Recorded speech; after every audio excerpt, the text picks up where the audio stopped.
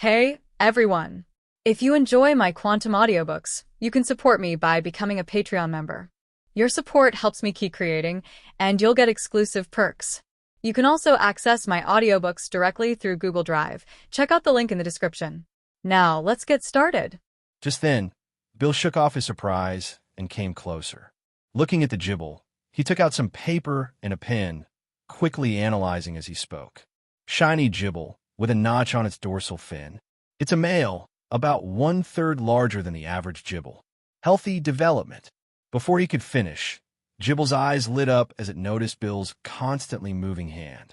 With its tiny legs giving a powerful push, it leapt forward and bit down on Bill's arm. My arm! Luo Yuan's mouth twitched at the sight of Bill, arm firmly in Jibble's jaws. This little Jibble might be more troublesome than he'd anticipated. He patted Jibble to signal it to let go, then held it securely in his hand. With a slightly apologetic look, Luo Yuan asked, "You okay?" "It's fine. The little guy was just born. Its teeth haven't even fully developed yet." Bill rubbed his sore arm. Though it didn't have teeth, Jibble's strong bite still hurt. Luo Yuan shot Jibble a glare. Realizing its mistake, Jibble settled down. Bill, rubbing his arm, resumed his notes. Like most Jibbles, it seems to have a habit of biting anything that moves.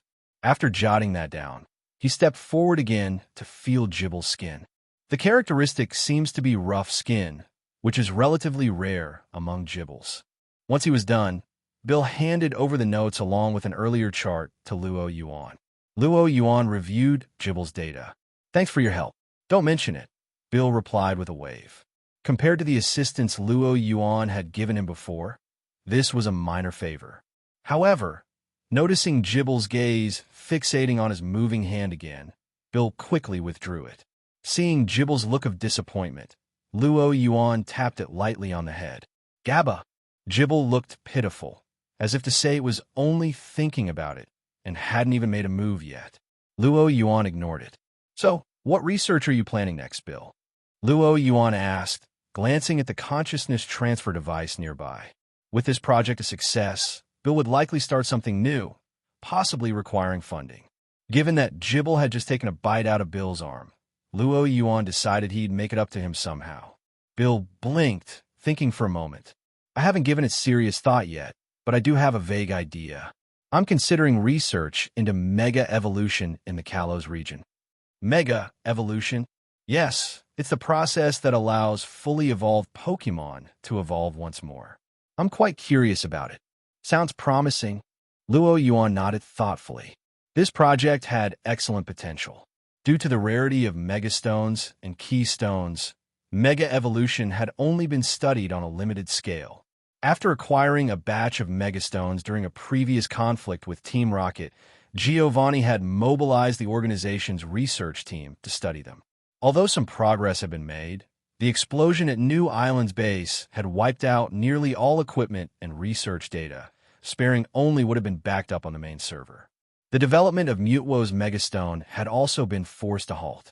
With Bill planning to research Mega Evolution Stones, Luo Yuan saw it as an ideal opportunity for Team Rocket to benefit without expending resources. Making up his mind, Luo Yuan told Bill, "I'll inform President Sylph about this. Sylph Company will fully support your research." It was nearly noon, and the time he'd arranged to meet Sabrina was approaching. After saying goodbye to Bill, Luo Yuan stopped by Sylph Company's vault to pick up some items he might need later, then left and headed to the restaurant. Sabrina was already seated, waiting for him. When Luo Yuan finally arrived, she slid a glass of juice across the table toward him, sighing. "We agreed on 11. Yet you left me waiting here alone for ages." "Ahem." Luo Yuan coughed awkwardly. Something came up. Then, he lifted Jibble, showing it to Sabrina. "The egg I found in the ruins hatched." Jibble. Sabrina recognized the Pokemon at a glance. She took Jibble from him, examining it closely. Though she wasn't very familiar with Jibble, just its appearance suggested it was developing well. Unaccustomed to being handled, Jibble struggled, but under Sabrina's psychic hold, it couldn't resist at all. After a while, Jibble finally escaped her grasp, looking disgruntled as it returned to Luo Yuan's arms. Laughing, Luo Yuan gave Jibble a few poke blocks to ease its mood. Sabrina asked, "How did your discussion with President Sylph go?" "It's all settled. Sylph Company will be fully supporting me." Sabrina nodded. This was hardly surprising. Unless President Sylph had lost all sense, he'd naturally support Luo Yuan. "So, have you thought about entering the Elite Four selection yourself?" Luo Yuan asked. While Sabrina only had an Alakazam at the Elite level, she also had several other capable Pokemon. As a trainer whose psychic powers surpassed those of most of her Pokemon, Sabrina could easily use her abilities to elevate her other Pokemon to elite strength. Challenging for an elite position wasn't out of reach. Sabrina considered his suggestion, then shook her head. Becoming an elite sounds like a hassle. In truth, if it weren't for her duties as one of Team Rocket's 3 executives, she'd probably have abandoned her position as the Saffron City gym leader by now. Seeing her response, Luo Yuan didn't press further. It was just a suggestion. As long as Sabrina was happy, he didn't mind either way. As they chatted, the waiter arrived with their food. Jibble, smelling the delicious aroma, started drooling. Luo Yuan chuckled, about to order it a dish as well, when his communicator suddenly beeped. The call display read Professor Oak. Seeing that, Luo Yuan paused. For a moment, he thought it might be Archer reaching out. He answered the call. Professor Oak's voice came through. "Luo Yuan, we've made progress on your Aerodactyl research." "Progress? What kind of progress?" Luo Yuan was taken aback. He'd loaned Aerodactyl to Professor Oak for the sake of gaining the professor's support. How had they actually made progress on it? Ahem. Esteemed audience, gather closer. You stand in the presence of brilliance, the likes of which Fontaine has never seen. Truly, you're witnessing a masterpiece in motion, a living legend in the making, and... Oh, but wait, where was I? Right me. As you all know, such brilliance doesn't manifest from nothing. It takes effort, dedication, and a sprinkling of your... Oh, how shall I put it? Generosity.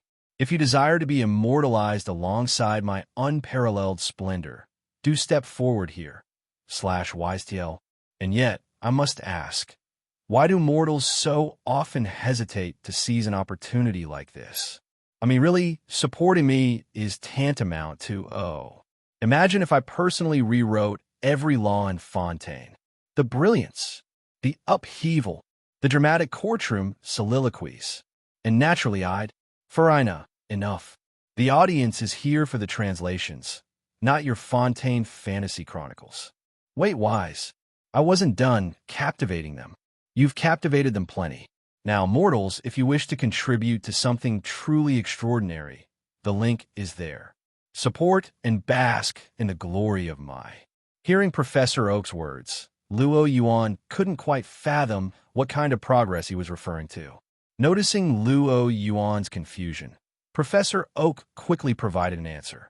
The camera on the communicator wobbled a bit in Professor Oak's hand, then steadied, focusing on a corner of the lab.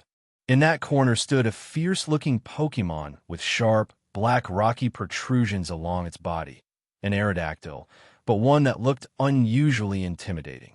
This, Professor Oak continued, over the past few days, I've been studying your Aerodactyl's genetic sequence. I discovered a part of its DNA that was dormant, so I recreated ancient environmental conditions to stimulate it. I also exposed it to specific radiation designed to awaken these genes. As a result, it transformed into this state, what appears to be the mega-evolved form of Aerodactyl.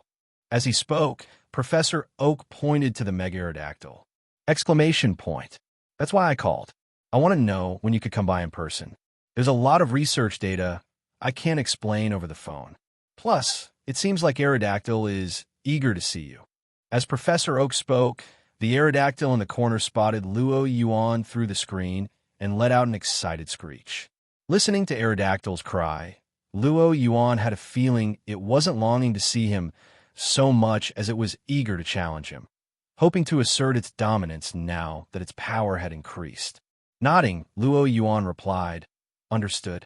His Aerodactyl had transformed into a megaform without the use of a megastone, he definitely needed to go back and take a look. I'll return tomorrow. After setting a time with Professor Oak, Luo Yuan ended the call. Turning to Sabrina with an apologetic look, he said, "Sorry, something came up. I won't be able to stay." Sabrina shook her head. They discussed this before. She wasn't some love-struck girl who needed constant attention.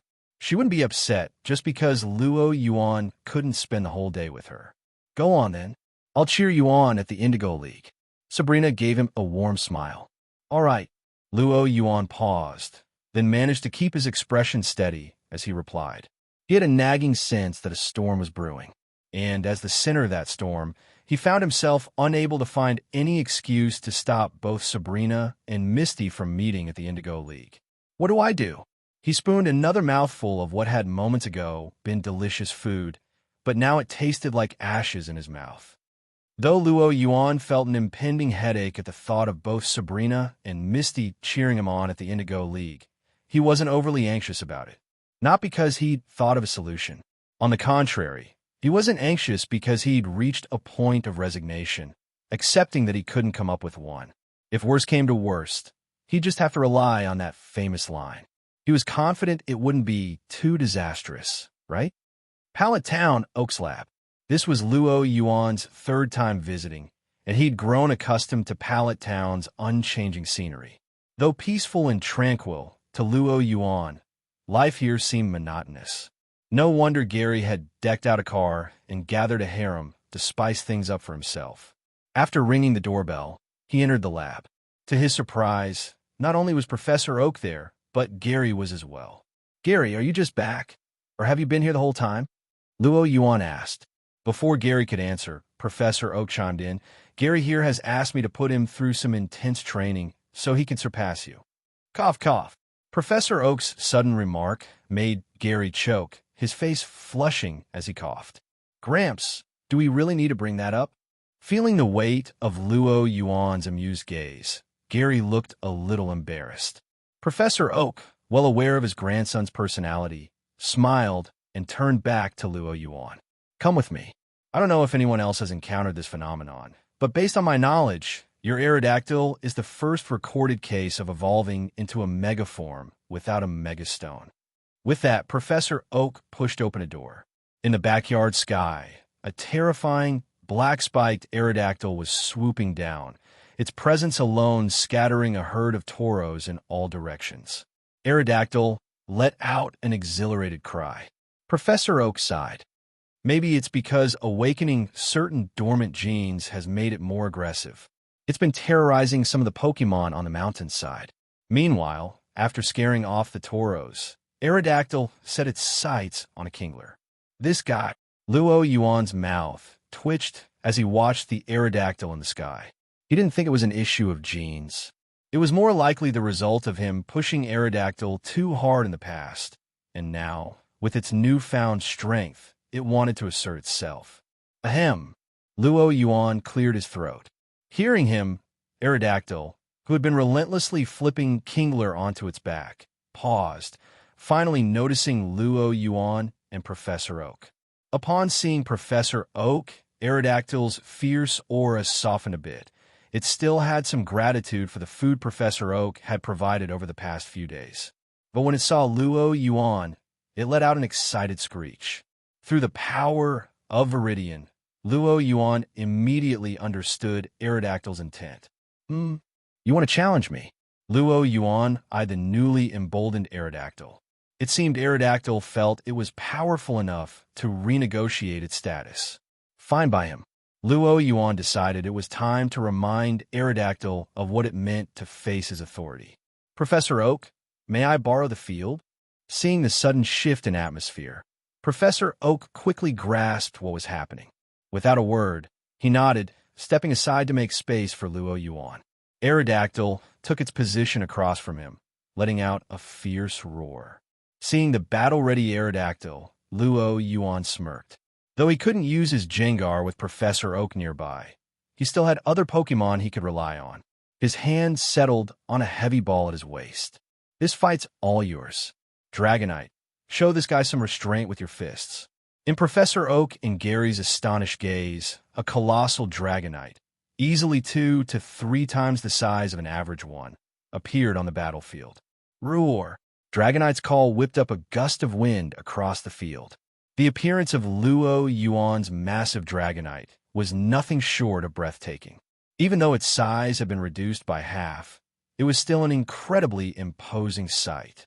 The sheer size of the Dragonite created a powerful visual impact.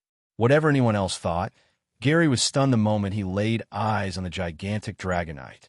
As for the more seasoned Professor Oak, he quickly recovered from his initial shock, immediately recalling Bill's research paper from years ago. Is this the same enormous Dragonite that Bill spent years studying? Although he framed it as a question, Professor Oak's expression made it clear he'd already decided the answer.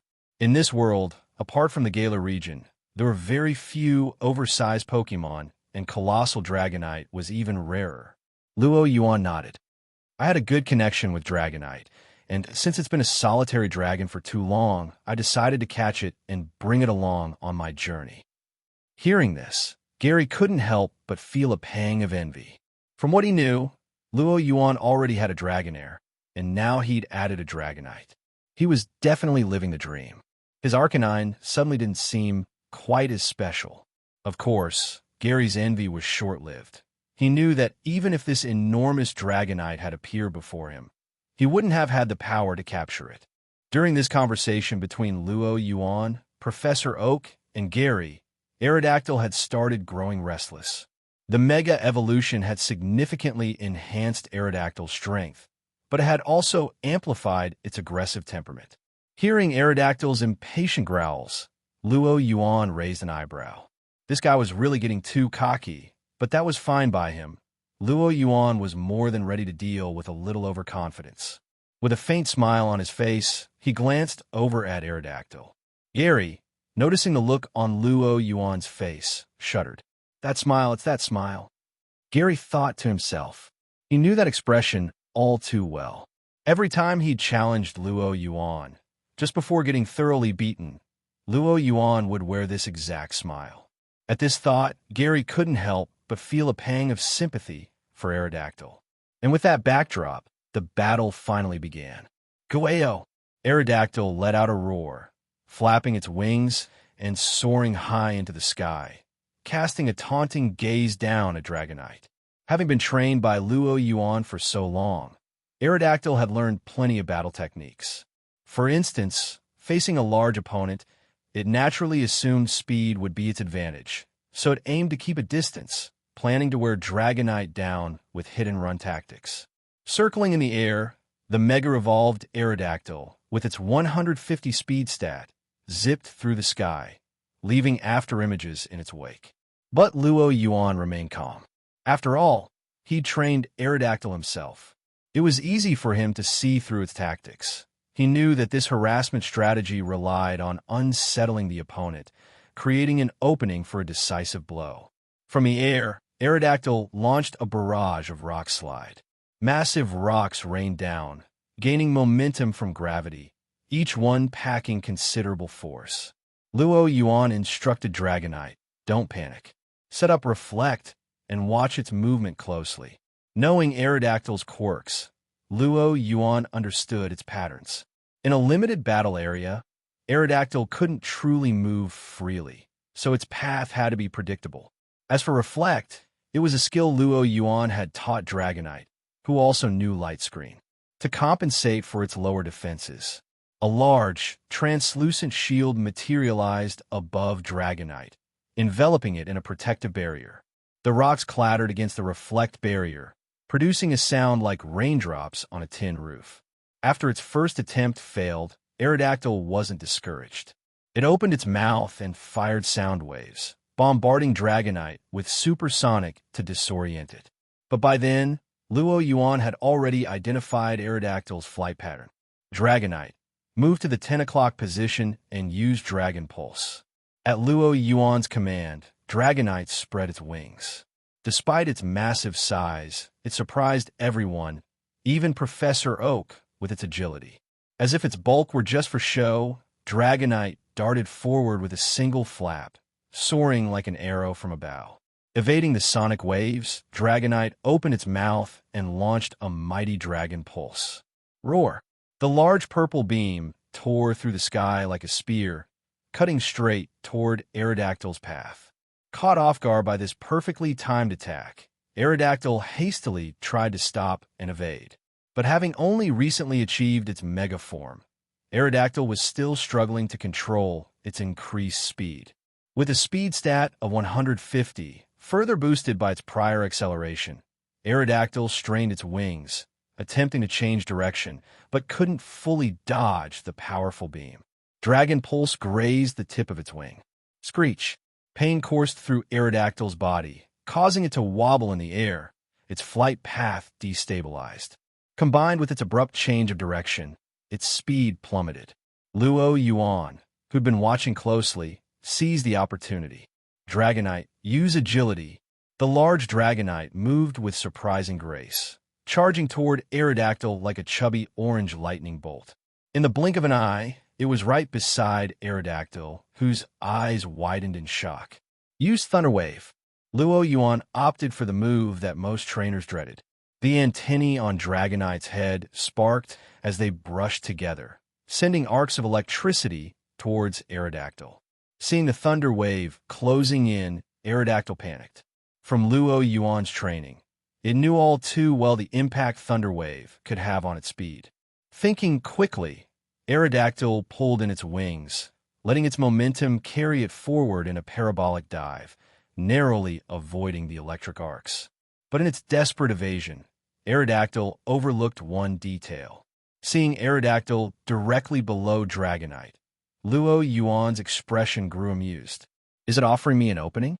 No, Aerodactyl's not that clever. All right then, Dragonite, use Body Slam. Body Slam utilized Dragonite's sheer weight to crush its opponent, often inducing paralysis under certain conditions. Unlike in the games, the effectiveness of Body Slam in the real world relied heavily on the Pokémon's actual weight. With Dragonite's massive size, the power behind its Body Slam was bound to be terrifying. Even though Aerodactyl had Mega Evolved, its low defense stats meant that taking a direct hit like this would likely spell defeat. Dragonite plummeted from the sky like an enormous orange meteor. Noticing the oncoming rush of air, Aerodactyl shuddered instinctively and looked up. One look, and Aerodactyl felt a chill run down its spine. Frantically flapping its wings, it tried to escape. However, the wound from Dragon Pulse on its wing had greatly hindered its speed. Just a slight hesitation was all it took. In that instant, Dragonite, falling like a comet, crashed into Aerodactyl with earth-shaking force. At that moment, Aerodactyl's fierce appearance seemed fragile and helpless beneath Dragonite's crushing weight. Even after being struck, Aerodactyl struggled to break free. If it could just wriggle out from under Dragonite before they hit the ground, it still had a chance. But Aerodactyl had misjudged.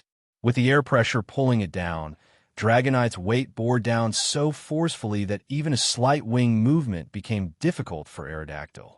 Dragonite's enormous frame smashed Aerodactyl into the ground with a resounding impact. Boom!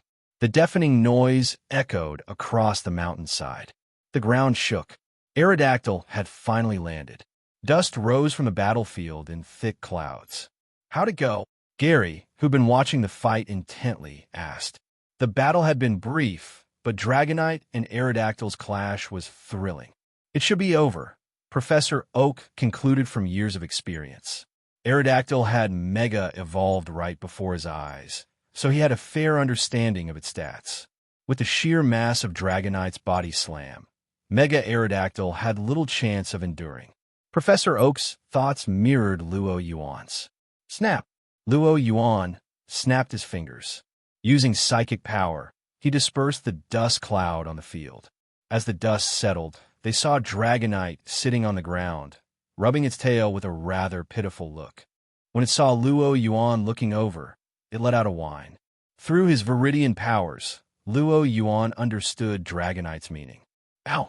I got my tail spiked. Luo Yuan glanced at the unconscious Aerodactyl, its spiky body still as imposing as ever, and coughed lightly. Ahem, that's on me.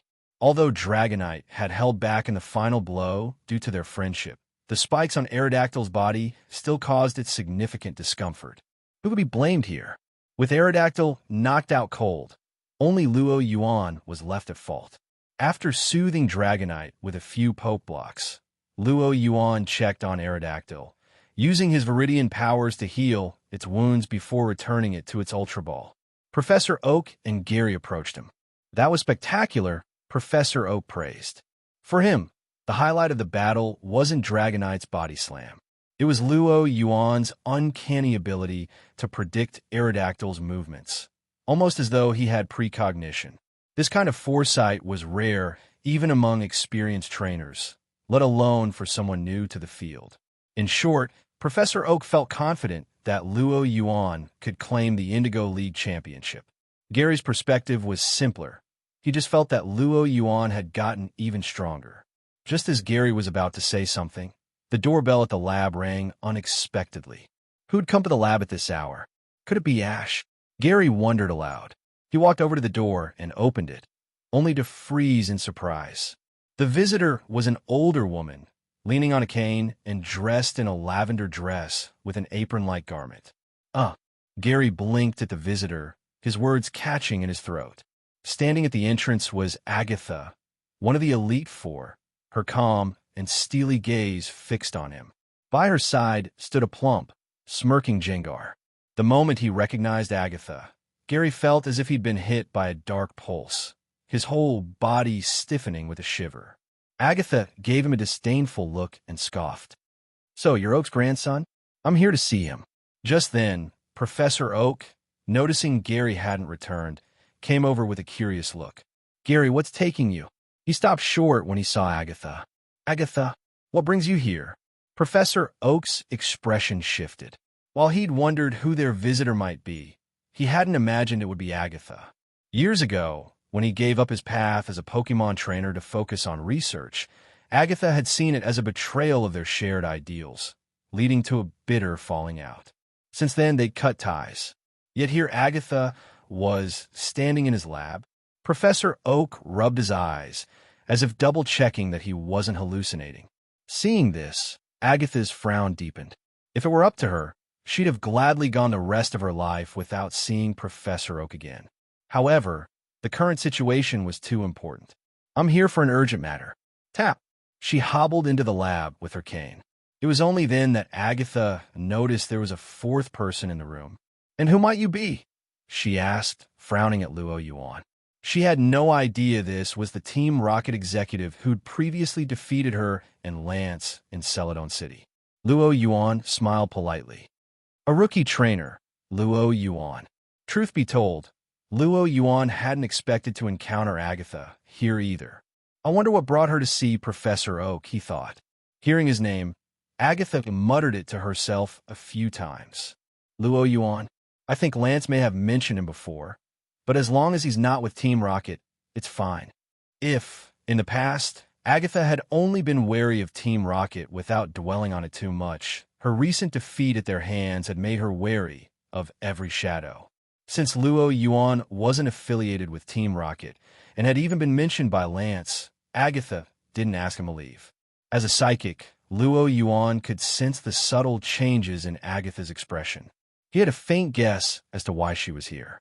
Agatha spoke to Professor Oak. "You must have heard about what happened in Celadon City 2 weeks ago." Professor Oak paused, then nodded. The defeat of 2 Elite Four members by a Team Rocket executive was a widely discussed topic.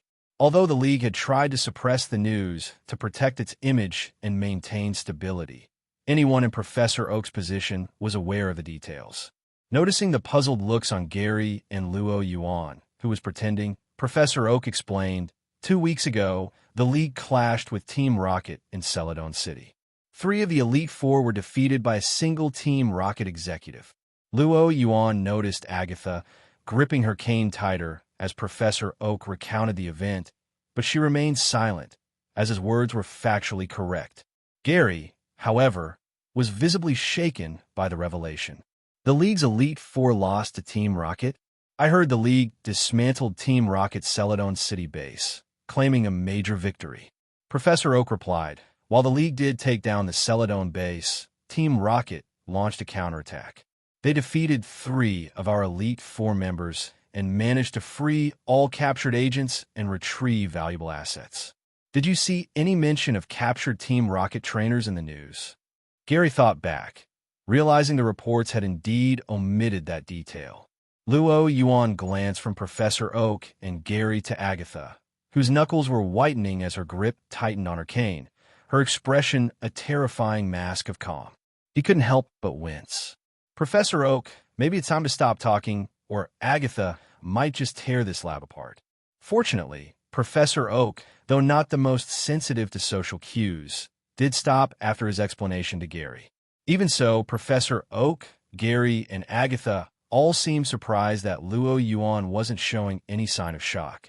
Luo Yuan, did you already know? Gary asked bluntly. I heard about it from Sabrina. As a director at Sylph Company and Sabrina's boyfriend, it would have been strange if he hadn't known.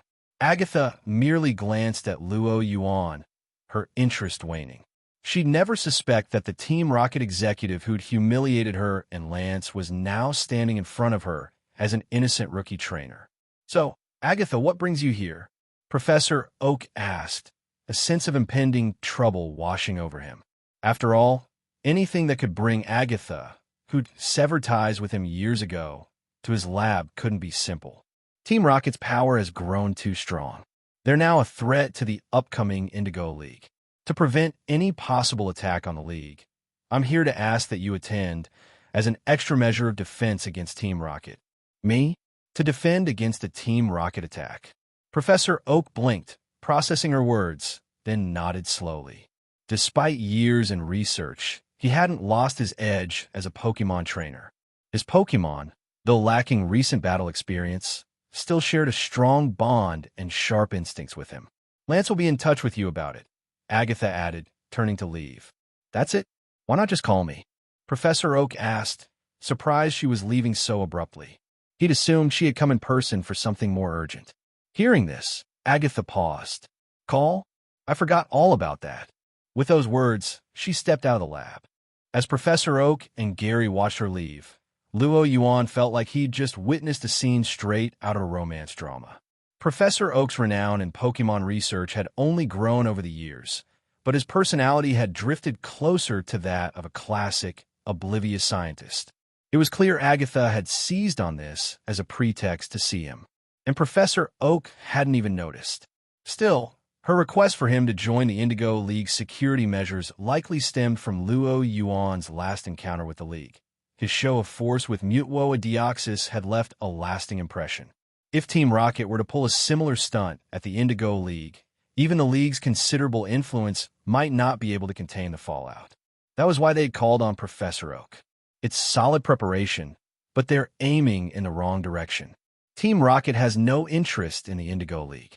Team Rocket was hardly a mindless terror group. Every action it took had a clear purpose.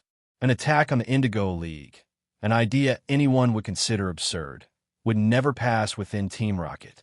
Even if someone in the organization proposed it, Giovanni would shoot it down immediately. The League's leaders must have known this deep down. But the pressure Luo Yuan had put on them in their last encounter must have rattled them enough to prepare for the worst-case scenario. As Professor Oak went to retrieve his research on Mega Aerodactyl, Luo Yuan considered how he might use this information. If the League would be concentrating its forces on the Indigo League, other areas would inevitably be left more vulnerable. This could be a perfect opportunity for Team Rocket to move. Lost in thought, Luo Yuan accepted a stack of notes from Professor Oak. These are the record from my research on Aerodactyl over the past few days. I hope they're helpful, Professor Oak said. Are you not going to continue the research yourself? You heard Agatha. I need to get my Pokemon back in shape for the League. It's been a long time since we've trained, Professor Oak replied. Luo Yuan nodded, deciding not to interrupt further. Just as he was about to leave, he spotted Gary rushing over. Luo Yuan, Ash is back. Ash. Hearing Gary's words, Luo Yuan paused, lost in thought. When was the last time he'd run into Ash? It must have been back in Lamper City. Because he'd progressed quickly, and Ash had been repeatedly sidetracked by Team Rocket's trio, Luo Yuan hadn't seen him since the events in Lamper. Where is he? He's coming up now, Gary replied, pointing out the window. Through the window, Luo Yuan spotted Ash and Brock approaching the lab.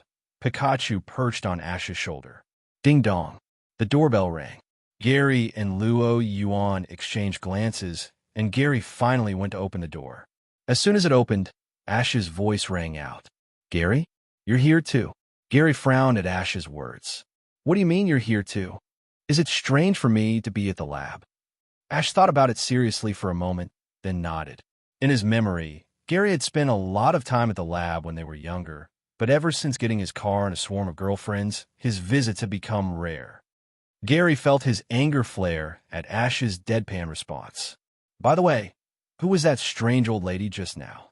Ash asked, recalling the peculiar woman he'd seen outside. Don't tell me you didn't recognize Agatha. One of the Elite Four? Ash gaped. He hadn't expected that the lady he'd just seen was Agatha herself. In fairness, though, it wasn't entirely his fault. Compared to his idol, Bruno, the fighting-type master, or the widely recognized Lance, Agatha's reclusive nature kept her out of the public eye. It wasn't that strange Ash hadn't recognized her on sight.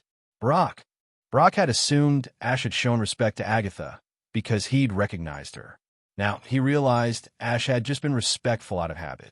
Just then, Professor Oak emerged from the back room with pokeballs in hand. His face lit up when he saw Ash. Ash, you're back too? How's the journey been? Although he already had a good idea from their video calls, it was different to catch up in person. I've collected all 8 badges, Ash announced proudly, showing his badges to Gary. Gary raised an eyebrow, about to respond, when he noticed Ash's last badge, a Green Earth badge from the Viridian Gym. You beat the Viridian Gym leader, Giovanni? Gary stared at Ash in surprise. Having faced Giovanni multiple times and barely scraping by with a victory once, Gary knew just how formidable the Earth King was. He'd always been proud of his Green Earth badge. But now Ash had one too. Is the Earth badge hard to get? Ash scratched his head, looking puzzled. Though he'd lost to Giovanni, Giovanni had praised him as a promising trainer and given him the badge anyway. He'd assumed everyone got it like that. Gary was speechless. Still, part of him couldn't help but wonder, had Ash really improved so much that he'd beaten Giovanni? It wasn't impossible. After all, Blaine of Cinnabar and Koga of Fuchsia were both formidable leaders, and Ash had beaten them. Convinced that Ash's skill had taken a major leap, Gary suddenly felt a sense of urgency. The gap between himself and Luo Yuan was widening, and now Ash seemed to be catching up as well. Was he going to get left behind? Determined, Gary looked up at Ash. Let's have a match, Ash. Assuming Ash had defeated Giovanni with skill, Gary was eager to see just how much he'd improved. A battle would give him the motivation he needed. To his surprise, Ash turned him down flat. No, Gary blinked in shock. In the past, Ash had never declined a challenge from him. But now he'd refused. What had changed? Before Gary could ask, Ash turned to Luo Yuan. Luo Yuan, I want to challenge you. Gary fell silent, a mischievous smile replacing his frustration. He might have acknowledged Ash's improvement, but that didn't mean he thought Ash could beat Luo Yuan. He'd felt invincible himself once, after weeks of intense training, until Luo Yuan had shown him the reality of down-to-earth. Now, seeing Ash challenge Luo Yuan, Gary felt Ash was about to tread the same path he had. Luo Yuan, who'd been watching Gary and Ash's back and forth with amusement, was caught off guard by Ash's sudden challenge, blinking in surprise. What? How'd this come back around to me? Is this what they mean by getting caught in the crossfire? Still, Luo Yuan didn't mind a battle with Ash. I'm fine with it, but are you sure? Luo Yuan asked. It was unusual to meet someone so eager to test themselves in a hopeless match. Gary could barely keep a straight face, stifling his laughter. Did Ash really understand what he was asking for? Ash glanced at Luo Yuan, then at Gary, whose barely contained laughter had his face contorted, utterly puzzled. In his memory, Luo Yuan was strong, sure, but not unbeatable. And now that he'd collected all 8 badges, he'd grown much stronger himself. Seeing Ash's expression, Luo Yuan knew what his answer would be. Since you're so eager, how about a one-on-one match? Luo Yuan said, reaching for a pokeball at his waist. He'd keep things fair and only use his starter, Charizard. Ash nodded, patting Pikachu on the shoulder. Pikachu's face took on a look of fierce determination. Professor Oak opened his mouth, about to say something, but then he closed it. He'd seen enough from Gary's experience to know that a loss could be a good thing for young trainers. All right, to the mountainside then. The five of them made their way to the mountainside training field. When they arrived, they saw a Macamp working with a shovel, filling in the massive crater from the previous battle. While it had already been filled about 4/5 of the way, the remaining portion still hinted at the size of the crater. Wonder what happened here? Ash and Brock thought, both feeling a bit of unease. Professor Oak gestured toward Macamp, who was busy filling in the large crater. We had a recent battle here, and although the field is a bit rough, it shouldn't interfere too much with your match. After all, the fight was likely to be over quickly. The condition of the ground wouldn't matter much. It wasn't that Professor Oak had lost his scientific rigor. It was just that, after witnessing the strength of Luo Yuan's Pokemon, he couldn't imagine any rookie trainer standing a chance. A battle, Brock repeated, eyeing the crater with curiosity. It was at least 10 meters in diameter and a meter or two deep. Even if Onyx went all out, Brock doubted it could create something that size in a single move. What kind of Pokemon could have done that? He thought, feeling a sense of awe and a hint of worry for Ash's chances. But there wasn't much time to dwell on it. The battle began, with Luo Yuan and Ash taking their places on opposite sides of the field. Brock moved into the center to act as the referee. This will be a one-on-one match, Brock announced. Each side will use only one Pokemon. Victory is determined when one side's Pokemon can no longer battle. At Brock's signal, Luo Yuan tossed out his Pokeball. Boom! Roar! Luo Yuan's Charizard took the field, letting out a fierce flame into the sky. Seeing Charizard, Ash felt an urge to call out his own Charizard and have a grand showdown. But, thankfully, he managed to stay practical. He thought of Charizard's unpredictable nature, and he knew that sending it out would be a gamble. So, he stuck to his original plan. Pikachu, it's up to you. Ash patted Pikachu on his shoulder, and Pikachu leapt confidently onto the field. Pikachu, huh? Luo Yuan looked at Pikachu, not letting his guard down. Beyond his naturally cautious nature, there was another reason. Battling Ash's Pikachu was unpredictable. It was hard to anticipate its true strength. With Charizard's flying-type weakness to electric, there was no room to be careless. Luo Yuan decided to go all out.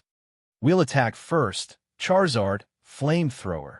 Charizard's flames roared forward. Pikachu agilely leapt aside, dodging the flames with ease. Pikachu, hit it with Thunderbolt.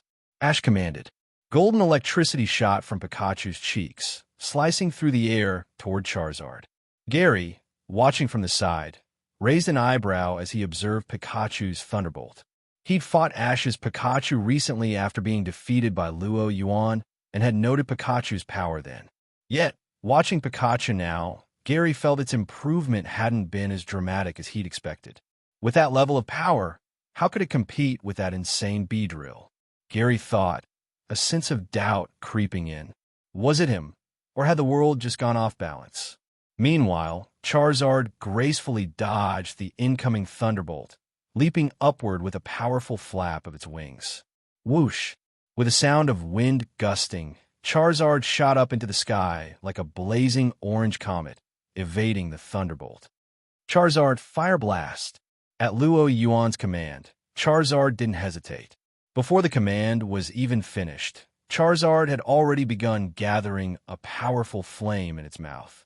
Long hours of training had made Fire Blast second nature to Charizard, a move as natural as breathing. Charizard twirled midair and unleashed a blazing fire blast straight down at Pikachu. The movement so smooth and beautiful it could have graced the Hoenn region's contests. Everyone watching, entranced by Charizard's seamless attack, was jolted back to reality by the impending danger.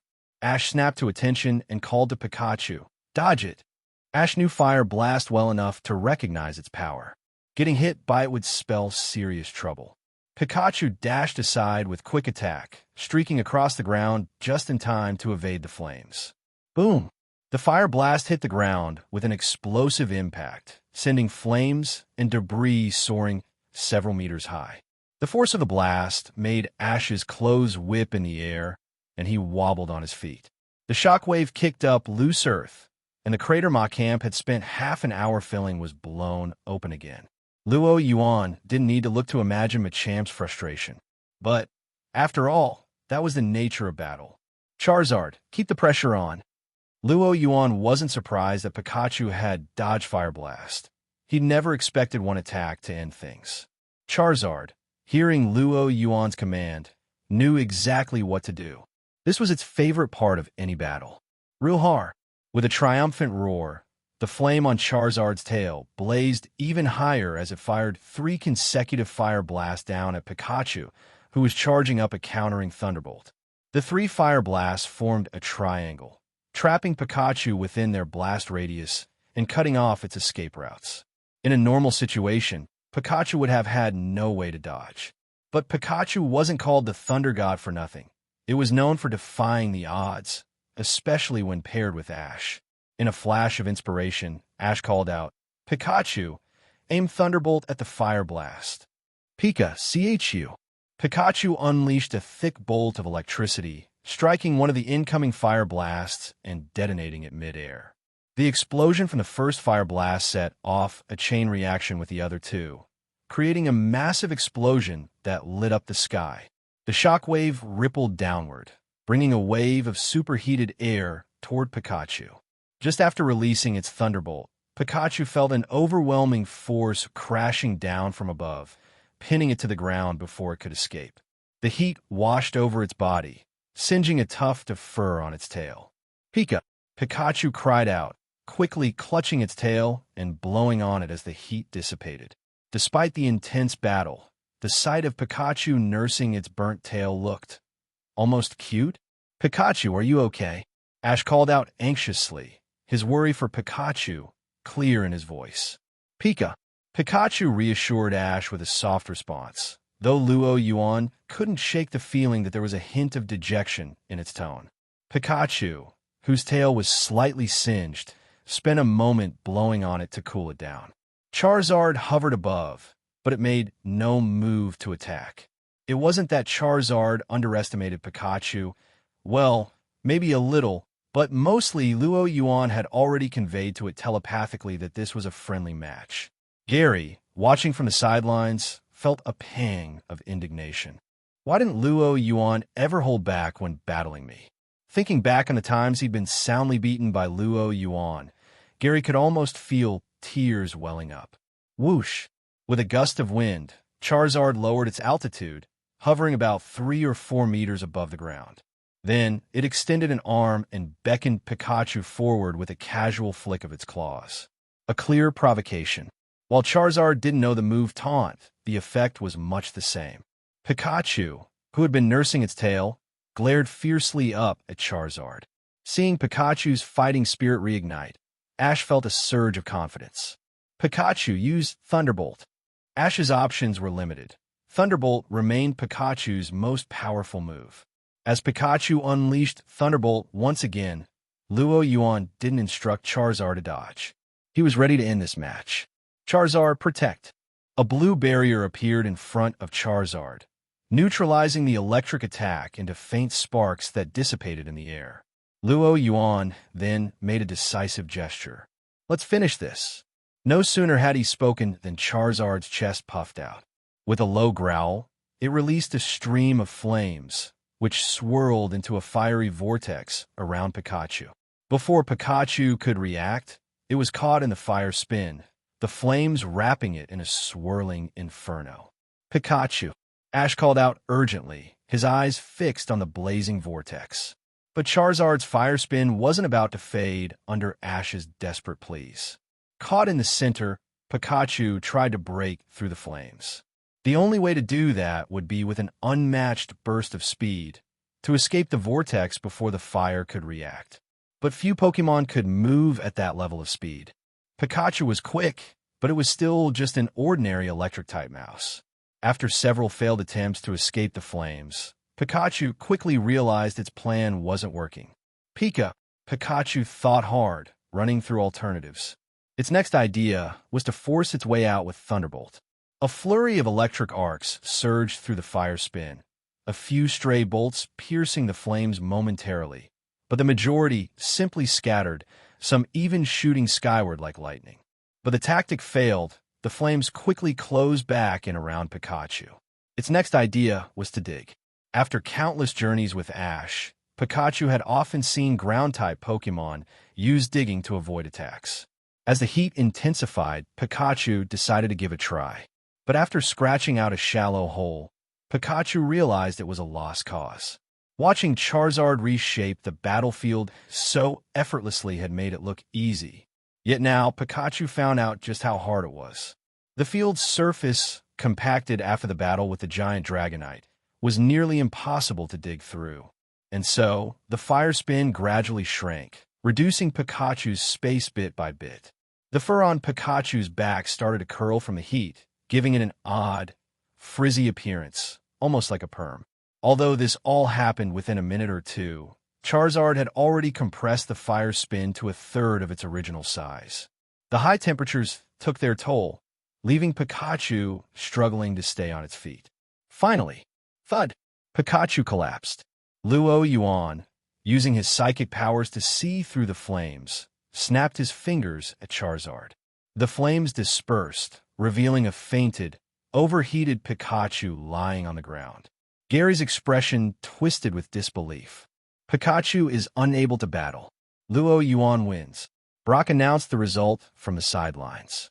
For Brock, the outcome wasn't surprising. After seeing the battlefield's damage earlier, he'd suspected Ash was in for a rough time. But once he saw Charizard's fire blast, he knew Ash didn't stand a chance. Brock glanced at Luo Yuan, wondering, how does he train his Pokemon to this level? Even though this match and the gym battles had only shown a fraction of Luo Yuan's abilities, Brock, with his years as a gym leader, had never seen a trainer who progressed like this. Pikachu. Perhaps it was because he'd experienced so many losses before, but Ash took this defeat in stride. Holding Pikachu, he prepared to apply some medicine. Luo Yuan walked over. "Let me help." At Ash's puzzled look, he took Pikachu, cradling the soft, slightly frazzled Pokemon, and channeled his Viridian powers. Fortunately, Pikachu had only suffered minor heat exhaustion and dehydration, and it quickly recovered. However, its curly fur might be there to stay for a while. Seeing Luo Yuan's face so close, Pikachu nearly unleashed a thunderbolt on instinct. But the soothing warmth from his touch held it back. Pikachu tilted its head, all injuries gone, eyes closing in comfort. Seeing Pikachu's relaxed expression, Luo Yuan couldn't resist tugging its cheeks twice before quickly handing it back to Ash. "What are you, Wo?" Ash had barely taken Pikachu when a jolt of electricity erupted between them. "Ugh, Sonam." Ash lay sprawled on the ground, small sparks occasionally flickering across his body. Pikachu looked down at Ash, a bit guilty over the accidental shock. Then it turned its gaze toward Luo Yuan, its cheeks sparking with frustration. After all, it was Luo Yuan's face-pinching that had triggered the whole reaction. "Don't be so stingy." "Here, have these," Luo Yuan said, offering Pikachu a couple of Pokeblocks. Pikachu nibbled on one, its face lighting up with joy. Seizing the opportunity, Luo Yuan petted Pikachu again, giving its fur a few gentle ruffles. Pikachu sighed, exasperated but unable to protest while enjoying the treat. Meanwhile, Ash finally recovered from his paralysis, feeling the sharp contrast between his skills and Luo Yuan's. No wonder Gary had looked so amused when he'd challenged Luo Yuan. Realizing he needed to recalibrate his goals, Ash turned to Gary. "Give me a day to rest up. Tomorrow, I'm challenging you." Gary smirked. "Bring it on." After watching Ash's battle, Gary felt that perhaps Ash wasn't as strong as he'd initially feared. Maybe those gym leaders had gone easy on him, and so The rivalry between the two childhood friends flared up once again. After defeating Ash, Luo Yuan didn't linger at Professor Oak's lab. Having to keep his true identity hidden here made it uncomfortable. Viridian Gym. Once Luo Yuan left Pallet Town, he used Ditto to disguise himself in the Viridian Forest, then openly returned to the Viridian Gym. He made his way down to the Team Rocket base, hidden beneath the gym, ready to begin his final training before the Indigo League. Let's see. Aerodactyl, Ditto, Giant Dragonite, Charizard, Gyarados, plus Slowbro and Dragonair. This was the lineup Luo Yuan had prepared. 7 Pokemon in total, 6 main fighters, and 1 alternate. But first, Luo Yuan released Slowbro. Then he gestured for Jengar to come over as well. Let's give this a try. Luo Yuan handed the King's Rock to Slowbro. Slowbro blinked at the item in its paw, tilting its head, seemingly unsure of what to do. I thought you'd know how to use it yourself. It seemed Luo Yuan had overestimated Slowbro's intuition. While clever in its own way, Slowbro apparently didn't know how to use the King's Rock. With a snap of his fingers, Luo Yuan signaled the Shelder on Slowbro's tail to detach. As the Shelder dropped away, Slowbro regressed to a Slowpoke, looking curiously at Luo Yuan as he placed the King's Rock on its head. Stare! In that moment, Slowpoke felt an intense gaze from the Shelder. Slow! Before it could react, the Shelder suddenly leapt up, biting down on Slowpoke's head. Slow! With a flash of white light, Slowpoke transformed into a Slowking. The Shelder on its head now sported gemstone-like growths, and Slowpoke had gained a collar resembling an umbrella around its neck. How do you feel? Luo Yuan asked. Slow. With a sigh of enlightenment, Slowking clasped its hands behind its back, gazing serenely at the massive Dragonite in the distance. You're really something, Luo Yuan muttered, noting that the Pokédex's description was spot on. Slowking was indeed more composed and wise-looking than Slowbro. But in other words, it was also lazier. Great. Just what I needed, Luo Yuan thought. Correcting this new tendency would require more effort than he'd anticipated. For now, he decided to let Slowking be. As he watched the Slowking strolling around with an air of authority, Luo Yuan gave Shelder a subtle nod. Chomp! Shelder let go. In an instant, Slowking reverted back to Slowpoke, the umbrella collar vanishing as well. Looks like the King's Rock doesn't revert after evolution. Luo Yuan mused, scratching his chin as he examined Slowpoke's now bare head. Slowpoke looked unsettled, feeling like its intelligence was slipping away with each passing second. Luo Yuan studied the faint trace of dignity that still lingered around Slowpoke. All right, Shelder, try biting Slowpoke's head again. Flash! With a brief glow, Slowpoke transformed into Slowking once more, this time without needing the King's Rock. It seems the King's Rock has fused with Slowpoke somehow. After a few more tests, Luo Yuan confirmed that his Slowpoke could freely shift between Slowbro, Slowpoke, and Slowking. However, the constant transformations left Slowpoke dazed and exhausted, its fluctuating intelligence making it look completely drained. Giving Slowpoke a few more poke blocks and healing it with his Viridian powers, Luo Yuan began to consider heading to the Galar region. There he could find the Galarian Cudgel and Bracelet, items that might allow Slowpoke to evolve into its Galarian form. Just as he was about to dive further into research, the training room door opened. Matori entered, holding a folder. Good news and bad news. Which one first? She asked with a smile. Are you doing this too now? Luo Yuan groaned. All right, let's start with the good news. The good news is that Hunter J has arrived in Hoenn. And the bad, she was immediately put under surveillance by the Hoenn League. Thanks to the trouble you caused last time, Hoenn is now on high alert. Hunters like Jay are being watched closely. It's going to be tough for her to make any moves without drawing attention. Under surveillance? Hearing Matori's report, Luo Yuan furrowed his brow but didn't seem particularly surprised. After all, Hunter J was notorious in the Pokemon Hunter world and was always a high-priority target for regional leagues. It was only natural for her to land on Hoenn's watch list after showing up in the region. Shouldn't be too much of an issue. The Hoenn League already has its hands full with Team Aqua and Team Magma, Luo Yuan noted. Even though he wasn't in Hoenn, Luo Yuan still made time each day to keep an eye on the region's affairs. Currently, Team Aqua and Team Magma were highly active. Recently, Team Magma had even attacked the Devon Corporation, injuring several employees and making off with a submarine. As the heir of the Zvok family and the son of Devon's president, Stephen Stone would likely focus on taking down Team Aqua and Team Magma first, leaving little time or resources to keep tabs on Hunter J. Mattori nodded. Luo Yuan's assessment matched the conclusions of Team Rocket's analysts. But for Mattori, Luo Yuan's first-hand experience with Hoenn and its league made his words even more persuasive than the analyst reports. Any message you'd like me to pass on to Hunter J? Mattori asked. With Luo Yuan busy, she had been acting as the main liaison with Hunter J lately. Tell her to lay low and avoid the Hoenn League for now.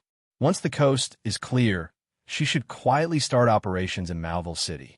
The goal is to establish a foothold there, then expand outward. Malva City, Hoenn's largest urban center, had declined somewhat since the bankruptcy of Malville Holdings, even falling behind Rustboro, where Devon's headquarters were located. However, Malville remained a densely populated center in Hoenn, and with its expanding population and limited land, its management was becoming increasingly chaotic. The city's current state made it an ideal starting point for an organization like Team Rocket to establish itself. This was why Luo Yuan had originally chosen the outskirts of Malville for Team Rocket's Hoenn base. Mattori nodded in understanding. She was one of the few people in Team Rocket privy to Luo Yuan's strategic reasoning for choosing Malville City as the Hoenn branch's headquarters.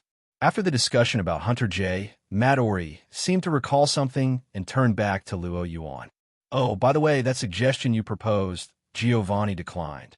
Oh, Luo Yuan raised an eyebrow, intrigued. Did Giovanni really have no interest in becoming the champion? Boss Giovanni thought it would be too risky for him, as Team Rocket's leader, to be in the public eye, Mattori explained, recounting Giovanni's reasoning.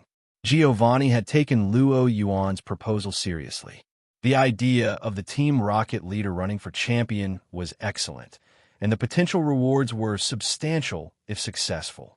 However, the risks made it unworkable. Giovanni had the strength, of course, but managing the league champion duties while leading Team Rocket would be overwhelming. Human energy was finite, and Giovanni didn't possess Luo Yuan's affinity for ground types, which gave him near-limitless stamina. Giovanni knew he'd have to focus on one role. As Team Rocket's leader, Giovanni could operate from the shadows. But as champion, he'd have to step into the spotlight, under constant scrutiny. The recent backlash against Lance after his losses to Team Rocket was a prime example. For years, Giovanni had shaped his behavior to align with his role as Team Rocket's leader. Being a gym leader was manageable, but becoming champion would only expose him over time. Thus, Giovanni decided to decline the idea of taking on the role of champion himself. However, he hadn't entirely dismissed the concept. Boss Giovanni said if you're interested, he'd be willing to support you in becoming champion. As Team Rocket's strongest member besides Giovanni, Luo Yuan was the organization's best candidate to take on the champion role. And at his young age, Luo Yuan had a significant advantage. Giovanni believed that with time and a bit of rebranding for Luo Yuan's team, Kanto's champion position wasn't out of reach. If Luo Yuan made it to the top, the alliance between them would only further solidify Team Rocket's power. Me? Luo Yuan echoed, thoughtful. At this point, his network in Kanto was already taking shape. Aside from his own people, he had strong relationships with the other gym leaders, and he enjoyed the support of Professor Oak, Bill, and Sylph Company. If he could make it to the Elite Four, becoming champion was almost a given, assuming he had the strength. It's possible, but it's too early to think about that now, Luo Yuan mused. Even reaching the Elite Four was uncertain. After all, this was the first time Kanto had so many open spots, with recruitment for the Elite Four reaching beyond their borders. The level of competition would be intense, and Luo Yuan couldn't predict how fierce it would become. For now, his focus was the upcoming Indigo League tournament. Turning, he noticed that Slowpoke had resumed its usual lazy demeanor, taking a break when it thought he wasn't looking. Slowpoke, practice Shadow Ball 50 times, and make sure you learn Skull by the end of today. If not, no afternoon naps for a month. Slow, jolted out of its drowsiness by the threat, Slowpoke suddenly looked wide awake. The mere thought of missing its afternoon naps for a month banished any trace of sleepiness from its face. With a resigned expression, Slowpoke grabbed Shelder and clamped it onto its head.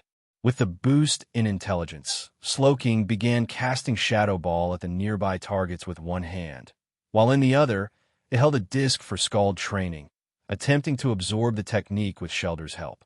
With its co-evolved abilities, Slowking was capable of multitasking, although it usually preferred to channel its energy into finding ways to slack off. Seeing Slowking working diligently, Luo Yuan nodded in approval. He then called over Charizard, who was training in aerial combat with Dragapult, and gestured to Jengar. Jengar rummaged through its mouth, pulling out a collection of fire stones, charcoal, and other fire-boosting items, then handed them over to Charizard. Patting Charizard on the shoulder, Luo Yuan said, "Let's hold off on aerial combat practice for now. You've got a more important mission. Charizard, your mission is the toughest. I hope you can focus entirely on improving your strength over the next month. I'll provide you with unlimited resources and support." Luo Yuan retrieved a significant number of Fire-type Pokemon training items from the Sylph Company's vault. His goal was simple: help Charizard break through to the Elite Four level during this period. Roar! Charizard let out a roar and patted its chest, signaling its confidence. While Luo Yuan was intensifying his training efforts, in Giovanni's office upstairs, Giovanni was meeting with Agatha, who had just arrived. "You're saying you want me to head to the Indigo Plateau to help secure the Indigo League tournament from potential Team Rocket attacks?" Seated at his desk, Giovanni stared at Agatha, his expression filled with amusement. The League was inviting the leader of Team Rocket to guard against attacks from Team Rocket? That was absurd. What exactly was the League thinking? Were they inviting a wolf into the fold? Agatha, misinterpreting Giovanni's hesitation, assumed he was reluctant to go. She frowned slightly. As the strongest gym leader in Kanto, Giovanni was a critical part of Lance's security plan for the tournament. His presence was non-negotiable. Agatha, as one of the Elite Four, was well aware of Giovanni's strength. She had read his book, Secrets of the Earth, and knew that only someone with Elite Four-level mastery over Ground-type Pokemon could produce such a work. If Giovanni refused to participate, the League's defenses would have a significant gap. Fortunately, Agatha had come prepared. "If you agree to help with the security detail, I can recommend you for the Elite Four position," she said, revealing her bargaining chip. Rumors of the League selecting a new Elite Four and champion had already spread within Kanto. Giovanni, with his Elite Four-level strength and his prime age, would surely be tempted. Yet, Giovanni wasn't tempted at all. He had already explained the reasons to Luo Yuan through Mattori. Currently focused on reviving Team Rocket's economy, Giovanni simply didn't have the time to be an Elite Four member. But now that Agatha had come knocking, refusing outright would arouse suspicion. This lack of autonomy was frustrating, but Giovanni knew there was no way around it, unless he wanted to expose his identity and declare war on the League. After a moment's consideration, Giovanni nodded and agreed to Agatha's request to assist with the tournament security. As Agatha left, satisfied with the outcome, Giovanni scratched Persian's head and grumbled, "What a hassle." These unexpected situations were beginning to grate on him. Still, he picked up the phone on his desk. "Mattori, you'll be in charge of Team Rocket while I'm away." "Far away in the Hoenn region. That's the message Luo Yuan wanted me to convey to you," Mattori said before abruptly cutting the communication. "That woman." Hunter J glared at the now-blank screen, her face twisting in frustration.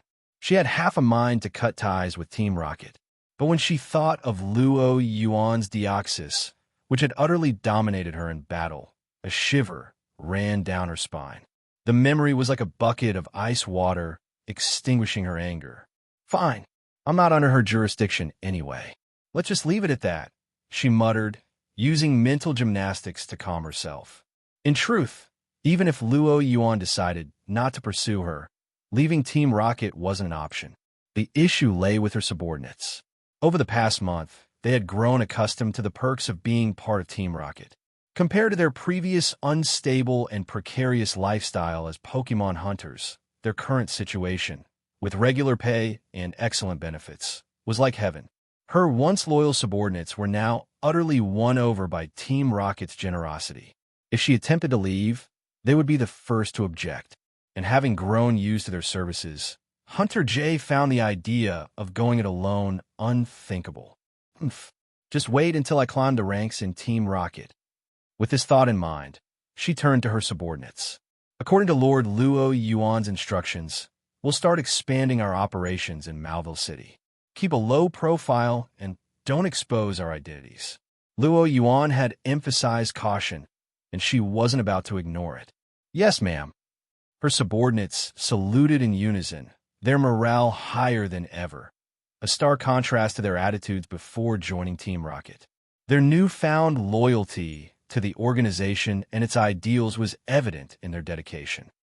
Hunter J's emotions were conflicted. Time flew by, and a month passed in the blink of an eye. The annual Indigo League tournament was about to commence at the Indigo Plateau.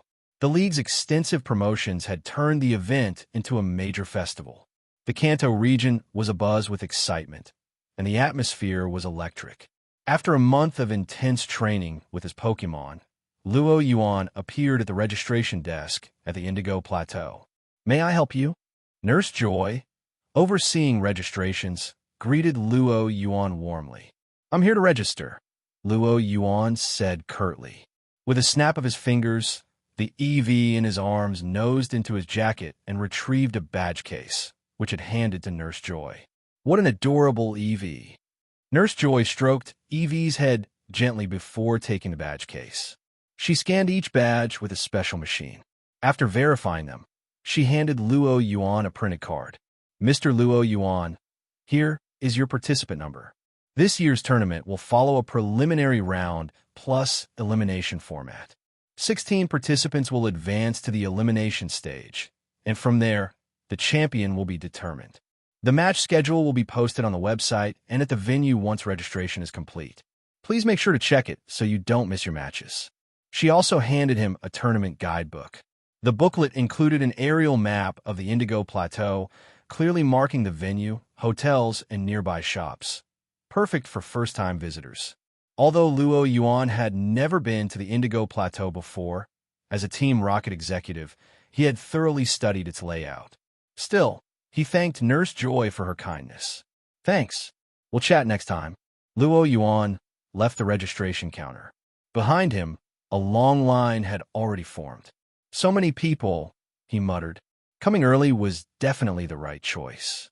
Even though it was only the first day of registration for the Indigo League tournament, a large number of trainers had already gathered at the Indigo Plateau. Of course, not every trainer registering had earned all 8 badges. For instance, the trainer standing behind Luo Yuan was holding a Pokemon certification exam certificate instead. Due to the dysfunction of the Kanto gym system, where the strength of gym leaders varied widely and many weren't fully committed, fewer than half of the trainers registering for the Indigo League actually managed to collect 8 badges each year.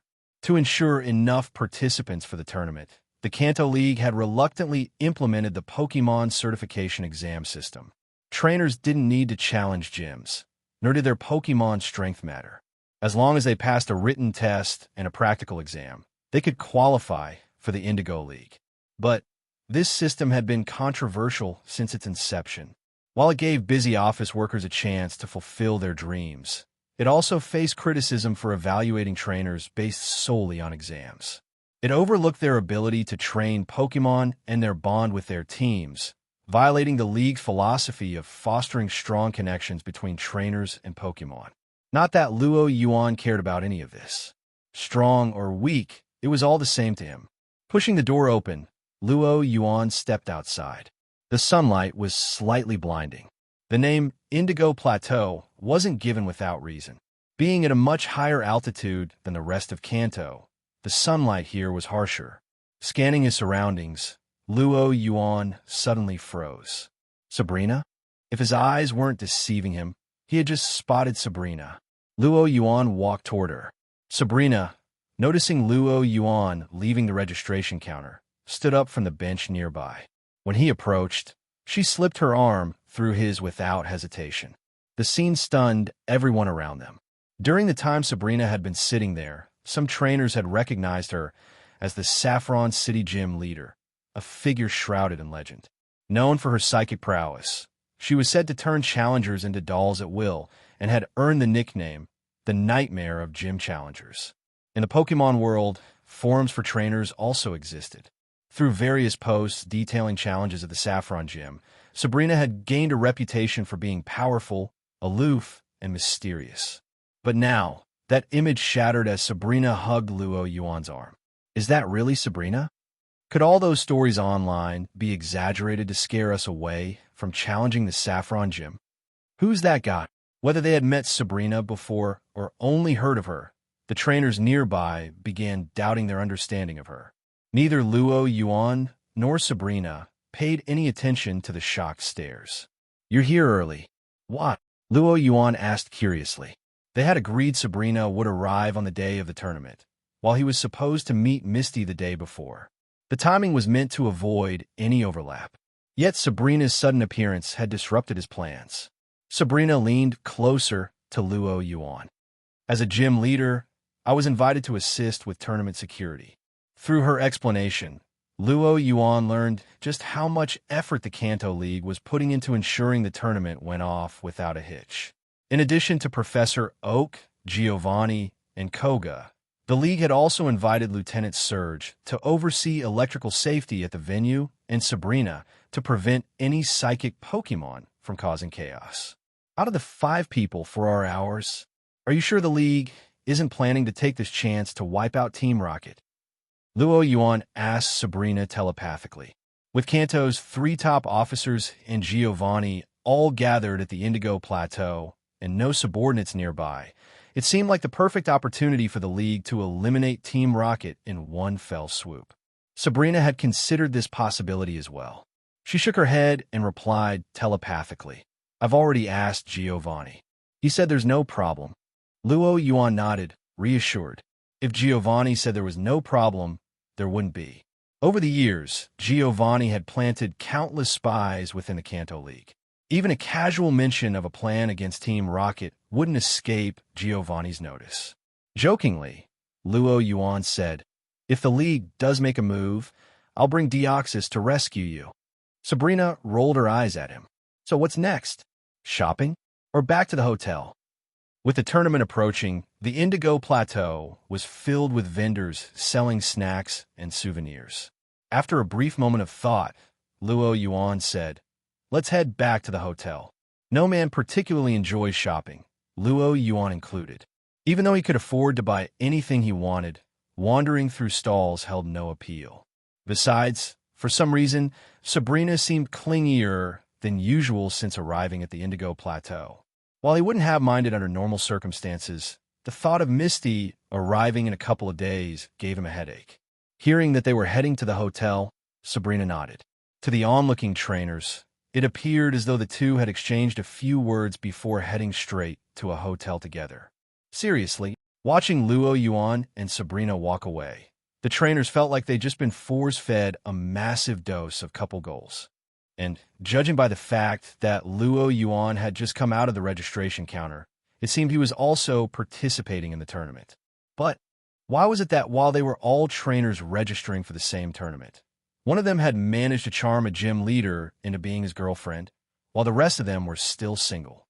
Glancing at one another, the trainers' initial enthusiasm for the tournament vanished, replaced by a collective sense of disillusionment.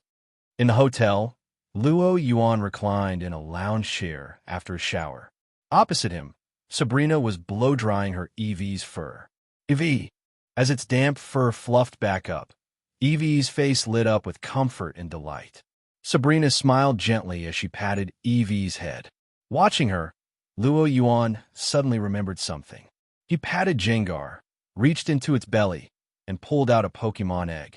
Sabrina, I got you a gift. Both Sabrina and Evie looked up simultaneously, their expressions equally curious. Sabrina and her Evie simultaneously looked up, their actions so perfectly synchronized it was almost uncanny. But Luo Yuan noticed more than just their synchronized movements.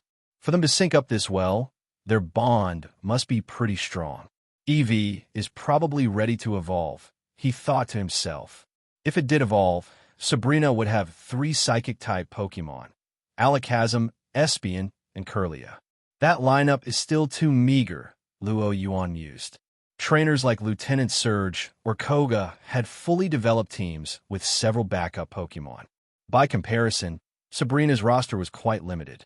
Luo Yuan handed her the Pokemon egg in his hands, its purple-green pattern catching the light. I asked Madori to bring this back for you from Galar while she was collecting resources for the team. What kind of Pokemon is it? Anything Luo Yuan gave her as a gift was bound to be special, and Sabrina's curiosity was piqued. A Ponyta, Luo Yuan said, the Galarian form. At this, Sabrina's eyes lit up with excitement. As a Psychic-type gym leader, she was well aware of Galarian Ponyta. Its ethereal appearance and dreamlike colors were known to soothe the soul at first sight. Who wouldn't love a rainbow-colored pony? Carefully taking the egg from Luo Yuan's hands, Sabrina cradled it with care. She began channeling her psychic energy into the egg. Her psychic power seemed to trigger something. The egg trembled in her hands, and soon, cracks appeared at the top. A small horn broke through the shell, and a baby Galarian Ponyta peeked out. Nay, the little Ponyta let out a soft, adorable sound as it blinked up at Sabrina. How cute! Sabrina's fingers gently traced the Ponyta's tiny horn before moving to its fluffy, cotton candy-like mane, causing it to squirm slightly. The Ponyta didn't shy away from her touch. Even before it hatched, Luo Yuan had been simulating Sabrina's psychic energy to help it acclimate. And now, with Sabrina as the first human it saw, the Ponyta naturally felt a deep affinity for her. Not only did it accept her touch, but it also nuzzled closer to her affectionately. Nearby, Evie, drawn by the Ponyta's vibrant life energy, hopped onto Sabrina's lap to get a closer look. The life energy radiating from Ponyta was abundant, something Evie hadn't sensed since encountering Luo Yuan's verdant force. Evie cautiously reached out a paw toward Ponyta, only for the little Ponyta to dodge, showing no intention of letting Evie touch it. Do you like it? Luo Yuan asked. Sabrina nodded, her smile confirming his efforts were worth it. Satisfied, Luo Yuan pulled a peculiar-looking stone from his bag. This is an Everstone. If possible, try not to let Ponyta evolve. While Galarian Rapidash was undeniably stronger than Ponyta, its appearance couldn't compare. It was better to leave it as it was. Sabrina seemed to understand, immediately securing the Everstone to Ponyta. How the little Ponyta would carry it wasn't something she or Luo Yuan needed to worry about. She then released her Kirlia, who had been quietly developing for some time. Now, Ponyta, Evie, and Kirlia gathered in a circle, exchanging introductions through psychic energy. Evie was the most energetic of the group. Kirlia, on the other hand, appeared shy, while Ponyta curiously observed everything around it. Watching the three interact, Sabrina smiled softly and let them play on their own. Then, she stepped close to Luo Yuan, leaning in a whisper in his ear. Her breath brushed against his skin before she pressed a soft kiss on his neck. "That's my thanks," she said in a teasing, playful tone. How could Luo Yuan resist that? He wrapped his arms around her in one swift motion. The three Pokemon turned their heads toward the commotion, their eyes following Luo Yuan and Sabrina as they disappeared into the bedroom. Bang! The door closed, leaving the Pokemon behind, utterly baffled by human behavior. Sabrina didn't stay with Luo Yuan for long. As part of the security team for the Indigo League, she had numerous responsibilities to handle. After spending just one night with Luo Yuan, she was roused early the next morning by a phone call summoning her to a meeting. Apparently, They were conducting a pre-event venue inspection. "Well, I'm off. See you at the tournament," Sabrina said with a resigned sigh, cradling her new Ponita as she left the hotel. "See you at the tournament," Luo Yuan replied, still lounging in bed. As the door closed behind her, Luo Yuan let out a relieved sigh. That was close. If Sabrina hadn't left, he would have been in serious trouble when Misty arrived later. Thankfully, with Sabrina preoccupied, he still had time to work things out. With a quick stretch, he glanced at the communicator on his wrist. According to the message, Misty's flight would land in 30 minutes. If he left now, he could still make it. By the time Luo Yuan arrived at the Indigo Plateau Airport, Misty's flight had just landed. The energetic and vibrant Misty stepped out of the terminal, immediately drawing attention. As the new gym leader of Cerulean City, Misty's fame had skyrocketed. After all, no one in Kanto was unaware that the badge giveaway machine of Cerulean Gym had been replaced with a much stronger leader. Spotting Luo Yuan in the crowd, Misty's eyes lit up and she waved enthusiastically. "Luo Yuan." Her cheerful call made several heads turn, many trainers instinctively looking toward the lucky guy Misty was greeting. Among them were a few trainers who had witnessed Luo Yuan with Sabrina the previous day. They were utterly baffled. Wasn't this guy Sabrina's boyfriend? Since when was he so close with Misty?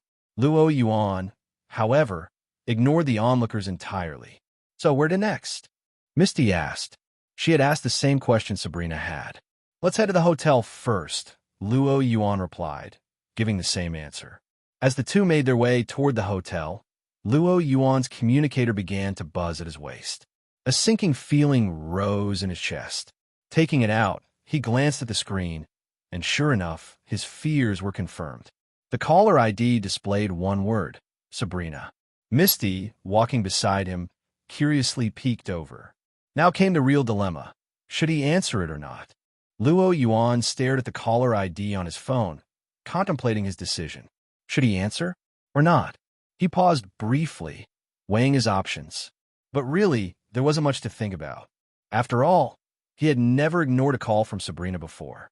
Resolutely, Luo Yuan pressed the answer button, raising the phone to his ear with a calm expression. "Hello. Got it. I'll bring it to you right away," Luo Yuan said. Apparently, Sabrina had left her bag at the hotel in her rush to leave earlier. She wanted Luo Yuan to bring it to her later. Beside him, Misty glanced curiously at Luo Yuan as he spoke on the phone. A flicker of doubt crossed her face. She could have sworn she heard a woman's voice on the other end. When Luo Yuan finally hung up, Misty couldn't hold back her curiosity. "Who was that?" she asked. "Here it comes." Luo Yuan had anticipated this question ever since learning a month ago that both Misty and Sabrina would be attending the Indigo League. From a purely self-serving perspective, Luo Yuan could have said it was just a psychic friend. But Luo Yuan wasn't the kind of person who cowered or second-guessed his actions. Looking Misty directly in the eyes, he answered candidly. "The person on the phone? Sabrina, the gym leader of Saffron City." Sabrina? As a fellow Kanto gym leader, Misty naturally knew of Sabrina.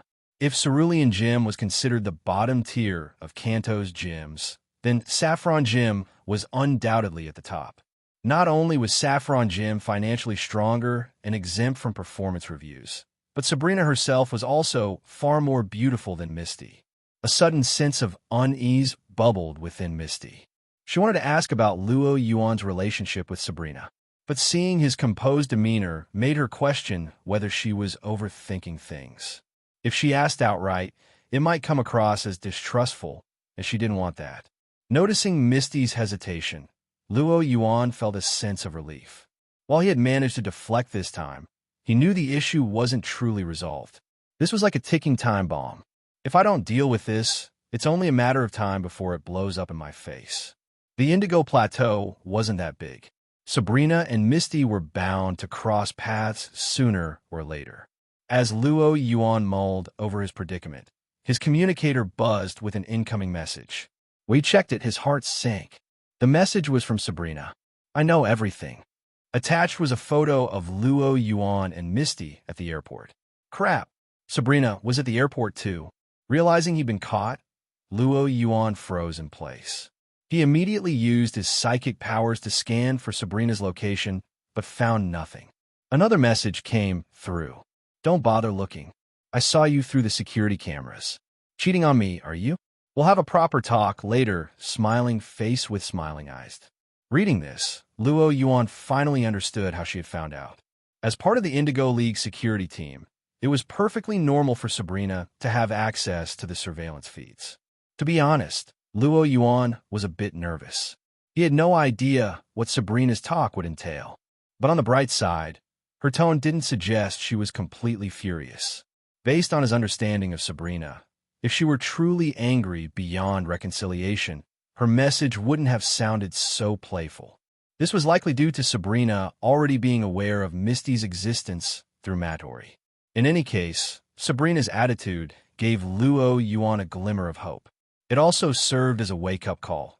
Some things couldn't be postponed any longer, or they'd only become messier. Phew, might as well take this opportunity to settle everything, Luo Yuan muttered under his breath. Noticing Misty's puzzled expression, Luo Yuan put his phone away and exhaled deeply. Then he turned to her and said, "Come with me for a bit." His words were more of a statement than a question, delivered with a commanding air that left Misty blinking in surprise. She nodded absent-mindedly, following Luo Yuan as he led the way to the hotel. Indigo Plateau. In a private room at an upscale cafe, Luo Yuan, Sabrina, and Misty sat in a triangular formation around a round table. The atmosphere was complicated. Sabrina sat calmly, cradling her EV, gently stroking its head. A faint smile played on her lips, as if nothing had happened. Misty, on the other hand, kept glancing between Sabrina and Luo Yuan. Though it was her first time meeting Sabrina, she could instinctively sense that their relationship wasn't ordinary. Looking at Sabrina's beauty and poise, Misty couldn't help but feel inadequate in comparison.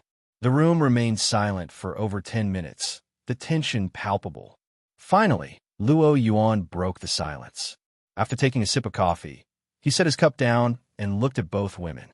"If you have questions, just ask," he said, his voice steady. There was no point in dodging anymore. "What is your relationship with Sabrina?" Misty asked first. "She's my girlfriend." "Then what about me? You're also my girlfriend." Misty's eyes welled up with emotion. "But I was first," she muttered softly, her voice tinged with grievance. The idea of sharing her boyfriend was hard to swallow. Sabrina chuckled lightly at Misty's remark. Running her fingers through Evie's fur, she said, "Let me correct you. I met Luo Yuan 4 years ago." Misty's jaw dropped in shock. So she was the later one? The realization hit her hard. She had thought her first come, first serve advantage might even the playing field against Sabrina's overwhelming beauty and talent. But now, her disadvantage felt even greater. Still, not all was lost. Somehow, knowing the truth lifted a weight off her shoulders, and her mood improved slightly. As Misty processed this, Sabrina spoke again. "So, Luo Yuan, who will you choose between the two of us?" Her question was sharp, cutting straight to the heart of the matter. Misty perked up, her gaze fixed on Luo Yuan, waiting for his answer. Under the intense scrutiny of both women, Luo Yuan felt his head throb. Choose. Only a child would make a choice. An adult would want both. Of course, saying that outright would get him killed. Clearing his throat, Luo Yuan opted for a more diplomatic approach. Ahem. Actually, I don't think there's any need for this conflict. You're both indispensable parts of my life. My wings. You're both my wings. As soon as Luo Yuan uttered these words, the room fell into silence. So quiet, one could hear the faint sound of their own heartbeat. Misty stared at Luo Yuan, stunned. She hadn't expected him to say something like that. Her feelings were complicated. By all accounts, she should have been furious. But when she looked at Luo Yuan's sincere and handsome face, she couldn't summon her anger. She thought back to their journey together after leaving home, the habit she'd formed of calling him every night to share her day's adventures before falling asleep. Imagining life without him, Misty realized she had grown dependent on Luo Yuan's presence. She couldn't let him go. Even her decision to inherit Cerulean Gym was tied to him. If she left Luo Yuan, all the effort she'd put into training Pokemon and preparing a successor for her gym leader position would feel meaningless. While Misty was lost in thought, Sabrina wasn't so easily placated. She didn't refute Luo Yuan's statement, but instead delivered a decisive blow through telepathy, her smile unwavering. "If we're your wings, then what is Matori to you?" Sabrina asked. "Cough." Luo Yuan choked on his coffee, caught completely off guard. Why was Matori suddenly being brought up? While he and Matori often shared a flirtatious dynamic, their relationship was genuinely platonic. Most of their interactions revolve around work, but explaining that to Sabrina would be pointless now. So Luo Yuan decided not to explain at all. He'd already laid everything bare. Why not own it? Through telepathy, he replied bluntly, "I have 3 wings." The confidence in his response left Sabrina momentarily speechless. Then, she burst into amused laughter, the tension she had created dissolving instantly. Much of Sabrina's earlier demeanor had been a facade. Only a small part of her emotions had been genuine. Unlike Misty, who had entertained thoughts of leaving Luo Yuan, Sabrina never even considered it. Truthfully, she had been prepared for Misty's involvement from the beginning. When Luo Yuan first returned to Kanto, even before she met him, Matori had already mentioned Misty. Sabrina's sharp memory hadn't forgotten in the slightest. As for Matori, Sabrina wasn't blind. She could see the relationship between Luo Yuan and Matori extended beyond mere colleagues. Sabrina hadn't confronted Luo Yuan earlier because she was confident in her place as the most important person in his heart. That confidence was unshakable. Her questions today were merely a way to remind Luo Yuan not to hide things from her and to finally clear the air. Now that everything was out in the open, the atmosphere shifted again from one kind of tension to another. Misty glanced at Luo Yuan, then at Sabrina, unsure of what to say. Noticing Misty's hesitation, Sabrina smiled. "I won't back down," she said calmly. She was curious to see what Misty would do. If Misty decided to give up, that would be ideal. But to Sabrina's disappointment, Misty responded firmly, "Neither will I." Sabrina's smile widened as she extended a hand toward Misty. "In that case, let's start over." "Sabrina." Misty hesitated, biting her lip. Though reluctant, she couldn't deny that Sabrina, who had been with Luo Yuan longer, had chosen to forgive him. Why did she have to hold a grudge? With that thought, she reached out, and their hands clasped. Sabrina and Misty had come to an understanding.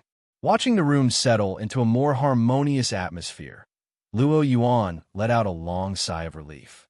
It's finally over. Glancing at the clock, he realized only an hour had passed, though it felt like a year. This was true time dilation. Seeing Sabrina and Misty chatting and getting along surprisingly well, Luo Yuan suggested, "How about going shopping this afternoon?" Both women paused at his suggestion, but soon nodded in agreement. It seemed that Sabrina and Misty had channeled all their frustrations toward Luo Yuan into shopping. By the end of the afternoon, Luo Yuan was carrying dozens of shopping bags. Of course, the weight wasn't an issue for him.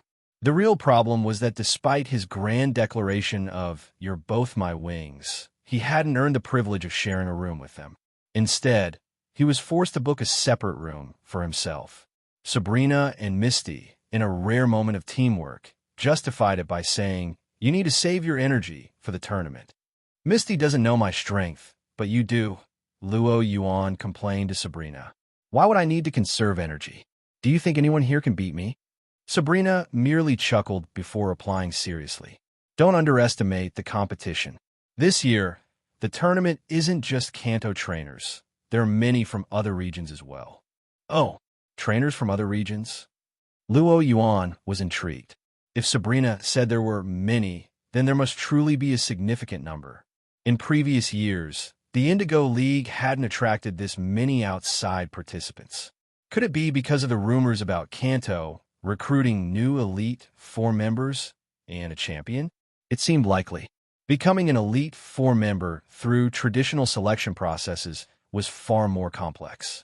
Winning the Indigo League tournament, Earning the right to challenge an Elite Four member and potentially claiming their position was a much quicker path, especially with the Pokemon certification exam system in place, which allowed trainers to bypass gym challenges altogether.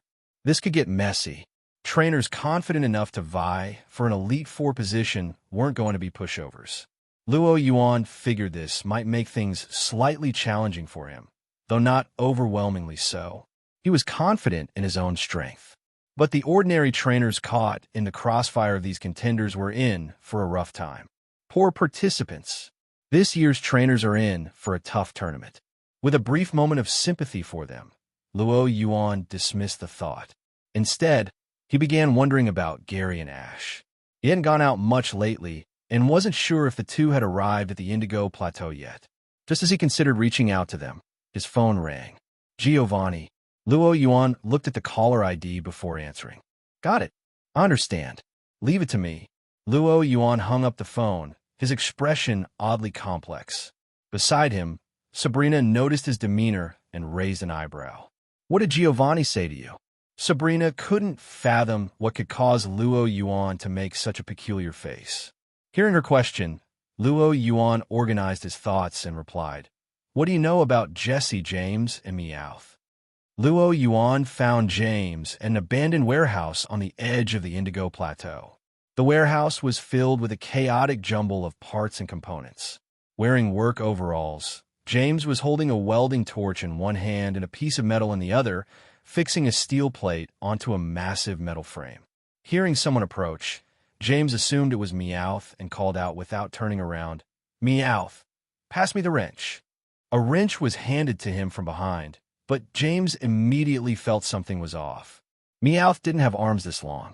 Turning his head, James straightened up so fast, it was as if springs had been installed in his legs. Officer K. James couldn't have imagined encountering the formidable Officer K he'd last seen in Stone Town in this manner. Luo Yuan wasn't surprised by James' reaction. Though the Stone Town incident had been over 2 months ago, the memories remained vivid. Disguised as Officer K, Luo Yuan nodded. Giovanni sent me checking on you all. James froze at first. Then his face lit up with emotion as tears streamed down his cheeks. Finally, was all their hard work over the years finally paying off? Seeing James' reaction, Luo Yuan's mouth twitched. He didn't have the heart to tell him the truth. Giovanni had sent him here just to keep James, Jesse, and Meowth from causing trouble. Looking around, Luo Yuan asked, Where are Jesse and Meowth? The trio was inseparable, yet here James was alone in the warehouse. Just as he asked, Jesse and Meowth walked in, carrying large bundles. As they entered, Meowth chirped, James, all our commemorative coins sold out today, Naya. Jesse added, After calculating our expenses for building the robot, we've got enough left to eat instant noodles instead of rice balls. The pair bantered as they walked into the warehouse, only to freeze upon spotting Officer K inside. Their expressions shifted as dramatically as a Sichuan opera face change, turning serious in an instant.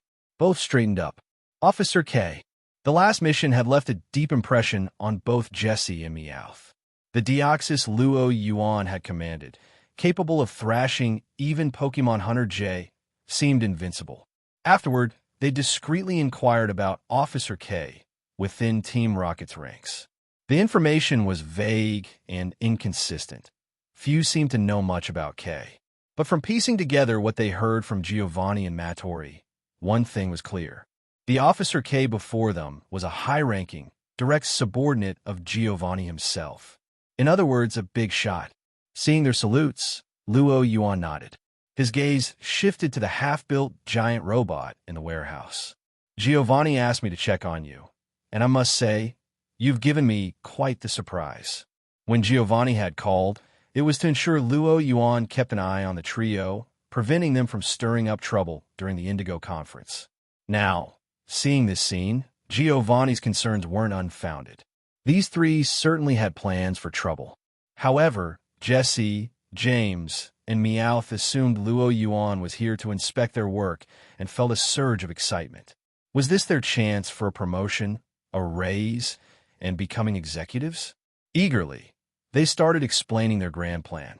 It was essentially the same as their original scheme, using the robot to steal the precious Molter's flame from the Indigo conference. Watching their enthusiastic presentation, Luo Yuan's expression twitched. Are these three idiots? What's so valuable about the Molter's flame? Didn't they know Giovanni had recently created a legendary Pokemon that could easily overpower Molters? Team Rocket wasn't a junkyard. What would they do with a Molter's flame? Then it struck Luo Yuan. Maybe they didn't know about Mutuo yet. But since Giovanni had sent him, Luo Yuan decided he needed to steer them away from their current plan. Clearing his throat, he interrupted their passionate pitch. Ahem. Stop. Regarding your plan, I can tell you with certainty that Giovanni has no interest in it. No kidding. If Giovanni knew these three planned to wreak havoc over a flame, he'd probably have an aneurysm. Seeing the trio deflate as though cold water had been poured over them, Luo Yuan knew he couldn't just keep shooting down their ideas. So he added, but the upward inflection of that single word reignited their hope. The trio's ears perked up, awaiting his next words. You've probably heard about how our Rainbow City base was taken down by the League, right? The trio nodded. Despite their limited information network, such a high-profile incident was impossible to miss. Good. The Rainbow City base was one of Team Rocket's key locations. Its loss has dealt a heavy blow to us. Additionally, we're currently facing financial issues. So, there's an important mission for you, fundraising. Giovanni needs you to secure operational funds for Team Rocket. The more, the better. Use the Indigo conference as an opportunity to deliver results that will impress him. This was Luo Yuan's plan. Simply stopping them from causing trouble seemed like a waste of their abilities. Instead, he aimed to leverage their strengths, making money. Beyond their inventive prowess, Jesse, James, and Meowth's greatest talent was their business acumen. Every year, apart from Team Rocket's funding, most of their robot building expenses were self-funded. Within Team Rocket, excluding Giovanni's significant capital reserves, no one could match their earning potential. Now, Luo Yuan intended to give them a stage. Snap! He snapped his fingers, and from his shadow, Jengar emerged silently. Luo Yuan communicated telepathically, and Jengar reached into its mouth, rummaging before pulling out a briefcase. This briefcase contains your seed money. Use it wisely during the Indigo conference. Don't disappoint Giovanni. With that, Luo Yuan gave them a slight smile. He tapped the robot's frame lightly with his finger. Clang! The structure collapsed into a pile of parts under his psychic power. But none of the trio seemed to mind. Their eyes were fixed on the briefcase on the floor, filled with reverence. This wasn't just seed money. It was a symbol of Giovanni's and Officer K's trust. We won't let you down, they shouted at Luo Yuan's retreating figure. Determined, they vowed to pour every ounce of effort into showcasing their abilities to Officer K and Giovanni. Without turning back, Luo Yuan waved a hand dismissively and left. Of course, Luo Yuan wasn't overly optimistic about this fundraising mission. It was more of an experiment. He simply wanted to keep them busy and, more importantly, out of trouble. With the torchbearer entering the arena and igniting the massive ceremonial flame, the Indigo conference was officially underway amid the roaring cheers of the crowd. Elsewhere, Luo Yuan had just finished marching in the opening parade. Feeling mildly annoyed, he scrolled through the published match listings on the tournament's official website. The first match? Ice field in an hour, huh? His opponent's details were sparse, just a single name. Luo Yuan forwarded the name to Mattori, who is currently handling Giovanni's work while doubling as Luo Yuan's intelligence support. Mattori quickly sent back detailed information. HM, facing a trainer from another region in the first round. Luo Yuan raised an eyebrow. He wasn't sure whether to consider himself lucky or unlucky. Just yesterday, he mentioned to Sabrina the trainers coming from other regions to participate in the Elite Four selection process, and now, in his first preliminary match, he was already up against one. Keita Nakata, a trainer from Hoenn. His main Pokemon includes Swampert and Agron. Preferred tactics: Thanks to Rocket Team's inside agents, their intelligence network tapped into the league servers. Combined with information from the Hoenn branch, they'd compiled detailed profiles of well-known trainers. Looks like a strong opponent, Luo Yuan commented while reading the report aloud to Mattori over the phone. Indeed, a troublesome one, Mattori agreed. Want me to send someone to take care of him? Team Rocket might abide by certain rules most of the time, but as a criminal organization, they weren't bound to follow the league's regulations completely.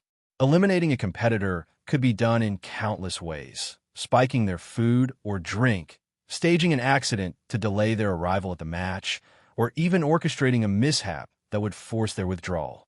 No need, Luo Yuan replied, shaking his head. Was he the kind of person who needed underhanded tricks to win? Besides, using such methods in the very first round felt like underestimating him too much.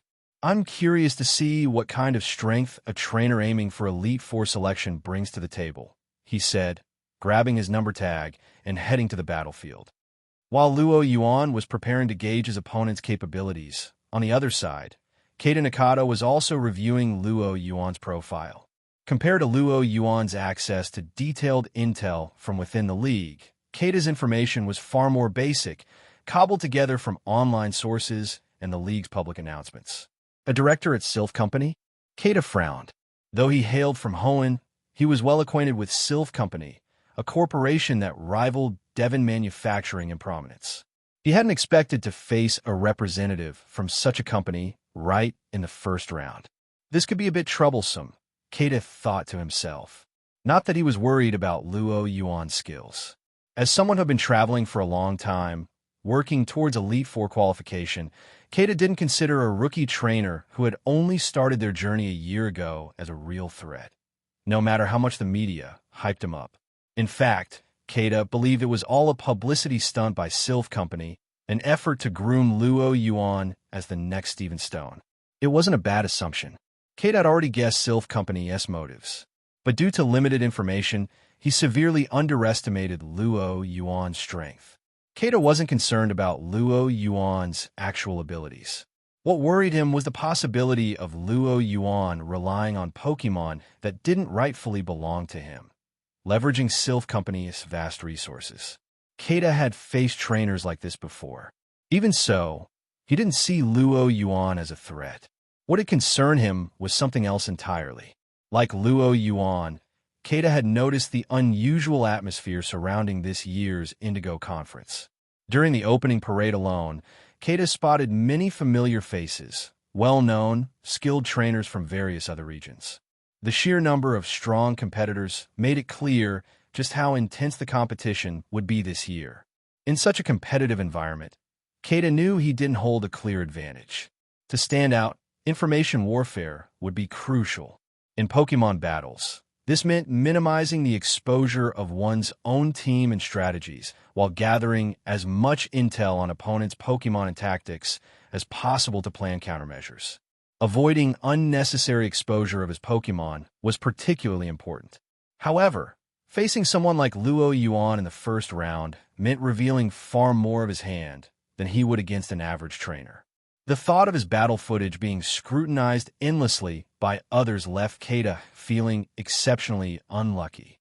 Despite feeling unlucky, Keita Nakata quickly adjusted his mindset. As an experienced trainer, he wasn't one to dwell on negativity for long. Let's start with a small goal. Take him down with just one Pokemon. Taking a deep breath, he picked up the Pokeballs on the table, snapping each onto his belt before heading to the battlefield.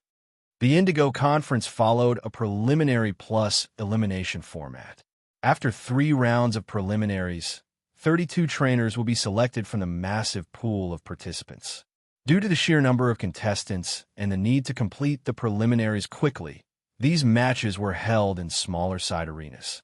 Because of the varying skill levels among the participants, the preliminaries weren't broadcast on television, and even the live audiences at these arenas were sparse. However, Luo Yuan felt his luck wasn't too bad. Perhaps because it was the first match of the day, or due to the novelty factor, his arena was more than half full. Of course, it was also possible that the president of Sylph Company had mobilized employees to watch the match. From Luo Yuan's observations, Quite a few spectators looked like people he had seen in the Sylph Company building back in Saffron City. The contestants for this match are Luo Yuan from Saffron City, Kanto, and Keita Nakata from Malville City, Hoenn. Now, let's welcome both trainers to the battlefield.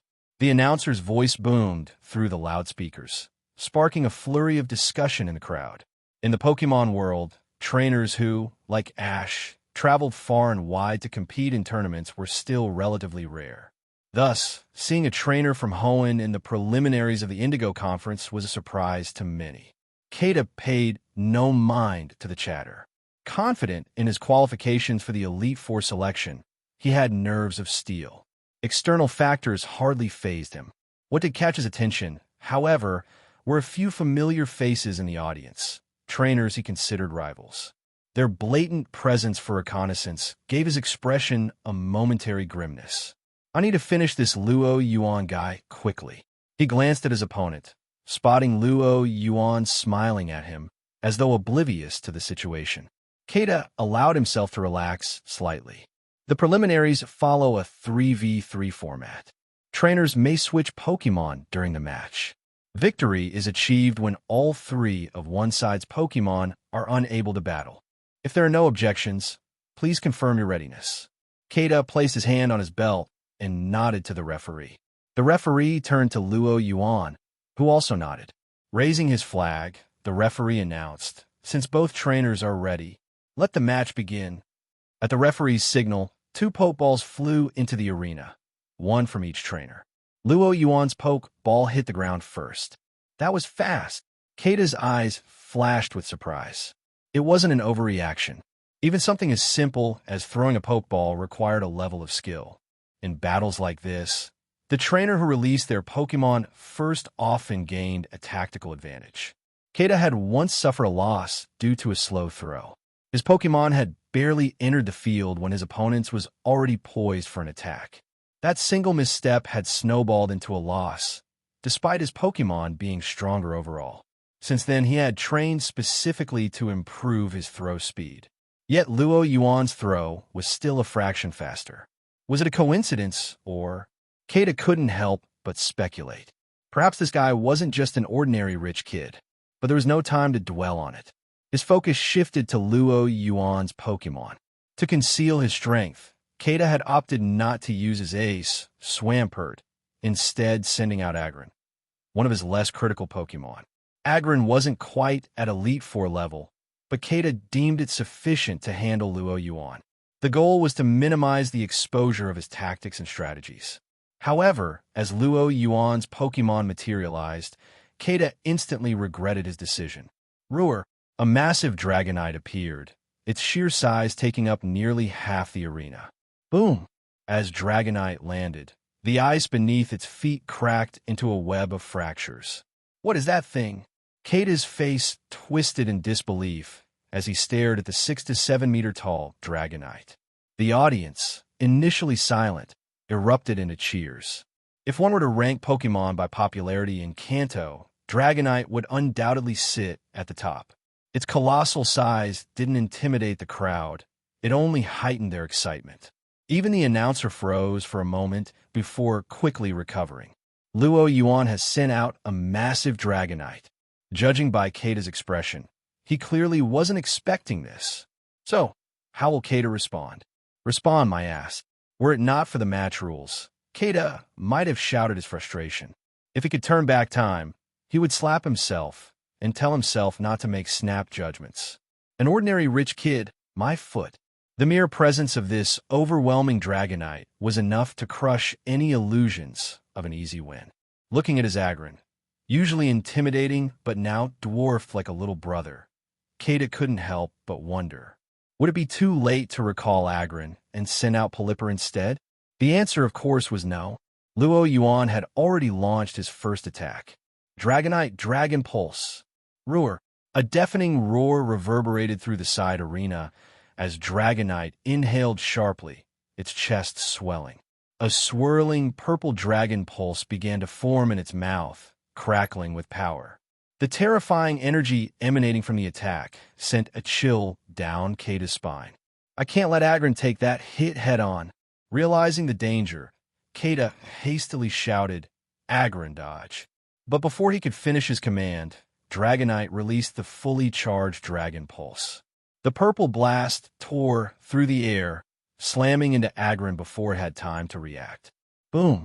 Despite its steel armor and heavy metal ability, which made it twice the weight of a normal Agron, Kata's Pokemon was utterly overpowered.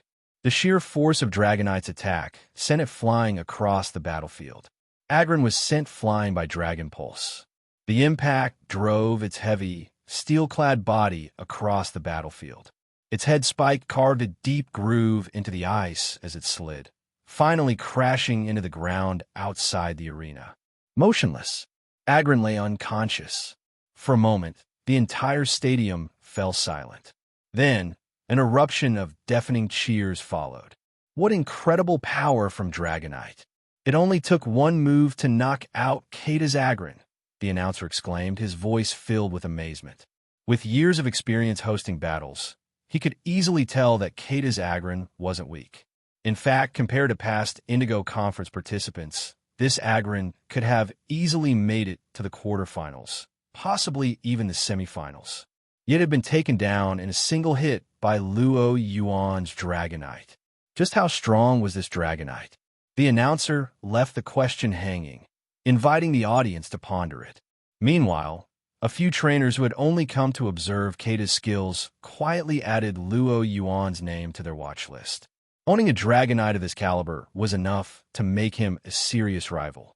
On the battlefield, Dragonite stood triumphantly, chest puffed out and hands on its hips as if boasting about its victory. Kata glanced at Dragonite, then at his defeated Agron. With a heavy sigh, he recalled Agron back into its Pokeball. However, as an experienced trainer, Kata didn't lose his composure despite Agron being taken out so decisively. Based on his assessment, Dragonite's overwhelming power stemmed from its use of Dragon Pulse, a special attack. Agron's weak special defense had sealed its fate. Kata's eyes lingered on Luo Yuan for a moment. This Luo Yuan, he's no ordinary trainer. Recalling that Luo Yuan was a director at Sylph Company, Kata's initial impression of him as just another rich kid dissipated completely. "Underestimated you," Kata admitted solemnly. "From here on, I'll be giving it my all." Kata decided to stop holding back. Information warfare was only valuable if it led to victory. The Indigo Conference didn't have second chances. Once eliminated, it didn't matter how well he hid his strategies.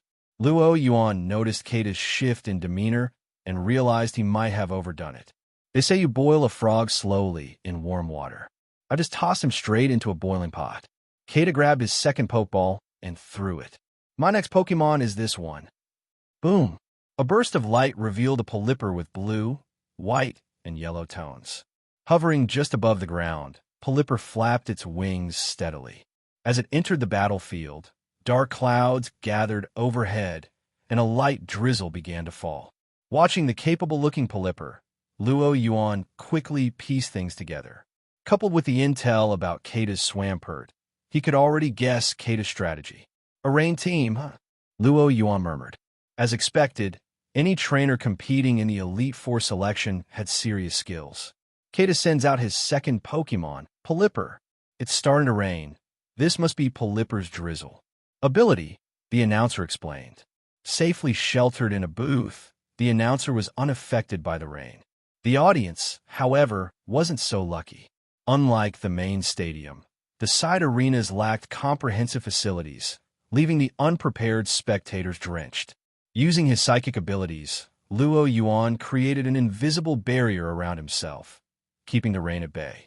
Out of the corner of his eye, he noticed Team Rocket's infamous trio in the audience passageway, hawking disposable raincoats to the soaked spectators. Where did they even get all those raincoats to sell? Luo Yuan shook his head. With their knack for business, it would be a waste not to transfer these three to Team Rocket's commercial department. He made a mental note to suggest it to Giovanni later. Refocusing on the battle, Luo Yuan watched as Kata issued his first command to Pelipper. Scald! A blast of steaming hot water shot from Pelipper's beak, aimed directly at Dragonite. Kata's Pelipper uses Scald. With Dragonite's large size, it might struggle to dodge, the announcer analyzed. The explanation was logical, and the audience nodded along in agreement. It was common knowledge that larger Pokemon were often less agile.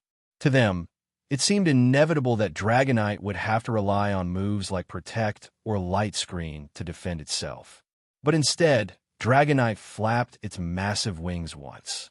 Its enormous body rocketed upward with a burst of speed that defied physics, leaving a sonic boom in its wake.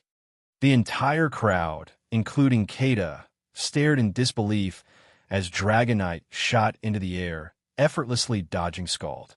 "Unbelievable! Unbelievable!" the announcer exclaimed, using the word twice to convey his astonishment. Luo Yuan's Dragonite just displayed agility completely inconsistent with its size, evading Kata's Pelipper's attack. Before the audience could recover from their shock, Dragonite dove back down in a sharp arc, charging toward Pelipper. At the same time, it unleashed a stream of purple dragon breath. The attack carried a paralyzing aura, enveloping Pelipper as it descended. However, Pelipper proved far more capable than Agron. Despite Dragonite's astonishing maneuverability, Pelipper reacted quickly. It flapped its wings forcefully, creating a gust of wind that dispersed the dragon breath and propelled Pelipper sideways. The announcer immediately explained, "That's Tailwind." Kata's Pelipper used Tailwind to dodge Dragonite's dragon breath. The move creates a strong wind, boosting the speed of allied Pokemon. It's often seen in double battles. But why would Kata choose Tailwind over Agility in this scenario? Compared to Tailwind, Agility seemed like a simpler, more direct way to increase speed. The announcer's question was valid, and Kata's next command provided the answer. "Pelipper, use Hurricane." Pelipper flapped its wings again, channeling the wind it had summoned with Tailwind. The currents coalesced beneath its wings, preparing for a powerful follow-up attack. The two moves were linked seamlessly. The two moves collided in a fierce chain reaction. Pelipper's Hurricane charged up almost instantly. A powerful storm of wild winds surged toward Dragonite, howling as it engulfed the battlefield. Unlike Scald, this hurricane covered all angles, above, below, left, and right, leaving no room for evasion. Kata glanced at Luo Yuan, hoping to catch some sign of panic or concern on his face. But all he saw was calmness. No, wait. Was that a hint of mockery? Mockery! Kata felt a chill run down his spine. Something was wrong. He quickly turned his attention back to Pelipper and Dragonite. Dragonite, facing the incoming hurricane, flapped its wings with force. A storm every bit as fierce, if not stronger, whipped up in response, surging toward Pelipper. Hurricane versus hurricane. The opposing winds collided, churning up debris at the center of their clash. Luo Yuan's Dragonite has also used Hurricane. Now the two are locked in a standoff, the announcer explained, his voice animated. "Pelipper," Kata called urgently. Thankfully, Dragonite's Hurricane had been unleashed hastily, and its power wasn't much greater than Pelipper's. Dragonite's incredible speed and reflexes had caught Kata off guard, preventing Pelipper's Hurricane from dealing any damage. Now, the two were evenly matched, locked in a stalemate. However, the disparity in size between Dragonite and Pelipper was glaring. In a prolonged battle, Pelipper's stamina was no match for Dragonite's. It was only a matter of time before Pelipper ran out of energy and was defeated. To avoid this, Kata knew he had to strike, while Pelipper still had the strength to push through. "Pelipper, give it everything you've got," Kata commanded, gesturing for a strategic retreat. Pelipper let out a cry in response. Flapping its wings with renewed vigor, Pelipper intensified its hurricane, momentarily gaining the upper hand thanks to the boost from Tailwind. Kata wasn't naive enough to think Pelipper's storm could overpower Dragonite's. He simply wanted to create an opening for Pelipper to withdraw. But just as the winds began to shift in Pelipper's favor, Luo Yuan's voice rang out. "You didn't think my Dragonite was giving it its all, did you?" Kata froze, the ominous words sending alarm bells ringing in his mind. Before he could react, Dragonite's wing beats suddenly quickened, and grew more forceful under Luo Yuan's command. The once balanced hurricane from Dragonite surged forward like a tidal wave, completely overpowering Polyper's attack. The storm scattered Polyper's winds, sending the unprepared Pokémon hurtling backward. Polyper loses out in the clash and is blown away by Dragonite's hurricane. Kata's counterattack has been thwarted. The announcer's energetic commentary fueled the crowd's excitement. But neither Luo Yuan nor Kata was swayed by the audience's fervor. Polyper barely managed to recover from the attack, shaking off the residual effects of the storm. For Kata, there was a silver lining. Polyper hadn't been inflicted with confusion, meaning it could still fight. Thank goodness, there's still a chance to counterattack. As long as Polyper wasn't confused, the battle wasn't over. Polyper used Ice Beam. Kata switched tactics, opting for an Ice-type move to exploit Dragonite's glaring weakness. Ice Beam was a nightmare for Dragon types like Dragonite, dealing quadruple damage. Even a Dragonite of this size wouldn't withstand a direct hit. Luo Yuan didn't dare take chances. Dragonite, light screen, then evade. A shimmering barrier of light materialized in front of Dragonite, absorbing the brunt of Ice Beam. Using the opportunity, Dragonite soared into the air. Polyper pursued relentlessly, refusing to let the opening slip away. The icy battlefield reduced the energy cost of Ice Beam, allowing Polyper to fire repeatedly as it chased Dragonite.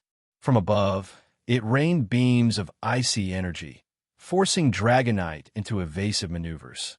The tide seems to have turned. Under Polyper's unrelenting Ice Beam, Dragonite is on the defensive, dodging continuously.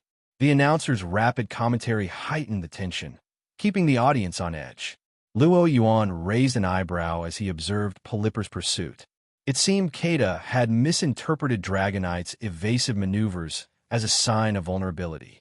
To correct this misunderstanding, Luo Yuan gestured subtly toward Dragonite while transmitting the trajectory of Polyper's flight via psychic connection. Dragonite immediately understood. After dodging another Ice Beam, it came to an abrupt halt mid-air. The sudden stop caught Kata and Polyper completely off guard. Neither had anticipated the once-dodging Dragonite to stop so abruptly. Polyper hesitated, then saw this as an opportunity. Ice Beam. But to Kata's shock, Dragonite seemed to sense Polyper's position despite facing the other way. With perfect timing, Dragonite shifted sideways mid-air, narrowly avoiding the attack. Polyper's expression turned to one of disbelief as its attack missed. It tried to halt its momentum, but by then, it was dangerously close to Dragonite.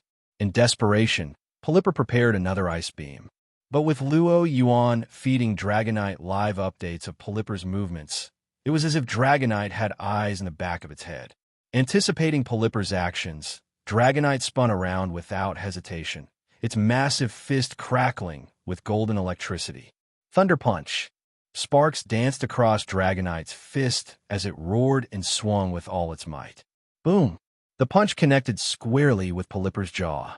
Electric arcs surged from the point of impact, coursing through Polyper's entire body. Crackle, zap!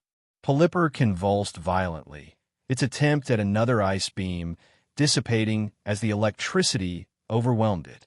Dragonite suddenly halts, turns, and counters with a Thunder Punch. Dragonite's Thunder Punch connected with Polyper's jaw in one fluid motion. As an electric-type move, Thunder Punch was as devastating to the water-flying Polyper as Ice Beam was to Dragonite, a quadruple weakness. Even with Polyper's respectable 100 base physical defense, it stood no chance. The punch drained what little remained of Polyper's stamina after weathering Dragonite's earlier assault. The water bird Pokémon rocketed away like a cannonball, crashing into the icy battlefield and creating a large crater upon impact. Dragonite suddenly pivots and lands a devastating Thunder Punch on Polyper. The announcer's voice mirrored Kata's shock and disbelief. Kata, unaware of Luo Yuan's psychic abilities, couldn't comprehend how Dragonite had pinpointed Polyper's position with its back turned, delivering such a precise counterattack. It made no sense. He knew Dragonite was powerful, but this level of precision felt unfair. Kata couldn't help but feel a twinge of injustice. Palipper is unable to battle.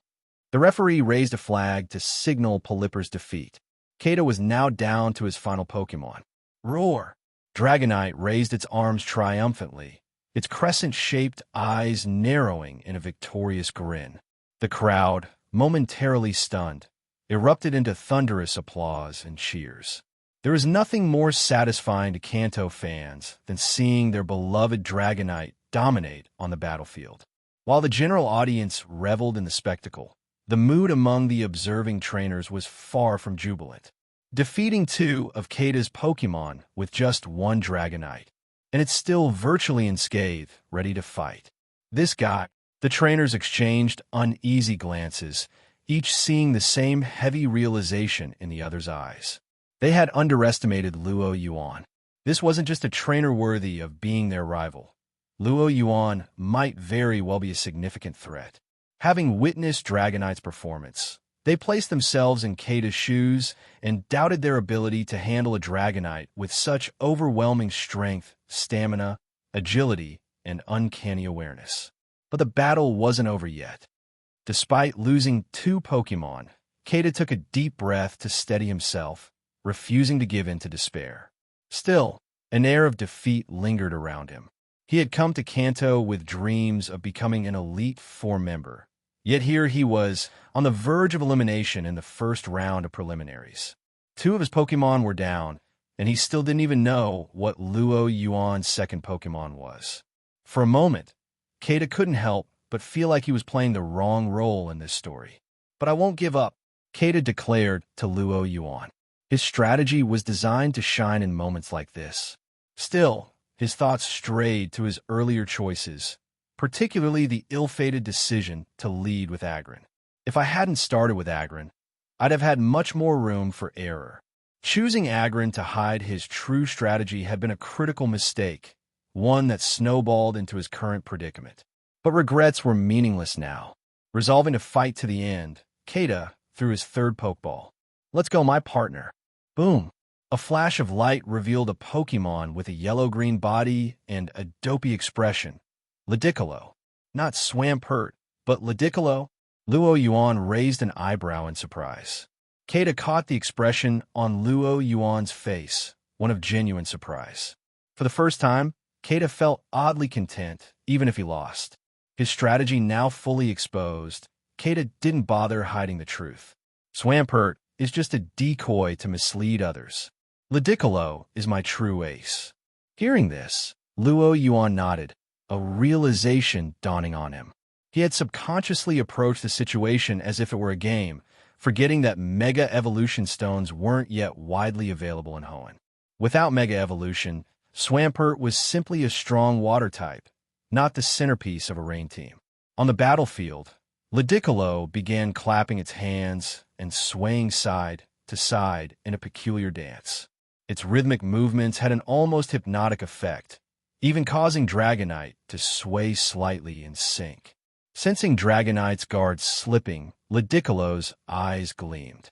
With a sudden burst of speed, it launched itself forward like a cannonball, its ability Swift Swim enhancing its agility. A blur streaked across the battlefield as Ludicolo aimed a powerful punch at Dragonite. Focus Punch. If the punch connected, it would undoubtedly deal significant damage, even to a Pokemon as powerful as Dragonite. But just as Ludicolo's fist closed in, a spark of determination lit in Dragonite's eyes. With a flaming fist, Dragonite swung back, ready to counter. Fire Punch. Ludicolo, realizing the danger, decided against a head-on collision. Its physical stats were respectable, but it wasn't built to trade blows with Dragonite. Mid-attack, Ludicolo adjusted its trajectory, redirecting its punch to avoid trading blows. Boom! The two punches collided in midair, sending shockwaves through the arena. Sparks and embers scattered as the clash of energy dissipated. While Focus Punch had slightly more power than Fire Punch, Dragonite's superior size and weight gave it the advantage. The resulting force sent Ludicolo tumbling backward. Twisting midair, Ludicolo flipped gracefully before landing and skidding several meters, to neutralize the impact. Its movements were unnaturally agile for its stocky frame, showcasing its exceptional control and precision. Once steady, Ludicolo resumed its earlier stance, swaying rhythmically as it danced. Its cells seemed to come alive with energy as it moved, strength radiating through its body. Yet there was a newfound wariness in Ludicolo's eyes. It had spent years using its unassuming appearance to lull opponents into a false sense of security. But this time, it had been outplayed. Dragonite, unfazed, maintained its confident demeanor. Luo Yuan, meanwhile, assessed the situation after their brief exchange. "This Ludicolo is Elite 4 level," Luo Yuan murmured, "and on the stronger side at that." Ludicolo being an Elite 4 level Pokemon was within Luo Yuan's expectations. Finally, a worthy opponent. Neither Agron nor the slightly stronger Pelipper had been a match for Dragonite. But this Ludicolo seemed just right. Having failed in its initial attack, Ludicolo continued its swaying, rhythmic dance, humming a cheerful tune as it moved. The Pokédex described Ludicolo as having a physiology that activated its cells when exposed to upbeat rhythms, allowing it to unleash tremendous power in battle. Through this odd dance, Ludicolo was steadily enhancing its strength. At the same time, its teeter dance move had the potential to confuse opponents. Watching Ludicolo perform its hypnotic moves right in front of Dragonite, Luo Yuan decided he'd had enough. Dragonite attack. Luo Yuan wasn't about to let Ludicolo strengthen itself any further. At his command, the ever-ready Dragonite launched forward, its enormous wings glowing with a dazzling white light as it sliced through the air toward Ludicolo. The sheer mass of Dragonite's body caused a sonic boom, the pressure creating an almost suffocating atmosphere. This wasn't just a show of power. Being hit by Dragonite could be fatal. Lita. Ludicolo, sensing the overwhelming threat, wasted no time. Its body twisted midair, hands planting firmly on the icy ground as it flipped sideways, narrowly dodging Dragonite's wing strike. Dragonite's wings grazed Ludicolo, carving a deep trench into the ice. What speed! Kata's Ludicolo effortlessly dodges Dragonite's wing attack, the announcer called out. Luo Yuan raised an eyebrow as Ludicolo deftly evaded the attack. That swift swim ability really is troublesome. Without the rain doubling its speed, Dragonite's wing attack would have been nearly impossible to avoid. Still, Luo Yuan wasn't fazed by the missed strike. He already had a plan in place. Dragonite, use Hurricane. If a physical attack could be dodged with speed, let's see how it handles a storm. Through their psychic connection, Dragonite received the command and immediately executed it. From Kata's perspective, it seemed like Dragonite had initiated a follow-up attack on its own. Dragonite lowered its altitude, embedding one claw into the ice for stability. Using its momentum, it swung its massive body in a sharp 180-degree turn, now facing Ludicolo's back. With a powerful flap of its wings, it unleashed a howling hurricane that engulfed Ludicolo. Dragonite follows up with a stunning counterattack, launching a hurricane that's super effective against Ludicolo. Kata is in trouble. The announcer's analysis was spot on. The storm covered nearly the entire battlefield, leaving Ludicolo with no room to escape. Kata acted swiftly. Ludicolo, use Protect. A shimmering blue barrier materialized around Ludicolo just as the storm descended. Shards of ice and wind battered against the shield, creating a cacophony of cracks and groans as the force pressed Ludicolo backward by several meters. Thanks to the icy terrain, Dragonite's hurricane even carried a hint of blizzard. When the assault finally ceased, Ludicolo emerged unscathed, having perfectly blocked the attack. Now Ice Beam. Kata seized the opportunity for a counterattack. It was no coincidence that Kata had two Pokemon capable of using Ice Beam. Clearly, his strategy was tailored to counter dragon types. Under normal circumstances, no dragon type could remain calm in the face of such a threat, especially a dragon-flying Pokemon like Dragonite, which suffered quadruple damage from Ice-type moves. But before Kata's command could bear fruit, Dragonite preemptively used Agility. The icy beam shot forward, only to shatter the afterimage left by Dragonite's rapid movement. Dragonite darted across the battlefield. Ludicolo, not one to back down, gave chase. This was its domain, rain-soaked terrain that amplified its every movement. Yellow, green, and teal streaks blurred across the arena as the two Pokémon clashed repeatedly. In just a few minutes, they had exchanged over a dozen offensive and defensive moves. Both sides had their advantages. Ludicolo's speed allowed it to evade many of Dragonite's attacks, while Dragonite's durability shrugged off most of Ludicolo's strikes. Under Luo Yuan's guidance, Dragonite didn't mind taking minor hits if it meant baiting Ludicolo into overextending. At first, Ludicolo remained cautious, but as it gained the upper hand in certain exchanges, its wariness waned. The moment Luo Yuan had been waiting for finally arrived. After dodging a dragon breath, Ludicolo saw Dragonite seemingly leave itself open. Without hesitation, it charged forward, landing a focus punch squarely on Dragonite's abdomen. Oh! Ludicolo lands a hit on Dragonite. Could this be the turning point Kaden needs? The announcer exclaimed, igniting the crowd's anticipation. Is Dragonite finally going down? The thought crossed everyone's mind. Luo Yuan, however, would have laughed if he could hear their musings. Focus Punch might look impressive, but the reality was far less dramatic. 80% of the blow's force was absorbed by Dragonite's thick layer of muscle and fat, leaving it virtually unaffected. Meanwhile, the close-range attack left Ludicolo dangerously exposed. Kata's intuition screamed that something was wrong, but before he could react, Luo Yuan issued his next command. Dragon Claw now! Dragonite's massive claw slashed downward, glowing with a sharp, icy blue energy. The attack carried the full weight of Dragonite's titanic strength. The air whistled and shrieked as the claws tore through it. Evade it! Kata shouted in desperation. Under normal circumstances, Ludicolo's agility would have allowed it to dodge. But at such close range, even the swiftest Pokémon would struggle. Swish! Dragonite's claw ripped through Ludicolo, sending it hurtling backward.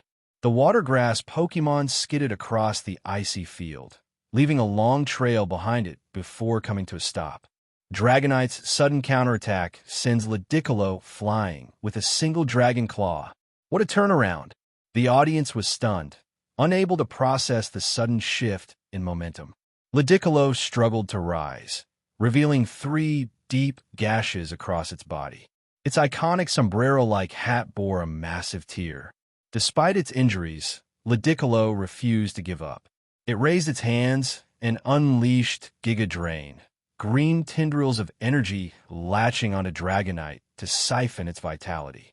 Dragonite, finish it with Wing Attack. Dragonite's massive wings glowed as it charged forward, ignoring the draining effect of Giga Drain. Ludicolo attempted to dodge, but the injuries from Dragon Claw had sapped its mobility. Boom! Dragonite's wings slammed into Ludicolo, sending it spiraling across the field before crashing into the barrier at the edge of the arena. Even then, Ludicolo struggled to stand, its willpower unyielding. Dragonite, ever obliging, ended the battle with a final Dragon Rage. The referee stepped forward to confirm the outcome, raising his flag. Kata's Ludicolo is unable to battle. Luo Yuan wins. The moment the referee declared the match over, Dragonite swayed its head happily. Under Luo Yuan's command, it had performed spectacularly in this battle, sustaining only negligible damage. The cheers from the audience made it even more ecstatic. For the spectators, watching Dragonite achieve a 1-on-3 victory had been a thrilling experience. In Kanto, Dragonite wasn't just a beloved Pokémon, it was a regional symbol. While the Pokémon world generally lacked regional prejudice, people always cheered for their hometown heroes. Watching Dragonite decisively defeat a trainer from Hoenn filled Kanto's audience with pride. Fans waved and shouted toward Dragonite, who basked in the attention. Why did I waste all those years on that island? Dragonite mused. This is the life I want. Cheering fans and bright spotlights. Lost. I actually lost. For Kata, This was an outcome he couldn't have imagined before arriving in Kanto. He had expected to at least reach the semi-finals of the Indigo Conference, if not further. Yet, he hadn't even made it past the first round of the preliminaries. Damn it, if only I hadn't used Agron. Keita hadn't even sent out his second main Pokemon, Swampert, leaving his core strategy untested. Of course, the possibility of Swampert also being crushed by Dragonite wasn't something he wanted to consider. After applying some healing spray to Ludicolo's injuries, Keita returned it to its Pokeball. He looked at Luo Yuan and said sincerely, "I hope you win the championship." It wasn't sarcasm. Keita genuinely hoped Luo Yuan would achieve a good result in the Indigo Conference. After all, losing to the eventual champion was far more respectable than being defeated by an unknown rookie. It would at least prove that his own strength wasn't completely lacking. Luo Yuan merely smiled at the comment, choosing not to respond. After confirming the match results with the referee, Luo Yuan hopped onto Dragonite's back. Giving its head an affectionate pat, he said, "Let's go." Dragonite stretched its neck, gave a triumphant roar, and then took off into the sky, its massive wings propelling it upward. The spectacle left the audience and observing trainers stunned. "That's one way to make an exit," one of the trainers muttered as they exchanged glances. Just as the trainers were about to leave, 3 figures in trench coats, masks, and sunglasses approached them, blocking their path. "Interested in something exclusive?" whispered James, leaning toward one of the trainers. The trainer stared, utterly confused. Jessie rolled her eyes and smacked James on the head. "Can you not sound so shady? You're making us look like we're selling something illegal." As James clutched his head in pain, Meowth stepped forward. "Would you like to purchase recordings of the matches? We've got the freshest and most comprehensive footage from all the preliminary arenas." Naya. Meowth opened its coat to reveal a row of freshly burned DVDs still warm from production. After Luo Yuan had handed them a startup fund, the Team Rocket trio had taken it as a personal challenge from both Giovanni and Kay. For days, they had racked their brains for money-making ideas. Beyond selling souvenirs like commemorative pins and badges, they had also started hawking drinks, popcorn, and disposable rain ponchos for unexpected downpours. When they realized this year's Indigo Conference was unusually competitive, James came up with a brilliant idea: sell match recordings of strong contestants. Since the preliminary rounds weren't broadcast, many trainers had a genuine need for intel on their rivals. This presented a lucrative opportunity. The trio had even requisitioned additional manpower from Team Rocket's HQ under K's name to record footage from every arena. The trainer looked at the DVDs and then at the still grimacing James. He hesitated briefly before relenting. "All right, I'll take one." Hearing this, Jessie beamed. 2,000 poke dollars, please." The price wasn't high, equivalent to about 10 pokeballs. For most trainers, it was pocket change. Moreover, the production cost per DVD, even accounting for labor, was less than 200 poke dollars. With a profit margin like that, the trio was raking it in.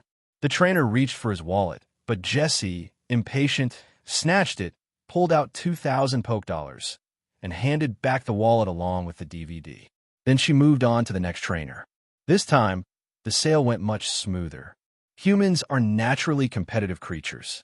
Knowing that rivals had access to intel they didn't, trainers with even a shred of ambition couldn't afford to fall behind. After the second sale, word spread, and the remaining trainers quickly understood what Jessie, James, and Meowth were selling. In no time, a line formed, trainers eagerly waving cash to buy the recordings. Even casual spectators couldn't resist. For just 2,000 poke dollars, they could watch an entire morning's worth of battles, including preliminaries they'd missed. The trio's inventory sold out entirely, leaving some would-be customers empty-handed. Finally breaking away from the crowd, Jessie, James, and Meowth slumped into a secluded corner, clutching a pile of cash. "So much money. With this, Giovanni and Kay will definitely promote us to executives." "That's right, Naya." Their spirits soared. The trio resolved to expand their recording operation, aiming to earn enough to secure their promotions as soon as possible. Meanwhile, Luo Yuan was blissfully unaware that the Team Rocket trio had found a wildly successful business model by selling recordings of his battles. Of course, even if he had known, he likely would have just laughed it off. Hey, after all, showcasing Dragonite's strength was part of his plan. With everyone's attention fixated on Dragonite, his other Pokemon could remain hidden in its shadow. No matter how much intel his rivals gathered, knowing about Dragonite alone wasn't enough to truly prepare for him. While the Team Rocket trio continued selling DVDs, Luo Yuan returned to his hotel room after leaving the arena. The room was quiet, occupied only by Luo Yuan. Sabrina had gone to help maintain security at the Indigo conference, and Misty, who had initially planned to cheer for Luo Yuan during his match, had been dragged along by Sabrina to assist. They had promised to meet for dinner later. So much for cheering me on. In the end, I'm left all alone, Luo Yuan muttered, shaking his head.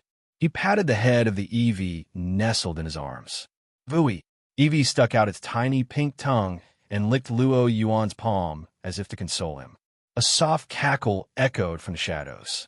Hell, even Jengar seemed amused. Seeing Eevee's efforts to comfort him, Luo Yuan couldn't help but laugh.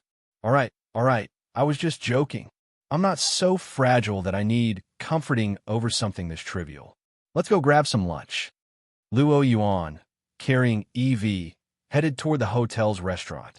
As he stepped out of his room, he spotted Gary Oak, who was holding a DVD and wearing a smug grin.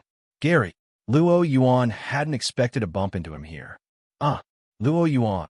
Startled, Gary reflexively hid the DVD behind his back. The suspicious gesture only piqued Luo Yuan's curiosity. What's that in your hand? This, Gary coughed awkwardly. The DVD was something he'd bought from another trainer for a hefty price, a highly sought-after recording of that morning's matches. While buying such a thing wasn't inherently embarrassing, Gary's motives were less than pure. Due to the butterfly effect of Luo Yuan's actions, Gary's own match had been rescheduled to the morning, meaning he'd missed Luo Yuan's battle. His intention now was to analyze the footage and find potential weaknesses in Luo Yuan's strategy. Under Luo Yuan's questioning gaze, Gary reluctantly explained how he had purchased the second-hand DVD. Hearing Gary's explanation, Luo Yuan immediately understood his rival's intentions. He couldn't help but chuckle and shake his head. Gary's relentless determination to view him as a rival was both amusing and admirable. Despite losing multiple times, Gary's perseverance was unyielding, rivaling the Team Rocket trio's obsession with Pikachu. Speaking of Team Rocket, the idea of recording matches for resale struck Luo Yuan as very familiar. Glancing at the DVD in Gary's hand, Luo Yuan recalled spotting the trio at the arena earlier. He couldn't shake the feeling that the recording business was somehow connected to those three. Did I accidentally create a profitable venture for them? Luo Yuan mused, finding the situation oddly amusing. Of course, Luo Yuan didn't mind at all. As he had previously stated, he wasn't concerned about his match footage being studied. After all, his victories relied primarily on Dragonite's raw power and speed. His actual strategies remained largely concealed. Anyone attempting to analyze his battles would come away with only one conclusion.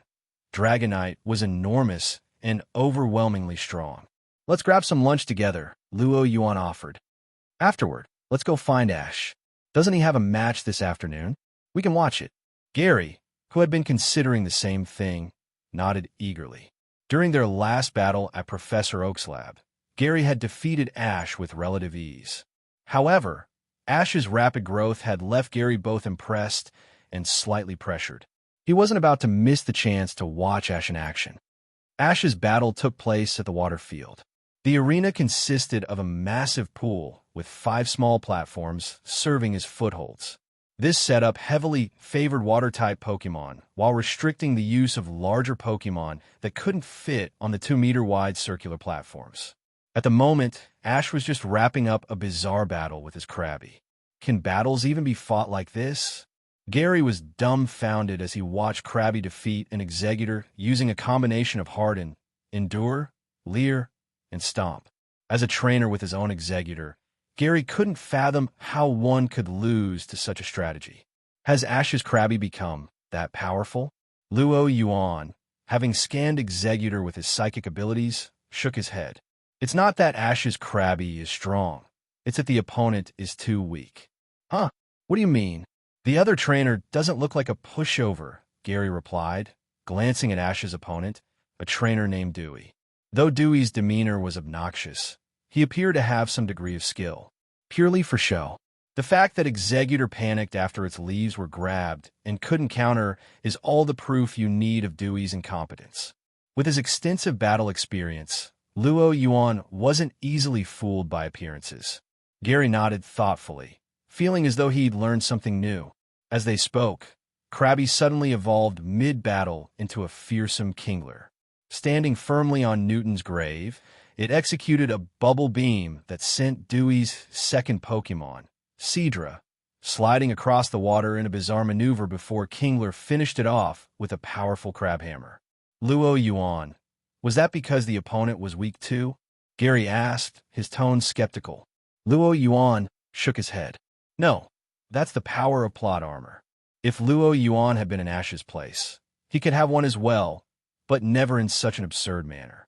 In fact, no other trainer, Luo Yuan included, could replicate the peculiar combination of moves and luck that Ash seemed to summon so effortlessly. Ash's luck in Kanto was downright extraordinary. If he'd had similar fortune in later leagues, he wouldn't have needed so many years to finally become the Alola champion. Gary fell silent, deep in thought. He had initially hoped to face Ash in the Indigo Conference and defeat him decisively. Now he wasn't so sure. Dewey, fired up by the referee's commentary, couldn't vent his frustrations there, so he directed all his anger toward Ash instead. Even though I'm down on my last Pokémon, you can't declare the outcome until the final moment. With an exaggerated flourish, he summoned his last Pokémon. Go Gabite! The sight of Gabite nearly made Gary sprain his back from laughing. He had assumed, based on Dewey's theatrics, that his final Pokémon would be something extraordinary. But no, it was just a Gabite. Seriously? That's it. In terms of rarity, Gabite didn't even come close to the Executor that had been stomped by Kingler. Still, after hearing so many of Luo Yuan's lessons, Gary knew better than to underestimate an opponent outright. He scrutinized the Gabite carefully and found that it did appear stronger than Dewey's previous Pokémon. Surely, this one will end Kingler's streak, Gary thought optimistically. 10 minutes later, Gary, someone, please explain why Kingler suddenly knows Hyper Beam. Did Ash seriously buy a TM for Kingler? That seemed entirely out of character for him.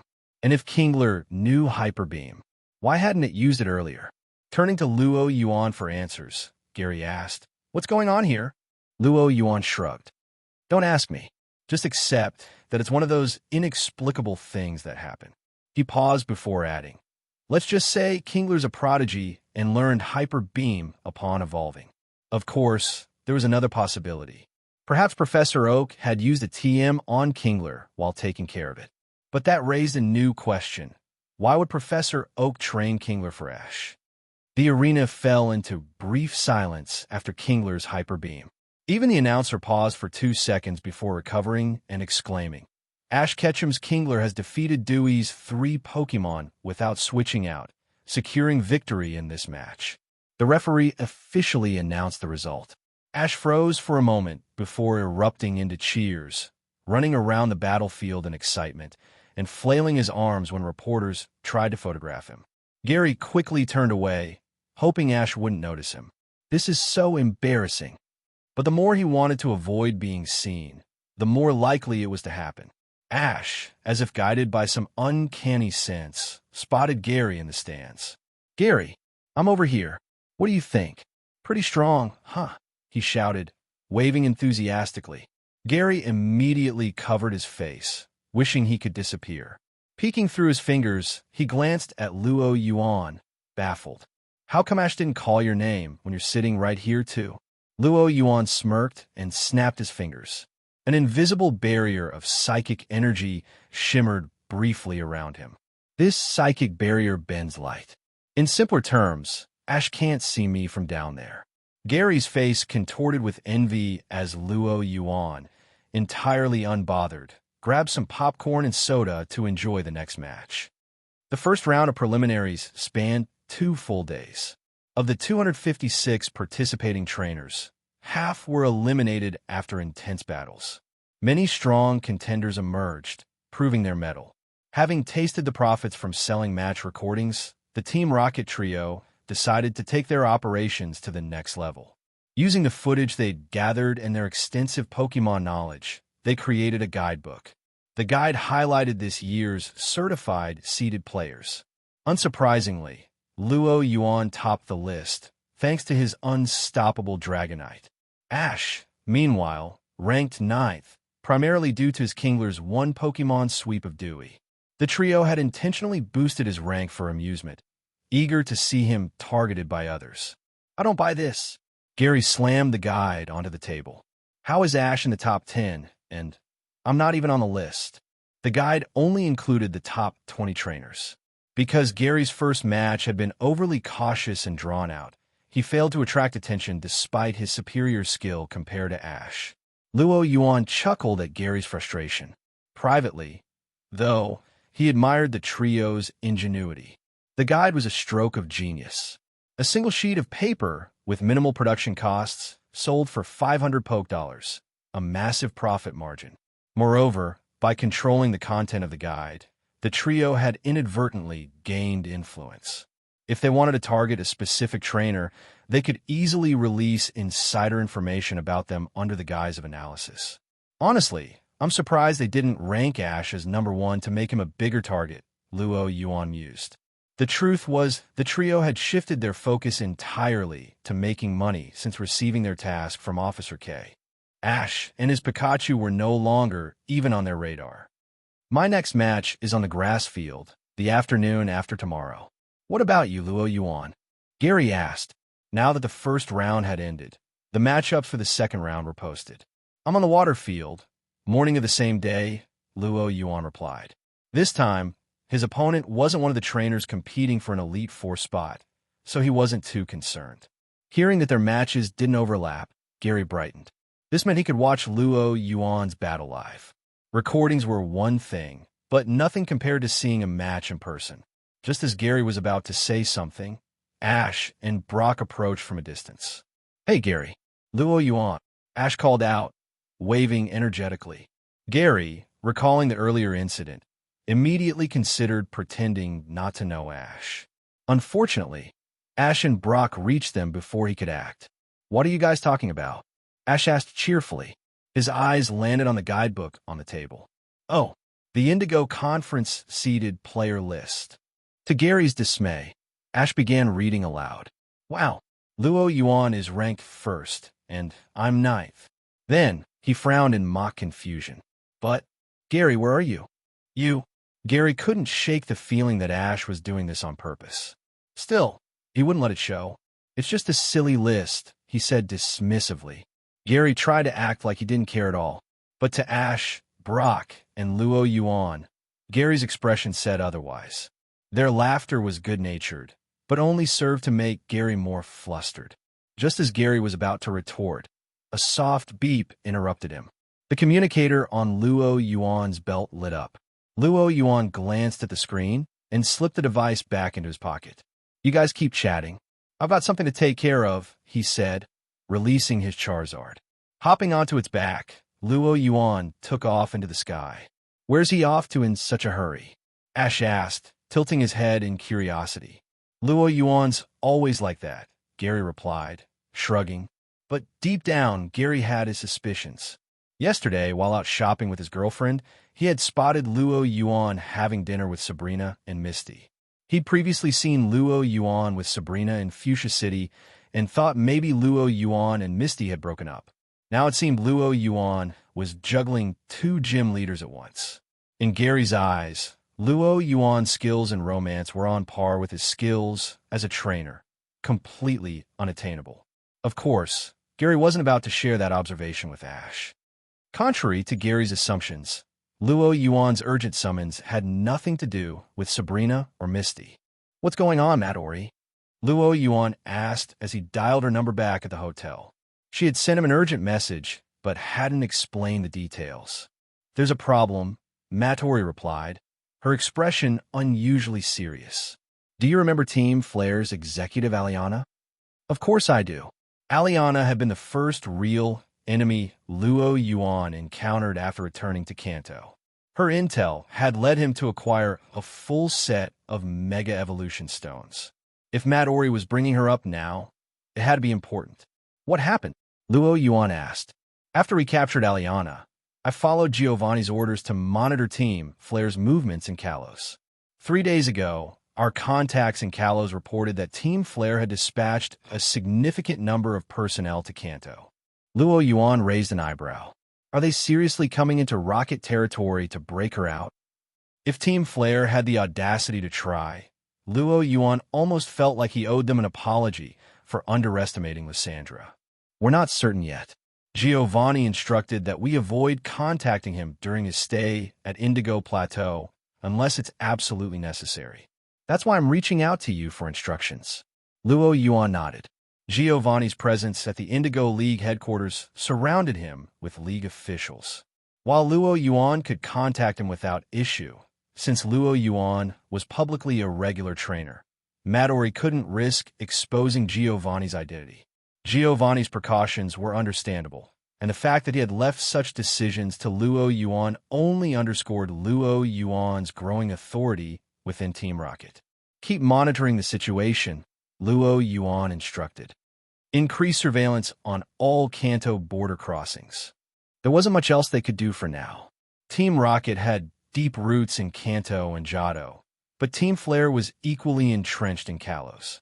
Launching a preemptive strike based solely on suspicion wasn't feasible.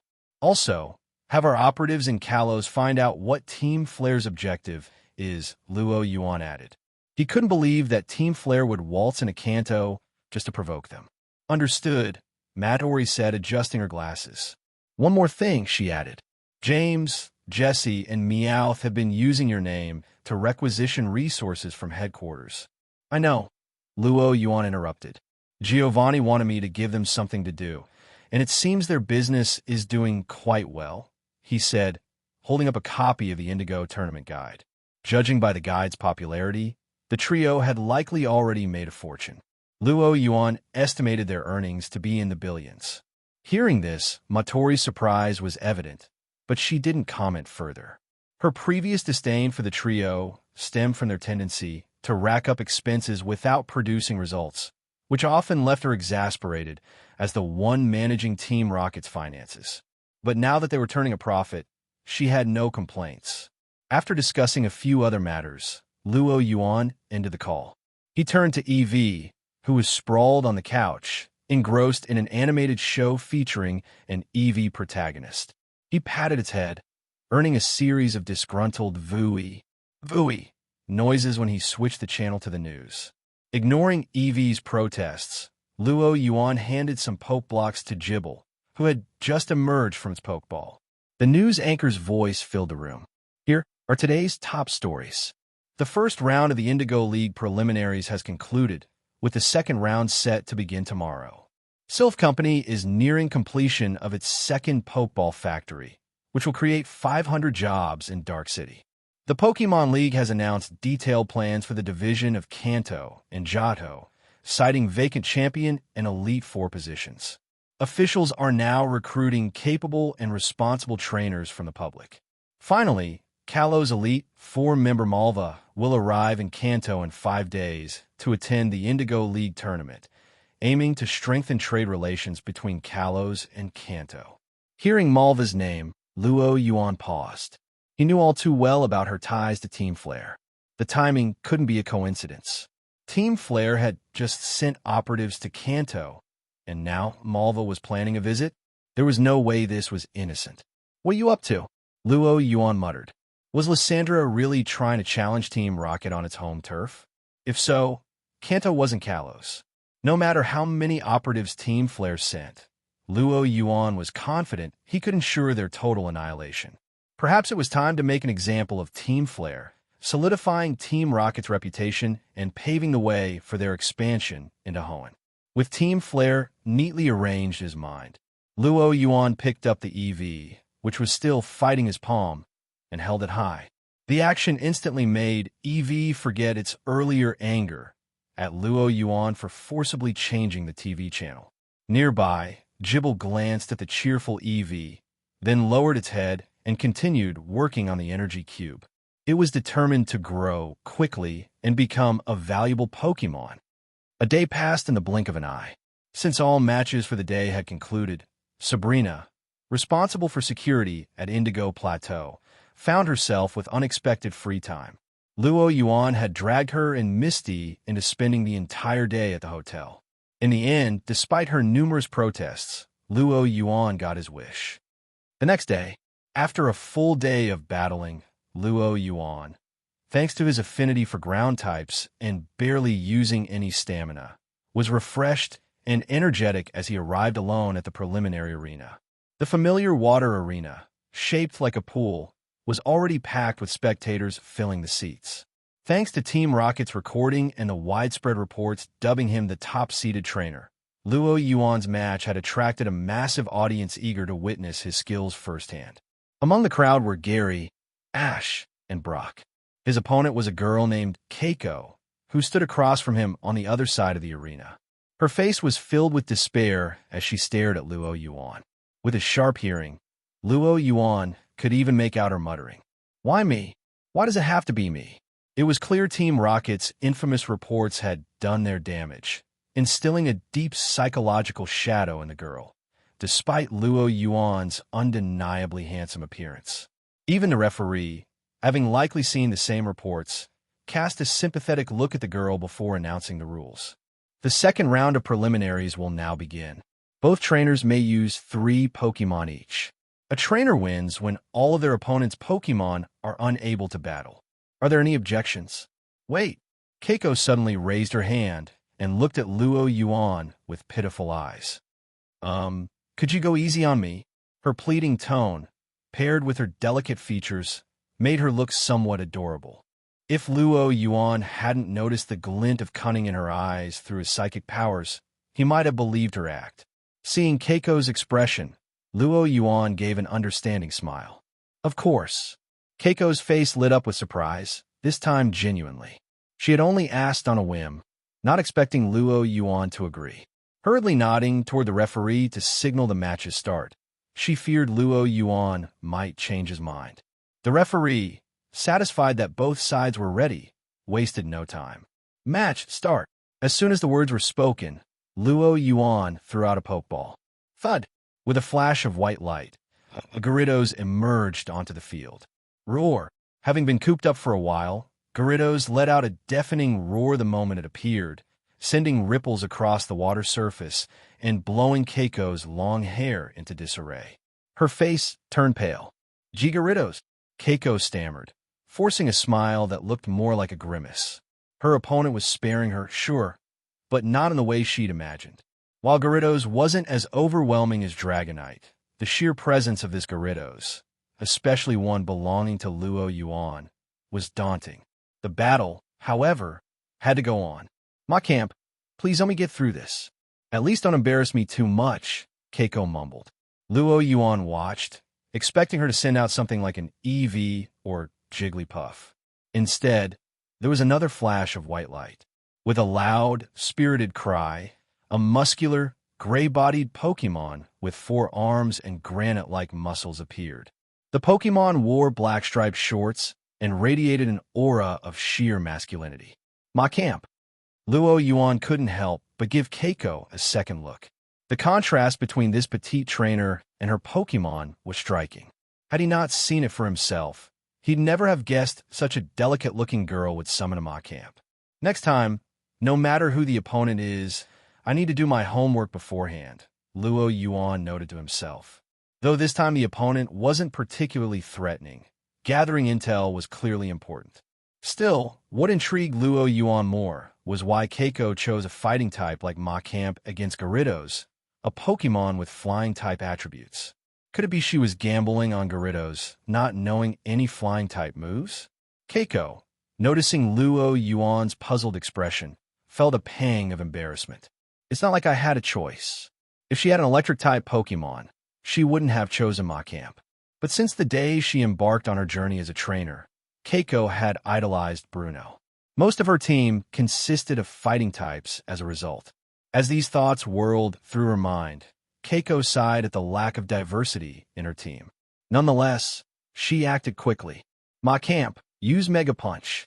Fully aware that Gyarados was a flying type, Keiko deliberately avoided using fighting-type moves. Machamp's muscles bulged as it gathered power, leaping high into the air and aiming a punch at Gyarados. The punch carried immense force and seemed impressive to the crowd. The commentator immediately exclaimed, "Keiko's Machamp looks incredibly strong. Could she pull off a miracle?" The answer is obvious, no. Not only was Luo Yuan a trainer at the level of an Elite Four member, but his Gyarados was also in a league of its own. For context, the cost of feeding Luo Yuan's Gyarados for a single day was equivalent to what most trainers spent on their entire team in a week. Use Aqua Tail. Luo Yuan didn't bother using a flying-type move or even a dragon-type attack. Gyarados' tail absorbed water from the arena, growing to nearly 3 times its original size before swinging with tremendous force. The massive water-laden tail collided with Machamp's punch. Thud! The impact sent shockwaves through the arena. Splash! Water splattered everywhere as Machamp's fist sank deep into the tail's watery surface. Machamp's fist sank deep into the swirling waters of Gyarados' Aqua Tail.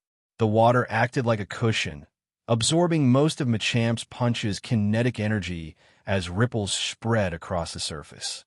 Machamp's Mega Punch hit the water surrounding Gyarados' tail, but failed to inflict any damage, the commentator announced loudly. Just as everyone, including Machamp, was focused on how its attack had been nullified, Gyarados gave its tail a gentle flick. The water coiling around its tail suddenly surged, pulling Machamp's entire body as if it were being swallowed into the flow. What's happening? Dodge it quick! Keiko realized something was wrong. But at this moment, it was far too late to command Machamp to escape. Machamp, now waist-deep in the water surrounding Gyarados' tail, struggled against the resistance. However, within the brief moment of its attempt to break free, Gyarados' tail, carrying an unstoppable force, slammed directly into Machamp's chest. Boom! The impact was like a cannonball hitting its target or a golf club sending a ball flying. In an instant, Machamp vanished from its spot. Splash! Machamp's body crashed into the water far away, creating a massive splash. Keiko's heart sank along with her Pokemon, her face filled with worry. Bubbles rose to the water's surface, but it was unclear how Machamp was faring below. Seconds ticked by, and just as Keiko was on the verge of giving up hope, the water rippled again. Machamp broke through the surface, coughing and sputtering, water pouring from its mouth and nose. Seeing that Machamp could still move, Luo Yuan looked slightly disappointed. Gyarados is still too weak, he thought. If this were Dragonite, one hit would have ended the battle outright. Although Gyarados had a higher level than Machamp, it still lacked the overwhelming strength necessary for a decisive victory. Even so, Gyarados' Aqua Tail had left Machamp severely weakened. Seeing her Machamp still standing, Keiko felt a glimmer of hope. As long as it can fight, I still have a chance. But just as that thought crossed her mind, Luo Yuan's actions shattered her optimism. Although Machamp hadn't been knocked out in one blow, it no longer had any chance to retaliate. As Machamp continued coughing up water, Luo Yuan snapped his fingers. Gyarados, use Dragon Pulse. Roar! Gyarados let out a thunderous roar, and before Keiko or Machamp could react, a purple beam of energy shot through the air. Machamp's eyes widened in panic. Despite the water in its lungs, it instinctively leapt back into the pool, attempting to use the water as a shield. But the water did little to dampen the force of Dragon Pulse. As Machamp tried to dive deeper, the energy attack struck it squarely, sending shockwaves through the pool. And Machamp let out a cry of pain as the attack landed directly on its back. Moments later, its body floated limply to the surface. Seconds passed, The referee raised his flag after confirming Macamp was unconscious. Gyarados wins. The commentator, quick to follow the referee's declaration, exclaimed, Luo Yuan's Gyarados has easily defeated Keiko's Macamp, once again proving its dominance. The crowd erupted into cheers. The Pokemon League was a stage that revered strength, and Luo Yuan's display of power had won him countless admirers. He won again. Go Luo Yuan. From the audience's cheers, Luo Yuan distinctly picked out the voices of Ash and Gary. Turning toward them, he gave a casual wave, eliciting a frenzy from the crowd. After acknowledging the cheering spectators, Luo Yuan turned back to Keiko. Continue, he asked. Keiko's expression grew even more pitiful, but she clenched her fists and nodded. Continue. Go Hitmonlee. A Hitmonlee somersaulted onto the battlefield, landing in a crouch before straightening up. Hitmonlee. Luo Yuan raised an eyebrow. He couldn't help but think this girl must really idolize Bruno. First Macamp, now Hitmonlee. Both Pokemon were staples of the elite four-members team. Having faced Bruno in battle before, Luo Yuan couldn't help but tease, don't tell me your last Pokemon is Hitmonchan. Keiko flinched, a trace of panic flashing in her eyes. How did Luo Yuan know she had a Hitmonchan? It was supposed to be her trump card. Trying to mask her nerves, Keiko hastily commanded Hitmonlee to charge at Gyarados. Hitmonchan is unable to battle. All three of Keiko's Pokemon are unable to fight. Luo Yuan wins. The referee's flag came down decisively as Hitmonchan fell to Gyarados' hurricane attack. Watching the entire match unfold, the commentator could only shake his head. This might have been the fastest battle he had ever witnessed. Nevertheless, he addressed the audience with enthusiasm. Let's congratulate Luo Yuan on his second victory in the preliminaries. He advances to the next round. The crowd roared in approval. Amid the applause, Luo Yuan shook his head slightly. Defeating such a weak opponent was even less satisfying than teasing Gary. It wasn't something worth celebrating. The next two battles were similarly straightforward, even simpler than this one. Neither Hitmonlee nor Hitmonchan matched up to Machamp's strength. Although Gyarados wasn't in the top tier of Luo Yuan's Pokemon, it was still more than enough to crush opponents weaker than Macamp. I didn't win even a single round, even with you holding back. Keiko muttered as she recalled her fainted Hitmonchan. Her tone carried a mix of frustration and disappointment. She had entered the Indigo Plateau with dreams of reaching the finals and meeting her idol, Bruno, up close. But instead, she'd been eliminated in the second round by Luo Yuan in a crushing defeat. Honestly, you shouldn't feel too bad about losing to me, Luo Yuan said, noticing her expression. Huh? Keiko looked up at him, surprised. Was he trying to console her? Just as she felt a small wave of gratitude, Luo Yuan continued. Your lineup is way too one-dimensional. It was never going to work. And to be frank, this year's competition is strong. Even if you didn't lose to me, someone else would have knocked you out eventually. It was just a matter of time. Keiko's face froze awkwardly. She knew Luo Yuan's words were true. She'd read enough guides to understand that her team had glaring weaknesses. But hearing it said so bluntly, and to her face, was something else entirely. If she thought she could take him in a fight, she might have lunged at him right then. With those parting words, Luo Yuan paid no mind to her reaction. Recalling Gyarados, he turned to give Gary and the others a knowing look before mounting Dragonite and soaring into the sky once more.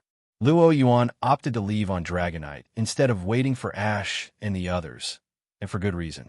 While his last flashy exit on Dragonite had been more about showing off, this time he had a practical motive, avoiding a swarm of reporters. Ever since the guide created by Team Rocket had gone viral, many official League media outlets had started using it as source material, making Luo Yuan a hot topic for interviews. However, Luo Yuan found interviews to be a hassle. Moreover, he understood the power of scarcity. By refusing interviews before the finals, he aimed to build suspense and skyrocket his fame when he claimed victory. Luo Yuan's match against Keiko had started at 8 a.m. Thanks to his efficient battle strategy, it ended before 9 a.m. Sometimes being too efficient isn't a good thing, Luo Yuan muttered to himself. With both Ash and Gary's matches scheduled for the late afternoon, Luo Yuan decided to kill time by training his Pokemon at a privately rented practice arena. Slowbro used Zen Headbutt. Thud! Slowbro's head, glowing with a blue psychic light, slammed into a plastic target, shattering it to pieces. With a graceful flip, Slowbro landed steadily, using the shelter attached to its tail for balance. Not bad, Luo Yuan praised. Slow. Despite the compliment, Slowbro rolled its eyes, clearly unimpressed. It would much rather lie inside its Pokeball, daydreaming than come out to train. Luo Yuan was used to Slowbro's attitude. Though it was undeniably lazy, under Luo Yuan's guidance, it showed remarkable focus during training and battles. Luo Yuan didn't mind indulging it outside of those times. With a wave of his hand, Luo Yuan gestured for Shelter to release its grip on Slowbro's tail, returning it to its pre-evolution state, Slowpoke. Reaching into his backpack, Luo Yuan retrieved a handful of Galarian berries. Previously, he had asked Madori to have Team Rocket agents in Galar send him a batch of these berries, along with a Galarian Ponyta, as a gift for Sabrina. While Sabrina had already received her Ponyta, the berries had remained unused, until now. The vibrant red fruit immediately caught Slowpoke's attention. Curious, it waddled over, sniffing at the berries in Luo Yuan's hand. Its usually vacant expression lit up with a rare glimmer of interest. Try it, Luo Yuan said, placing a berry in his Slowpoke's mouth. Although Slowpoke trusted Luo Yuan, it cautiously nibbled at the unfamiliar fruit. What if it tasted bad? A tentative chew was followed by an experimental smacking of its lips. Moments later, Slowpoke's eyes sparkled with delight. The mildly spicy flavor was a perfect match for its palate. Slowpoke eagerly looked up at Luo Yuan for more. Smiling, Luo Yuan handed over the entire handful, watching as Slowpoke devoured them with gusto. While Luo Yuan wasn't sure if simply feeding these berries to Slowpoke would trigger a new evolution, he was curious to find out. If Slowpoke could evolve into Galarian Slowbro, it would gain the Psychic/Poison dual typing, granting it a significant boost in combat versatility. This could elevate it from a reserve Pokemon to a mainstay on Luo Yuan's team. Roar! Nearby, Charizard completed its 10th set of aerial sprints and landed with a flourish. It let out an impatient cry, clearly asking when it could finally get a turn in battle. Don't rush, your time will come, Luo Yuan reassured, patting Charizard on the shoulder. For now, Luo Yuan had no plans to use Charizard in the preliminary rounds. Gyarados and Dragonite were more than capable of handling the competition.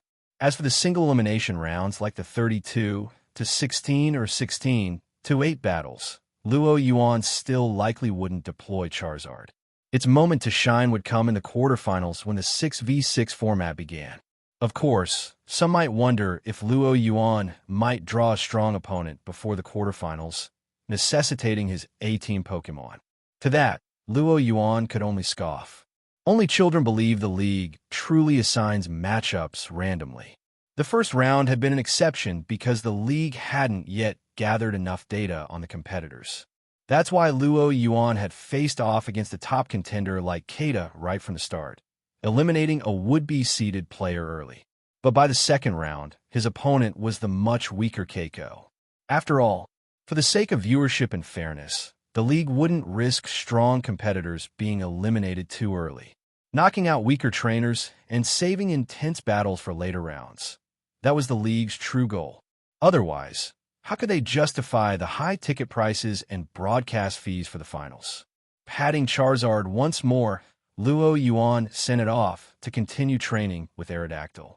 Then he turned his attention to Jibble, who was swaying its head and eyeing Slowpoke's tail with an eager look, as if ready to pounce. What am I going to do with you? Luo Yuan mused. When Jibble had hatched, Luo Yuan had run a series of tests on it. Its physical stats and energy levels were extraordinary for such a young Pokemon. In terms of raw power, ignoring experience, it was already on par with Slowbro.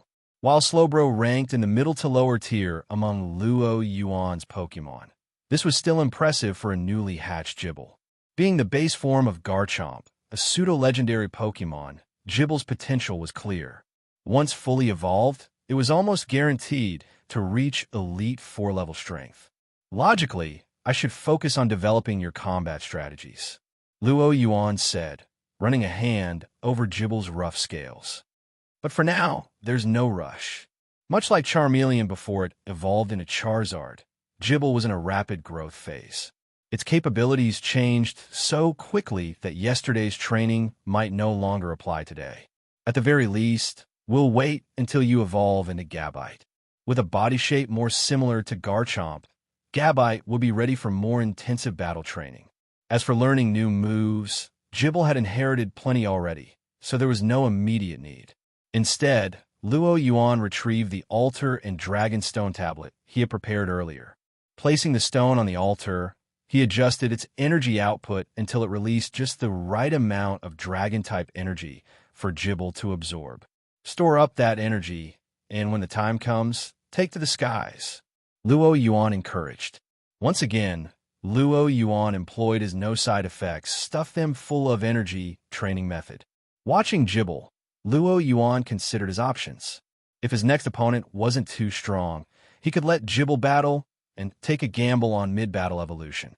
Though Jibble was newly hatched, it was no ordinary Jibble. This Jibble had been steeped in dragon energy for over 1,000 years, with an immense reservoir of potential already built up. Back then, Ash's Charmeleon had evolved into Charizard in a moment of extreme anger. Who's to say Luo Yuan's Jibble couldn't evolve twice in one battle, leaping straight to Garchomp under similar circumstances? After pondering Jibble's potential for a while, Luo Yuan turned his attention back to the fluffy tail of EV in his lap.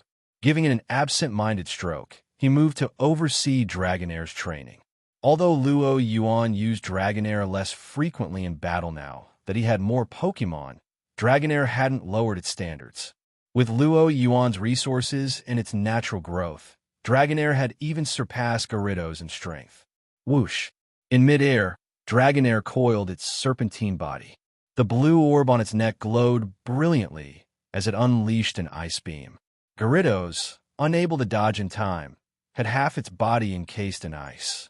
As for Porygon, Aerodactyl, and Ditto, their training routines were left unmentioned for brevity's sake. Just as Luo Yuan was about to finish his round of coaching, the communicator at his waist buzzed. The caller was Giovanni. Dressed in a sleek black suit with impeccably groomed hair, Giovanni's expression was calm and warm. His neighborly demeanor gave no hint that this gym leader was, in fact, the leader of Kanto's most infamous criminal organization. Giovanni, sir, Luo Yuan greeted respectfully. This was Giovanni's second time contacting him since the Indigo League tournament began. Luo Yuan suspected it had something to do with the information he'd sent the previous night regarding Team Flare's activities. I received the intel you sent, Giovanni began, confirming Luo Yuan's guess. Luo Yuan remained silent, waiting for Giovanni to continue. The smile on Giovanni's face faded, replaced by a cold smirk. Team Flare has excellent timing, choosing to strike Kanto precisely when all our Team Rocket executives are gathered at Indigo Plateau. Luo Yuan caught the implication in Giovanni's tone. Do you mean to say there's a traitor among us? I believe so, Giovanni replied. He found it suspicious that Team Flare's actions were so precisely timed, suggesting they might have insider knowledge. Luo Yuan had a different perspective. To him, it was entirely possible that Team Flare's timing was mere coincidence. If they truly knew Giovanni's dual identity as Team Rocket's leader and sought to exploit it, their approach would likely have been more covert, spreading rumors about Giovanni's true identity to sow chaos within Team Rocket while secretly working to rescue Aliana. Sending a high-profile figure like Malva to the Indigo League seemed too bold and direct. Still, Luo Yuan lacked concrete evidence to prove Team Flare was unaware of Giovanni's identity. Perhaps sending Malva was their way of opening negotiations. So, Luo Yuan played along. Who do you suspect the traitor might be, sir? There aren't many in Team Rocket who know my true identity, but there is still enough to raise concerns, Giovanni admitted. Luo Yuan nodded. Indeed, several within Team Rocket were privy to Giovanni's secret, including all the higher-ups and a handful of elite members like Jesse, James, and Meowth, as well as their rivals Cassidy and Butch. Frankly, it was a miracle Giovanni's identity hadn't been exposed yet, a testament to his tight control over the organization. Assign Mattori to leak false information and monitor the reactions, Giovanni instructed methodically. Place all bases on high alert and focus on gathering intel. If Team Flare moves in Kanto, I want their every step tracked. Giovanni's composure remained unshaken as he continued. Additionally, I'm granting you permission to activate Mute Woe in critical situations. Should anything happen on my end, use Mute Woe to throw everything into chaos and buy Team Rocket some time. His plan was meticulous, accounting for nearly every possible scenario. Even if the League discovered Giovanni's identity, his preparations ensured Team Rocket could recover with minimal losses. Luo Yuan nodded, committing Giovanni's instructions to memory while contemplating whether this could be an opportunity to eliminate Surd, one of Team Galactic's infiltrators within Team Rocket. Meanwhile, both Ash and Gary advanced smoothly in their matches. As previously mentioned, Indigo League matchups weren't as random as many believed. Gary's strength, bolstered by the pressure of Luo Yuan's presence, far surpassed his counterpart in the original story. Though underestimated for not being listed as a seeded competitor, Gary's abilities ensured his victory. After all, Professor Oak's presence as an official league consultant this year practically guaranteed Gary wouldn't be eliminated in the early rounds. As for Ash's battle, Ash's Charizard uses Wing Attack. Ash's Charizard uses Flamethrower. Ash's Charizard uses Seismic Toss. Ash wins. The commentator's voice brimmed with excitement as Ash's Charizard, clutching a Fiero in its claws, executed a devastating Seismic Toss. The fiery Pokémon slammed Fiero onto the rocky battlefield, leaving a crater in its wake. Fiero, its feathers scorched from Charizard's earlier attacks, lay unconscious. With this, Ash's opponent had lost all 3 Pokémon, securing Ash's victory. Watching the match, Luo Yuan couldn't help but think, when it's not holding back, Ash's Charizard is genuinely powerful. Among rookie trainers, it was undoubtedly in the top tier, firmly securing Ash's position as a seeded competitor. After the match, Ash, brimming with excitement, rushed toward Luo Yuan and Gary. "How was my match? Pretty strong, huh?" Ash beamed, practically bouncing on his heels. "Tisich," Gary scoffed, brushing his hair back dramatically. "Just make sure you don't run into me in the next round, or you might not make it any further." Hearing Gary's words, Ash was immediately provoked and wanted to settle the score with him. Who's afraid of who? Gary, equally competitive, shot back without hesitation. From the sidelines, Gary's fan club stood up to cheer him on, fanning the flames. Just as it seemed the two were about to find a place to duke it out, Luo Yuan intervened. "If you two have this much energy, why not use it to train your Pokémon? You've probably noticed by now, some of the trainers in this year's Indigo League are absurdly strong. If you don't want to be eliminated in the next round, I suggest focusing more on your Pokémon's training." Hearing Luo Yuan's words, both Ash and Gary calmed down. This wasn't news to them. The Indigo League Guide, which had been increasingly formalized under Team Rocket's management, had also mentioned this phenomenon. Luo Yuan himself had written a detailed analysis based on Rocket intel and submitted it to the guide. Once published, it drew significant attention. The report not only alerted participants to the unprecedented level of competition, but also placed trainers from other regions vying for championship glory under intense scrutiny. Accepting Luo Yuan's advice, Ash and Gary shelved their argument. He was right. Every second counted for them to grow stronger. But just as they were preparing to head to the training grounds to cram some last-minute practice, Luo Yuan added with a sly grin. "Of course, there's no rush. Let's grab some food first, and then talk about training." Ignoring their bewildered expressions, Luo Yuan beckoned them toward the barbecue restaurant he had already reserved. The second round of preliminaries ended quickly, as the number of participants had halved from the first round. In the meantime, there had been plenty of interaction between Luo Yuan, Sabrina, and Misty. Frankly, if it weren't for his ground affinity ability replenishing his stamina, Luo Yuan might have been utterly drained. Even with that advantage, he still felt a dull ache in his back and waist. As the second round concluded, the third round, the 64-32 matchups began. Ladies and gentlemen, welcome to the grass field. You're now watching the first match of the final preliminary round, where 64 participants will be cut to 32. Facing off, we have Makoto from Vermilion City versus Luo Yuan from Saffron City. As the referee introduced the competitors, Luo Yuan and his opponent, Makoto, walked onto the battlefield. The audience's reaction was telling. While Makoto's name didn't garner much of a response, Luo Yuan's introduction elicited thunderous cheers. Having won his previous matches with overwhelming ease, Luo Yuan had cemented his status as the top-seeded trainer of the tournament, and his popularity was at an all-time high. Makoto, on the other hand, felt a wave of pressure under the roar of the crowd. How did I end up against a monster like him? Makoto was feeling desperate. After seeing the matchup list, he had stayed up all night analyzing recordings of Luo Yuan's previous matches. Though both were complete stomps, Makoto noticed something unsettling. At first glance, it seemed like Luo Yuan won solely through the brute strength of his Pokemon. But upon closer examination, Makoto realized Luo Yuan's victories weren't as simple as they appeared. Every seemingly straightforward attack was underpinned by precise timing, an unparalleled grasp of battlefield dynamics, and a deep connection with his Pokemon. Without those skills, even with a similar roster, another trainer might not have achieved such decisive victories and could have lost to opponents like Ludicolo in the first match.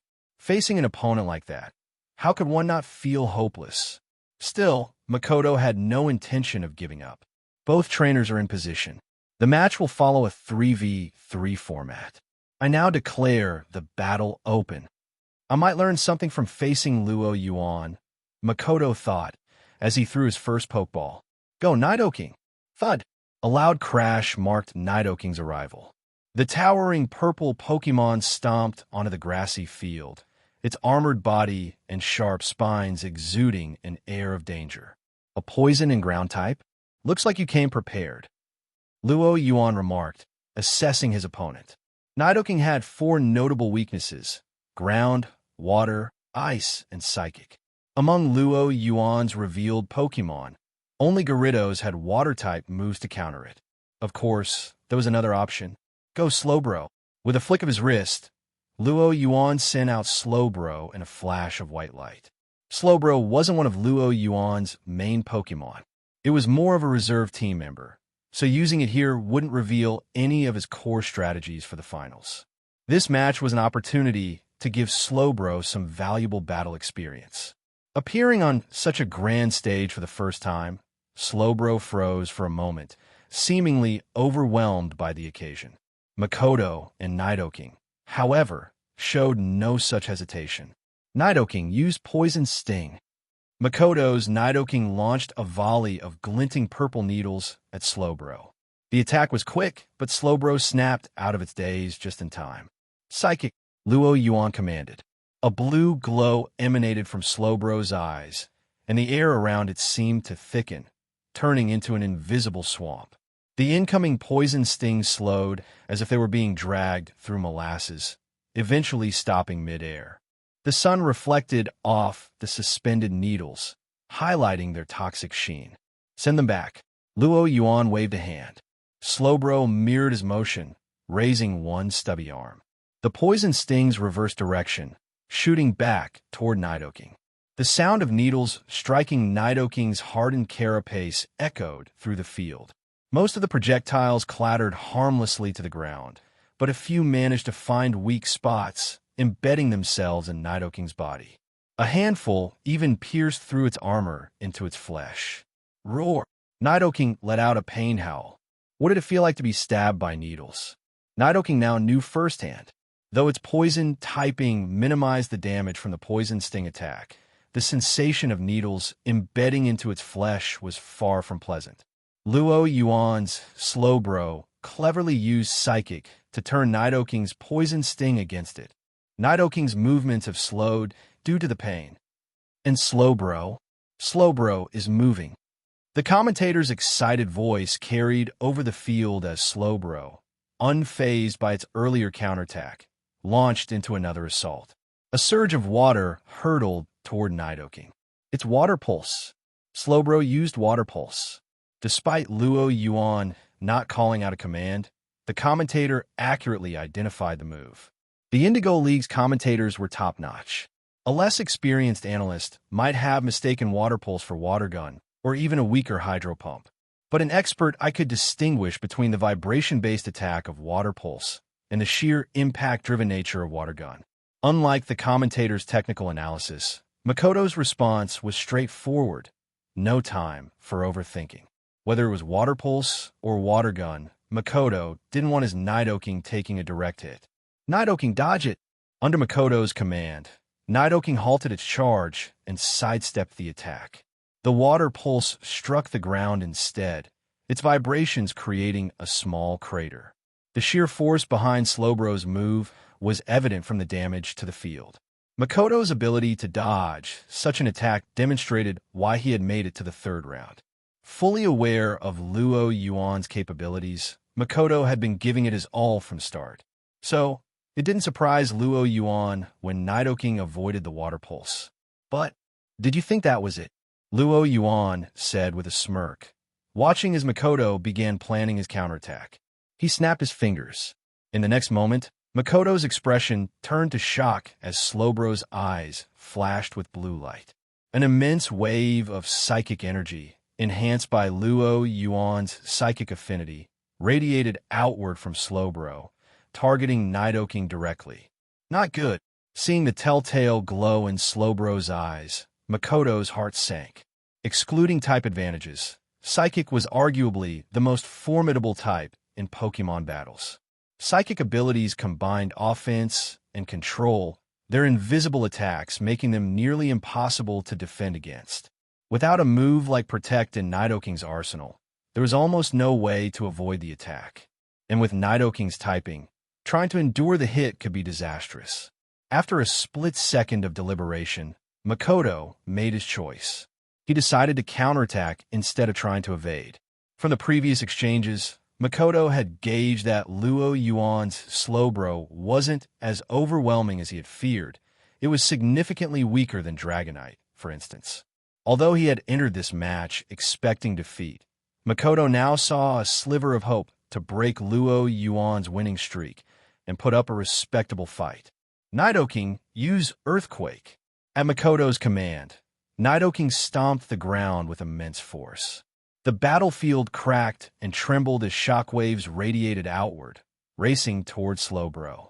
But before the earthquake reached its target, Slowbro's psychic struck Nidoking head-on. Boom! The invisible force hit Nidoking with a resounding impact, sending its massive body flying backward. A grimace of pain crossed its face. Makoto, prepared for this outcome, paid no mind to Nidoking's condition. His focus remained on Slowbro. As long as Earthquake connected, Nidoking's sacrifice would be worthwhile. However, Makoto was destined to be disappointed. Luo Yuan's mastery of the battlefield, enhanced by his own psychic abilities, was something Makoto couldn't fathom. The moment Makoto had called for Earthquake, Luo Yuan had already prepared Slowbro to respond. As soon as Nidoking was sent flying, Slowbro sprang into action. The psychic energy it had spread earlier rapidly retracted. A blue aura surrounded Slowbro as it used Psychic to lift itself off the ground, levitating above the trembling field. Though Slowbro's levitation was wobbly and clearly unrefined, making it an easy target under normal circumstances, Nidoking was in no condition to take advantage. As a result, Nidoking's Earthquake passed harmlessly beneath Slowbro, unable to inflict any damage. The general audience didn't find this particularly noteworthy. But among the spectators were several trainers who weren't there just to watch. They were there to gather intelligence. Their expressions turned serious. Levitation for psychic Pokemon was nothing new. However, using it effectively in battle was an entirely different story. For Slowbro to simultaneously execute a psychic attack, time its levitation perfectly to evade Earthquake, and maintain such precise control. To these experienced trainers, the level of skill required for such tactics was nothing short of extraordinary. The feat left them with only two possible conclusions. 1. Slowbro was exceptionally strong, capable of autonomously dodging Earthquake without Luo Yuan's guidance. 2. Luo Yuan himself was incredibly skilled, possessing unique training and command techniques. It didn't take long for them to settle on the latter. From their perspective, Slowbro's strength wasn't anything remarkable.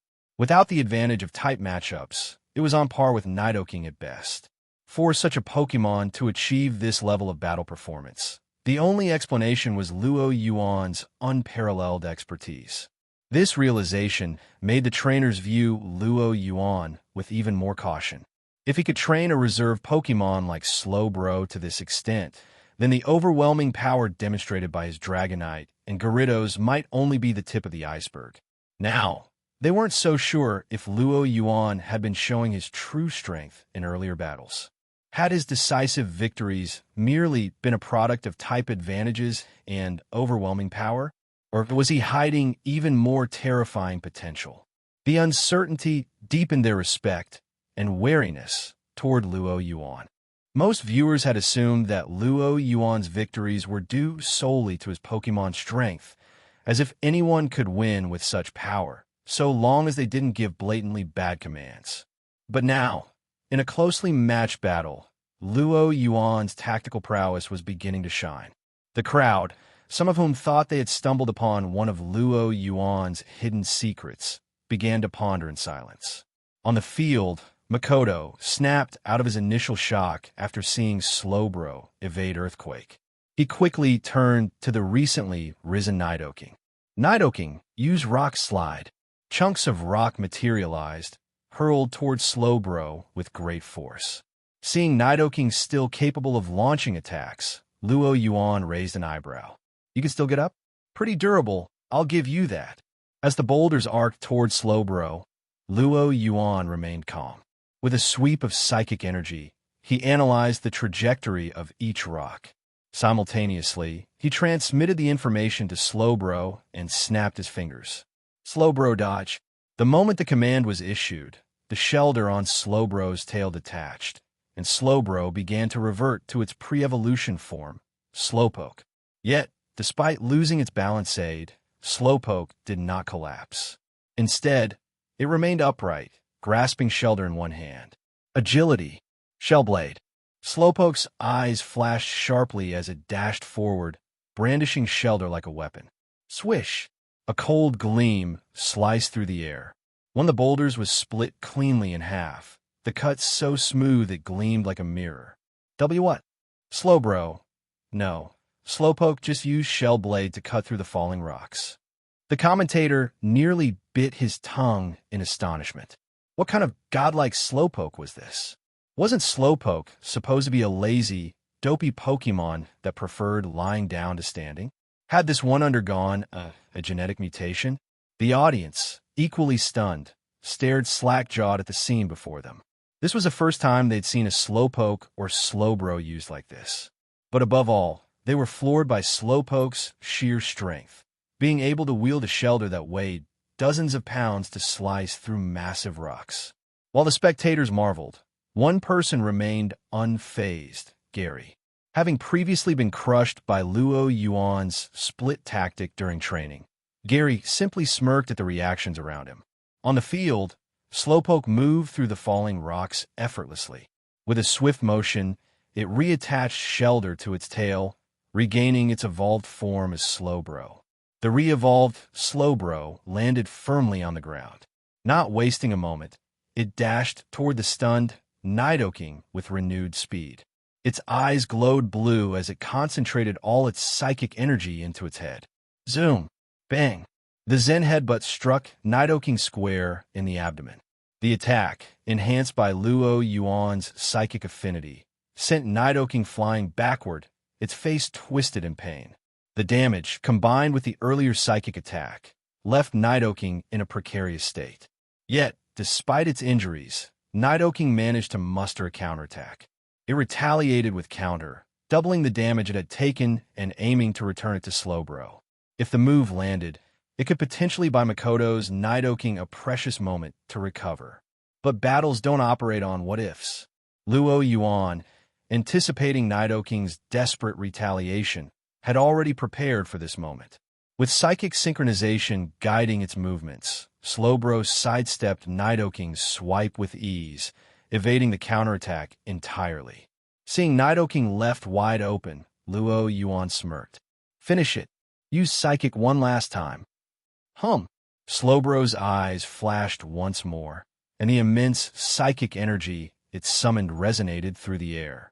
The invisible force enveloped Nidoking, lifting its massive body into the air. As the energy pulsed, Nidoking's body trembled violently before its eyes dimmed, signaling that it had lost the will to fight. Thud! Nidoking collapsed to the ground, unconscious. The sharp glint in Slowbro's eyes faded, and it reverted to its usual dopey demeanor. However, neither Makoto, the commentators, nor the audience would ever look at Slowpoke or Slowbro the same way again. Slowbro ends the battle with a decisive psychic. Despite not using Gyarados or Dragonite, Luo Yuan still secures another overwhelming victory in this match. Makoto glanced at his defeated Nidoking before turning to the referee. He wanted to question whether Slowpoke reverting to its pre-evolution mid-battle violated any rules. The referee, meeting Makoto's gaze, seemed to read his mind. The battle began with Slowbro, and it ended with Slowbro. No foul play occurred. The match result is valid. Slowbro is the winner.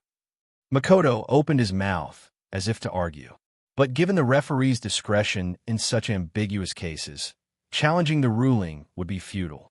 Shaking off his frustration, Makoto prepared for his next move. "My second Pokemon is this." In a flash of white light, a green figure appeared on the field. SCCCYYY. A Scyther stood ready, its scythe-like arms gleaming as it glared at Slowbro. With its bug and flying typing, Scyther had a clear advantage over Slowbro's water and psychic combination. But Makoto had overlooked one key factor. "Return, Slowbro," Luo Yuan called out. To Makoto's surprise, Luo Yuan didn't hesitate to withdraw Slowbro. Instead, he sent out a new Pokemon. Jibble. The small, unbalanced form of Jibble appeared on the battlefield, its oversized head accounting for most of its body.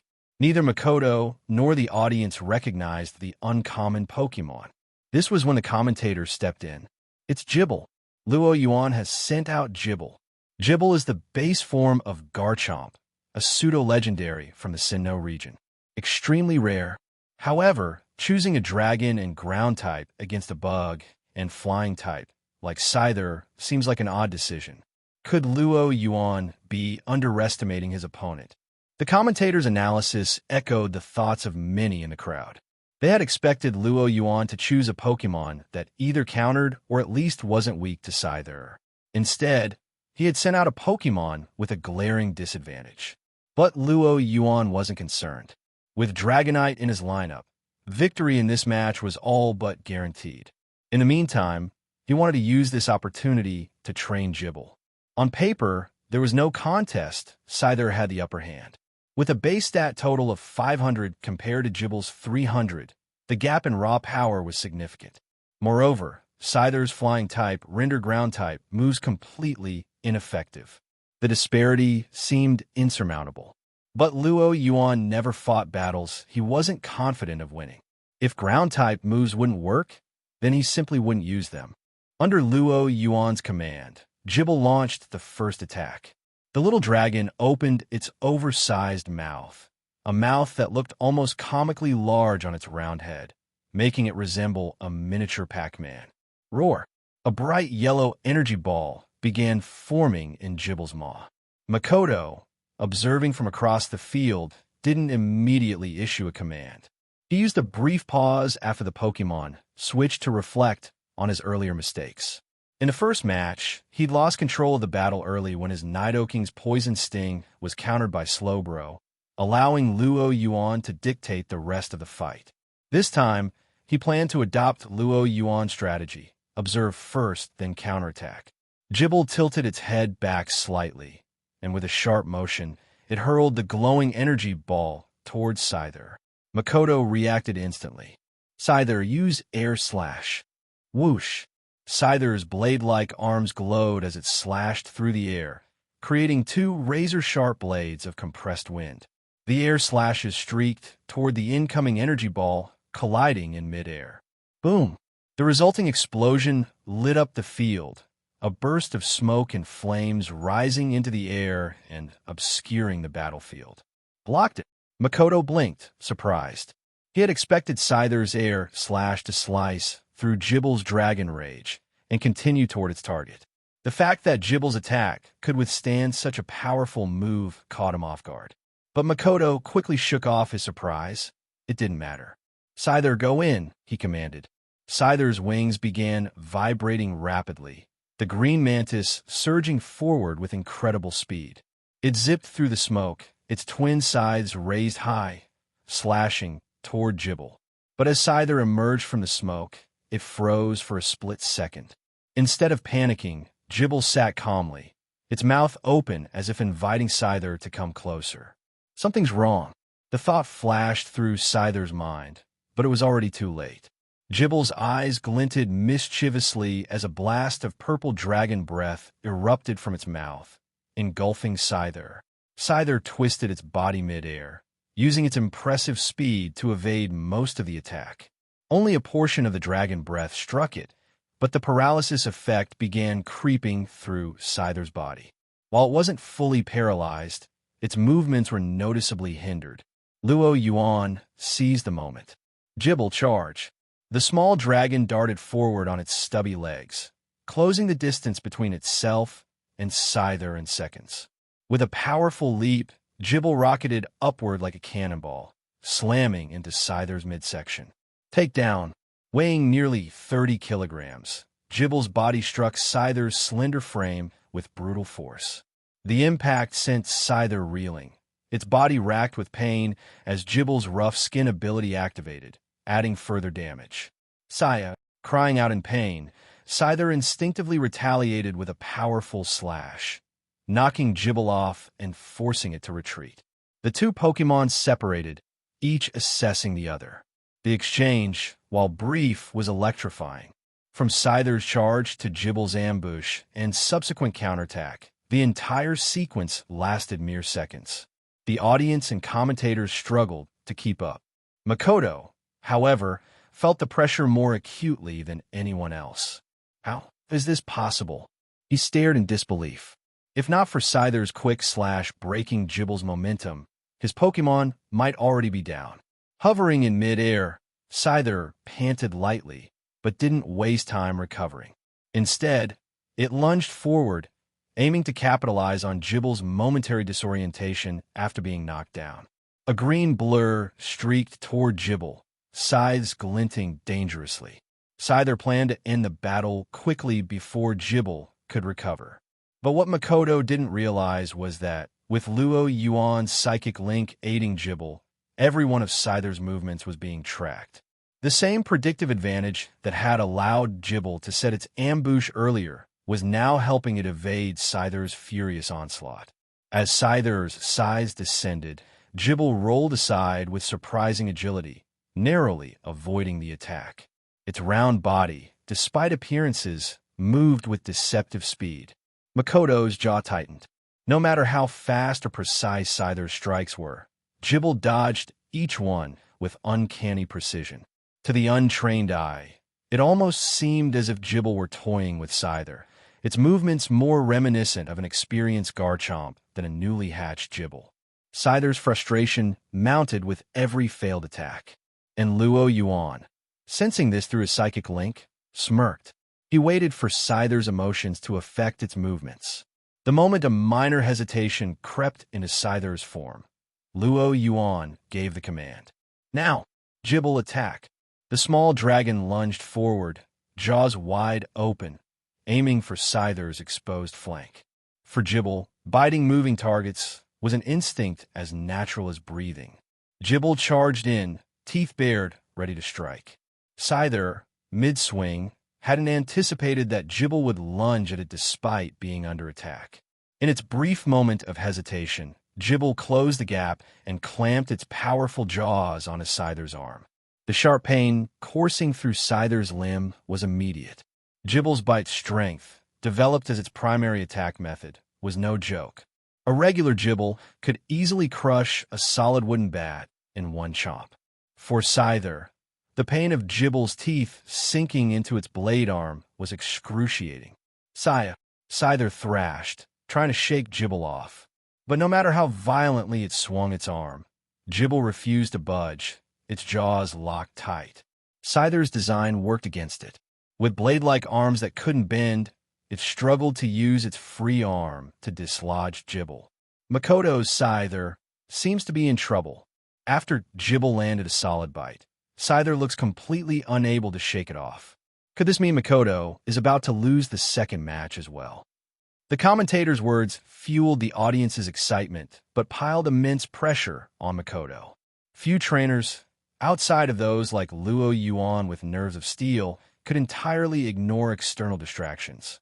Makoto hadn't yet figured out how to remove Jibble when Luo Yuan called out, "Jibble, use Iron Tail." Jibble braced against Scyther's trapped arm, pivoting in midair to slam its short, strong tail against Scyther's head. Thwack! The impact made Scyther's head ring, throwing it off balance. But Scyther wasn't done. Despite the daze from the Iron Tail, it instinctively lashed out with a counterattack. "Slash it!" Makoto shouted. Through Luo Yuan's psychic synchronization, Jibble had already detected the trajectory of Scyther's blade. Still, suspended midair, Jibble couldn't dodge. Instead, it hardened its head, using Iron Head to absorb the blow. Bam! The force sent Jibble flying backward, but not without consequence for Scyther. Thanks to Jibble's rough skin ability, Scyther sustained additional damage from the contact. While Scyther staggered in pain, unable to follow up its attack, Jibble twisted midair and landed firmly on the ground. Its claws dug into the soil, dragging along the dirt as it slowed to a halt. Shaking off the soreness in its head, Jibble didn't hesitate. It opened its mouth wide, inhaling deeply before unleashing a swirling gust of wind. The move was smooth, fluid, and powerful, a demonstration of practiced precision. That's Twister. Not only does Luo Yuan's Jibble know Dragon Rage, but it also knows Twister. This doesn't bode well for Scythe. Makoto realized the same. Still reeling from the Iron Tail, Scyther couldn't avoid the sudden attack. The Twister slammed into it, spinning it through the air like a rag doll. "Scyther!" Makoto called out, relief washing over him as Scyther shakily rose to its feet. Scyther is still standing. Makoto's Scyther is showing incredible determination. Could this be the start of an amazing comeback? Luo Yuan chuckled, shaking his head. The fact that Scyther was still standing was sheer luck. It had already taken a half hit from Dragon Breath, a takedown of a bite from Jibble, and an Iron Tail. Now, after enduring a Twister, Scyther was running on fumes. The only reason it hadn't gone down was due to its significantly higher base stats compared to Jibble's. Still, Luo Yuan thought it was a shame. Had Scyther been airborne when Twister hit, the move's power would have doubled, finishing the fight then and there. But such thoughts passed quickly. In its current state, Scyther was no longer a threat to Jibble. "Finish it," Luo Yuan said calmly.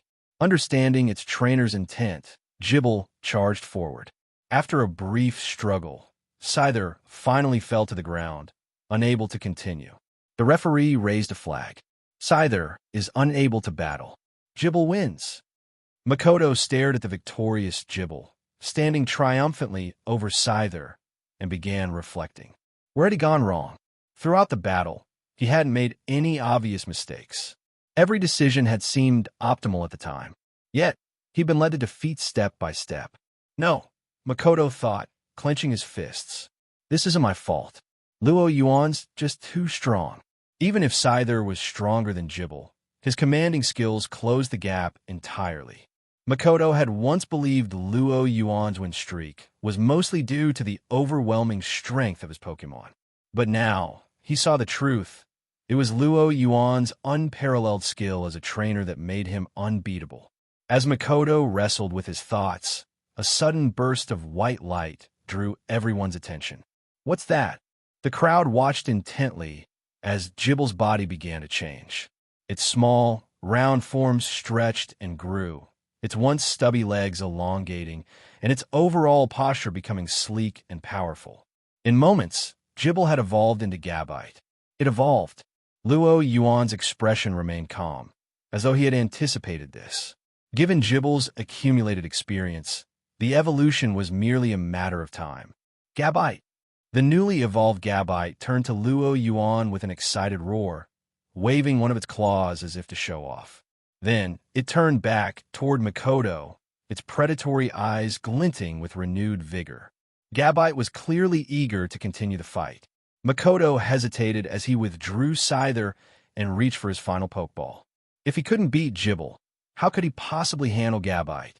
Still, surrendering felt like giving up halfway. Makoto gritted his teeth and made his decision. Go, Venusaur! Thud! With a heavy stomp, a massive Venusaur appeared on the battlefield. Its sharp gaze locked onto Gabite, the large flower on its back swaying slightly as it released a fine mist of pollen into the air. Makoto sends out his third Pokémon, Venusaur. This Venusaur looks formidable. Could it break Luo Yuan's winning streak? So far in this match, Luo Yuan had only used 2 Pokémon, neither of which were part of his main team. The commentator and most of the audience didn't believe Makoto stood a chance of winning. The real question was whether Luo Yuan might get careless and suffer his first loss in the tournament. Makoto, however, wasn't paying attention to the crowd's reactions or the commentator's analysis. His previous defeat had taught him the importance of focus. Although Luo Yuan's overwhelming strength was the main reason for his loss, Makoto had also allowed external distractions to rattle him. Now, Venusaur and Gabite faced each other in a tense standoff, each Pokémon sizing up its opponent. Makoto kept his gaze on Gabite, running through potential strategies in his mind. Gabite is a dragon and ground type. Its weaknesses are ice, dragon, and fairy, none of which Venusaur can exploit. I can't rely on type advantages here. His thoughts quickly shifted to tactics. Venusaur used Stun Spore. The grass type's go-to control move was a natural choice. Venusaur crouched slightly, lowering its center of gravity. A yellow mist sprayed from the massive flower on its back, drifting upward before descending to blanket the battlefield. The spores spread rapidly, covering a wide area. Luo Yuan raised an eyebrow at the sight. Gabite used Twister. Roar. Gabite let out a fierce cry, opening its jaws wide and inhaling deeply. With a powerful exhale, it unleashed a massive Twister, far larger than any it had used before. The swirling winds sucked up the spores around Gabite, dispersing them harmlessly. Makoto didn't look surprised. He had anticipated Gabite's use of Twister, given its earlier performance. The Stun Spore was merely a feint. Venusaur used Magical Leaf. The large Pokémon shook its body, sending shimmering green leaves flying from its flower. The glowing leaves curved in midair, homing in on Gabite. This move, combined with the earlier Stun Spore, was a much more sophisticated tactic than Makoto's earlier direct attacks. But Luo Yuan wasn't impressed. Magical Leaf alone won't cut it. Raising his hand slightly, Luo Yuan gave Gabite the signal. Through their psychic link, Gabite immediately adjusted the Twister's trajectory, drawing most of the leaves into the vortex and shredding them to pieces. The few that escaped were swiftly intercepted by Gabite's sharp fins, slashing through them with ease. Makoto clenched his teeth as his strategy failed to land. Yet he didn't let up. Having learned from his earlier matches, he knew that giving Luo Yuan control of the battle was a surefire way to lose. Venusaur used Vine Whip. Two thick green vines shot out from Venusaur's flower, snaking toward Gabite. Counter with Slash. Gabite crossed its arms and swung its sharp fins as the vines closed in. Slash. The vines recoiled as if electrified, the pain causing Venusaur to retract them. Despite its setback, Venusaur continued attacking, releasing a flurry of small seeds from its mouth. Swish! Swish! The seeds shot through the air like bullets. Makoto's Venusaur is keeping up relentless pressure. After its Vine Whip was thwarted, it's now using Bullet Seed to maintain its offensive. Gabite snarled in irritation, clearly annoyed by Venusaur's constant barrage. Being on the defensive wasn't its style. Roar! Gabite opened its mouth again, unleashing a dragon rage that detonated the seeds mid-air. As the explosion sent debris flying, Gabite stomped its feet into the ground. The impact generated a sudden, fierce wind. Gabite is using Sandstorm. The swirling sand quickly spread, enveloping the battlefield in a dusty haze. Venusaur squinted against the onslaught of sand, trying to protect its eyes. The rough grit battered its body, dealing minor but constant damage, while the oppressive environment made it increasingly uncomfortable. Luo Yuan's focus shifted to Gabite, whose silhouette flickered in and out of view within the storm. He frowned slightly.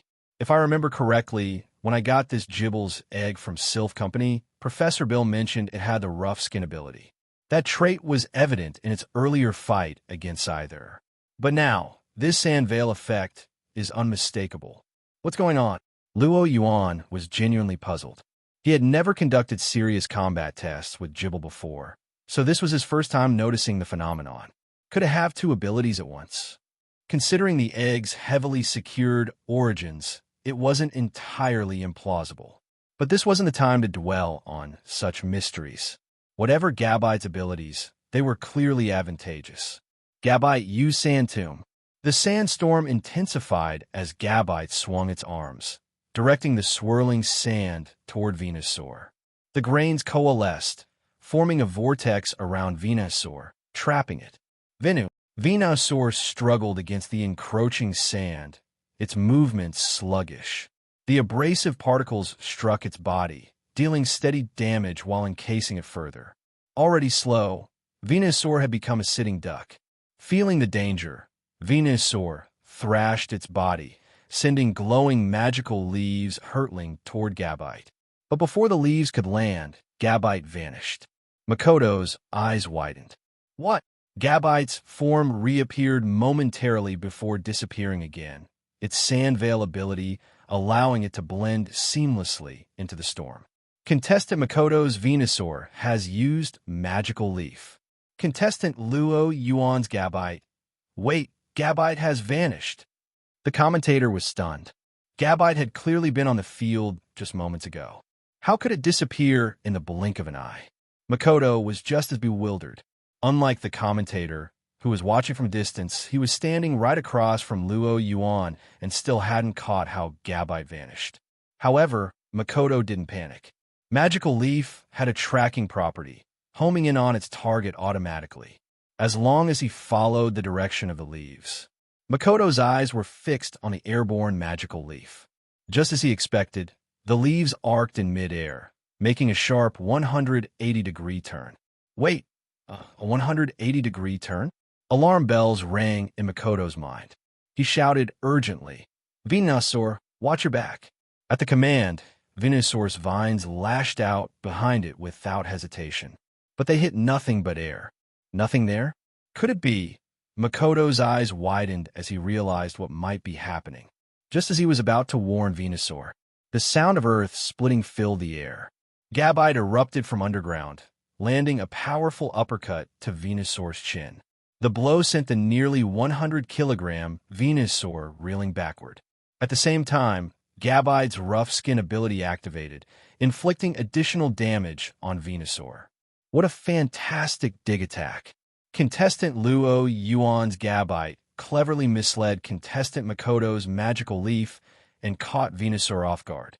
But how will Luo Yuan handle the magical leaf, still chasing Gabite? The sharp whoosh, whoosh, whoosh of magical leaf closing and filled the stadium. Luo Yuan had already planned for this. To stop magical leaf, there were two options: destroy the leaves entirely or let them hit a target. Luo Yuan chose the second option. Thanks to the psychic link Luo Yuan shared with Gabite, the Pokémon had pinpointed the location of the leaves. Gabite crouched low to the ground, poised like a coiled spring. With a swift push off its powerful legs, Gabite darted behind Venusaur, using it as a shield. Oh, contestant Luo Yuan's Gabite has used its agility to hide behind Venusaur, turning it into a makeshift shield. Not good. Venusaur dodged. Makoto shouted in alarm. But Venusaur was still recovering from the uppercut and the lingering effects of Sand Tomb, making it difficult to move. It was unable to follow Makoto's command. Magical Leaf's tracking ability was impressive, but at such close range, and with Venusaur's large frame in the way, the leaves couldn't change course in time. In an instant, the magical leaf attack struck Venusaur instead. Boom, boom, boom. Explosions erupted across Venusaur's body, dealing massive damage. Fortunately, being part grass and poison type meant Venusaur only took a quarter of the usual damage from grass-type moves. Still, the explosion's force was enough to knock Venusaur completely over. Gabite narrowly avoided being crushed under Venusaur's bulk as it toppled. Venusaur landed on its back, legs flailing, trying to right itself with its vines for leverage. But Luo Yuan wasn't about to waste this opportunity. Gabite, sand attack followed by Metal Claw. Gabite kicked up a plume of sand, blinding Venusaur. Then, its claws glinted metallically as they slashed down on Venusaur's exposed body. Venusaur let out a pained cry, but its training and battle instincts kept it from panicking. Using its vines to push against the ground, Venusaur flipped itself upright. Now back on its feet, Venusaur's eyes burned with fury as it unleashed its most powerful move. Petals fell from the massive flower on its back, gathering into a swirling sea of blossoms that surged toward Gabite. Petal Dance. With a base power of 120, Petal Dance posed a serious threat to Gabite. If the attack connected, Gabite would be in serious trouble despite its recent evolution. But Petal Dance is only dangerous if it lands. The earlier sand attack had lowered Venusaur's accuracy, and Gabite's Sand Veil ability further boosted its evasion. Amidst the raging sandstorm, Gabite's figure flickered in and out of sight. The petals all missed their mark, and Gabite dodged the attack with ease. The situation isn't looking good for contestant Makoto. Gabite's high evasion rate makes it nearly impossible for Petal Dance to land. What strategy will Makoto use to turn this around? The commentator's voice was full of tension. To Luo Yuan, however, the commentator was being far too cautious. In his eyes, the match is already decided. Makoto felt the same sense of inevitability. It's over.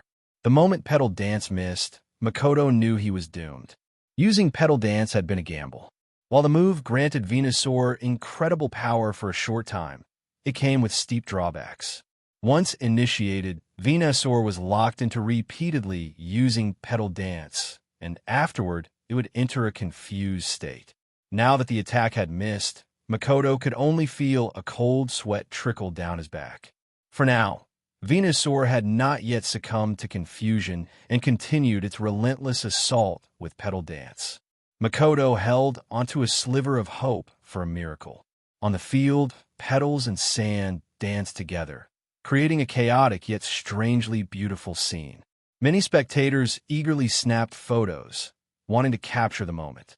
But no miracle came. Venusaur, its stamina nearly drained, finally succumbed to confusion. At the same time, the sand tomb binding it quietly faded, lifting the restrictions on its movement. Yet, free or not, a confused Venusaur made little difference. Seeing Venusaur's current state, Luo Yuan gave his command. Gabite, Iron Tail. Wham! Gabite's tail, shining with a metallic gleam, struck Venusaur with immense force.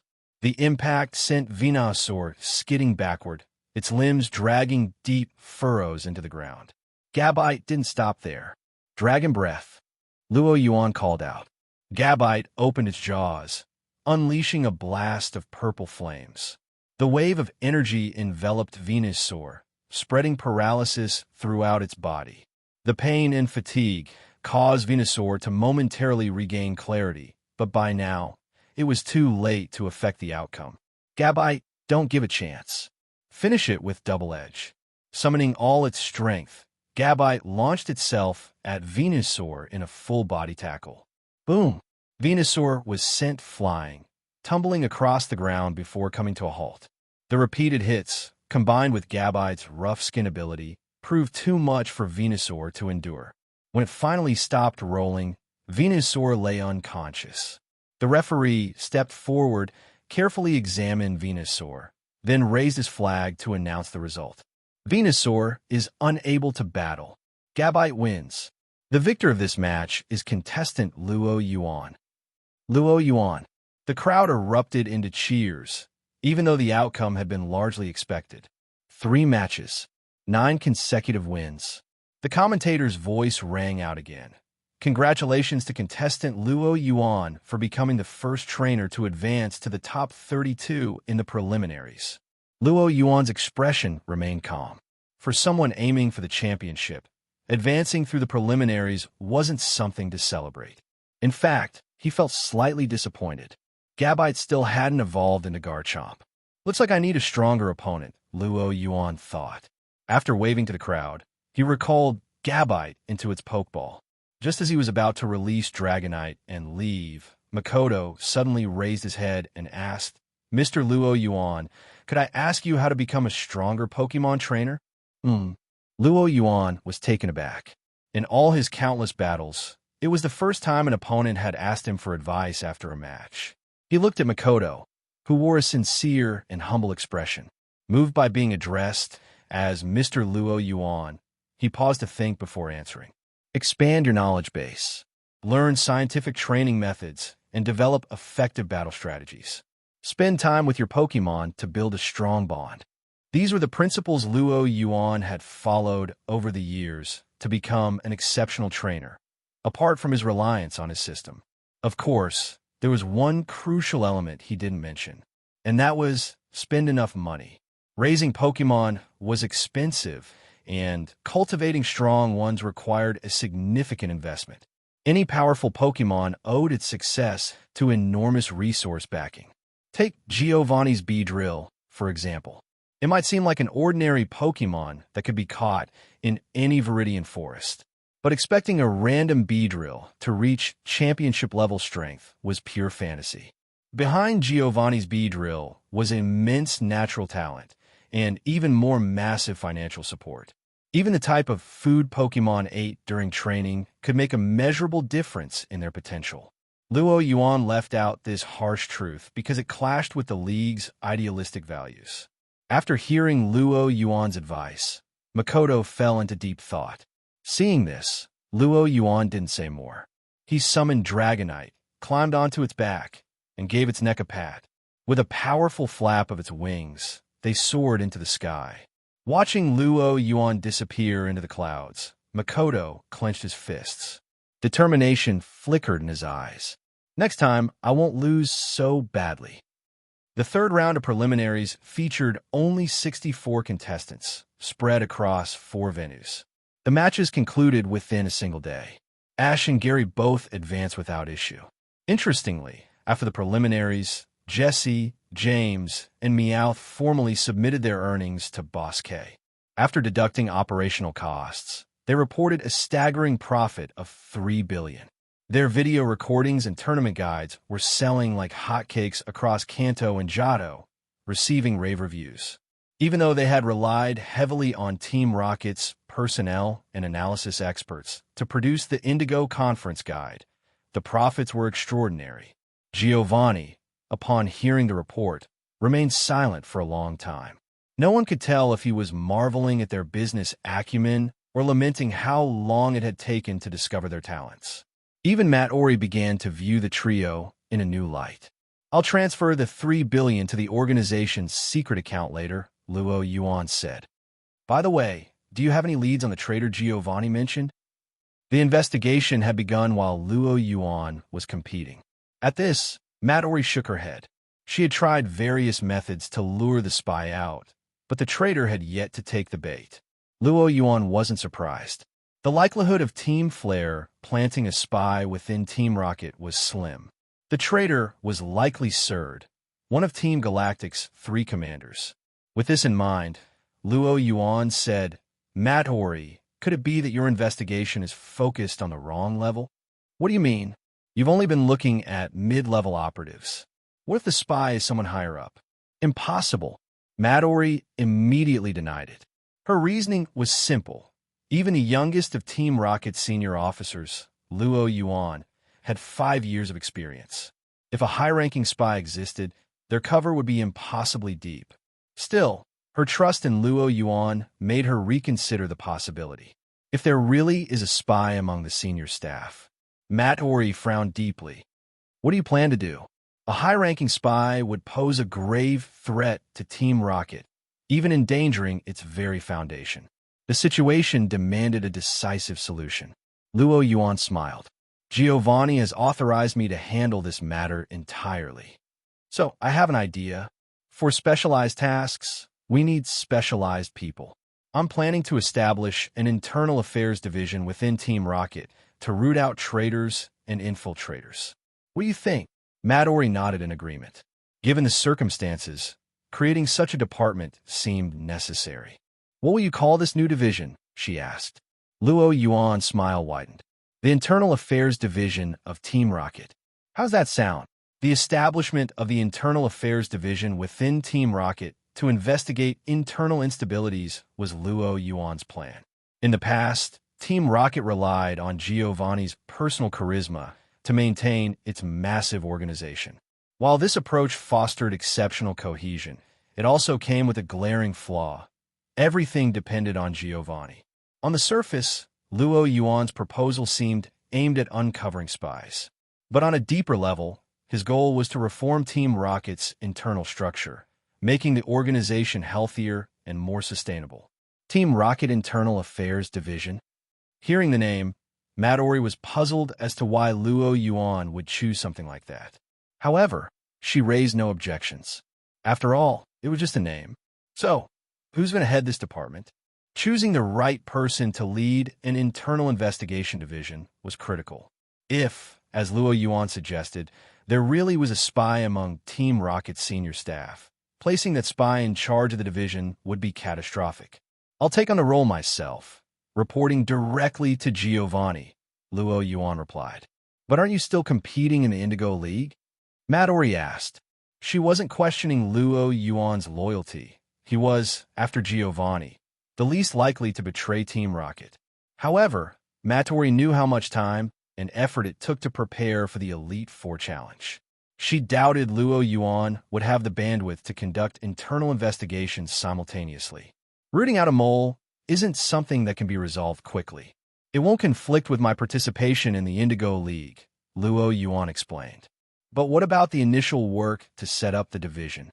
Luo Yuan smiled faintly. "Isn't that what you're here for?" Matori.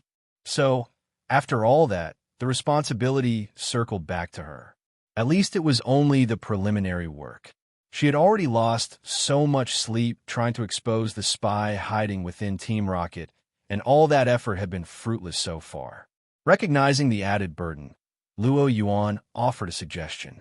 "I do have a lead on where to start. You have a target in mind?" Matori was surprised. Luo Yuan's decision to propose the Internal Affairs Division and audit senior officers suggested he had identified a suspect. "I'm familiar with the Kanto operatives. Sabrina is definitely not the mole. Surge's personality isn't suited for espionage, and Koga is entirely focused on becoming an Elite Four member. In Jado, among the 4 generals, Petrol is suspicious just by appearance, but our Kanto and Jado branches operate independently. This incident likely has no connection to the Jado division." So you suspect the Sevii Islands division? Matori asked. The Hoenn branch was still in its infancy and too far removed to be relevant, leaving only the Sevii Islands. At this, Matori eyed Luo Yuan skeptically. She knew he had a strained relationship with Carr from the Sevii Islands branch. Was Luo Yuan using this as an excuse to remove him? If so, should she stop him from abusing his authority for personal grievances? Caught up in her thoughts, Matori's expression shifted repeatedly. Luo Yuan immediately guessed what she was thinking. Stop overthinking. I'm not talking about Carr. He doesn't have the brains for this, Luo Yuan said dryly. Matori nodded reflexively. After witnessing Carr's blunders during the Sevii Islands incident, she couldn't imagine him orchestrating anything complex. Then who? I mean Surd. Something about her feels off, Luo Yuan said, choosing vague yet intuitive language to express his suspicion. Surprisingly, Matori accepted this reasoning.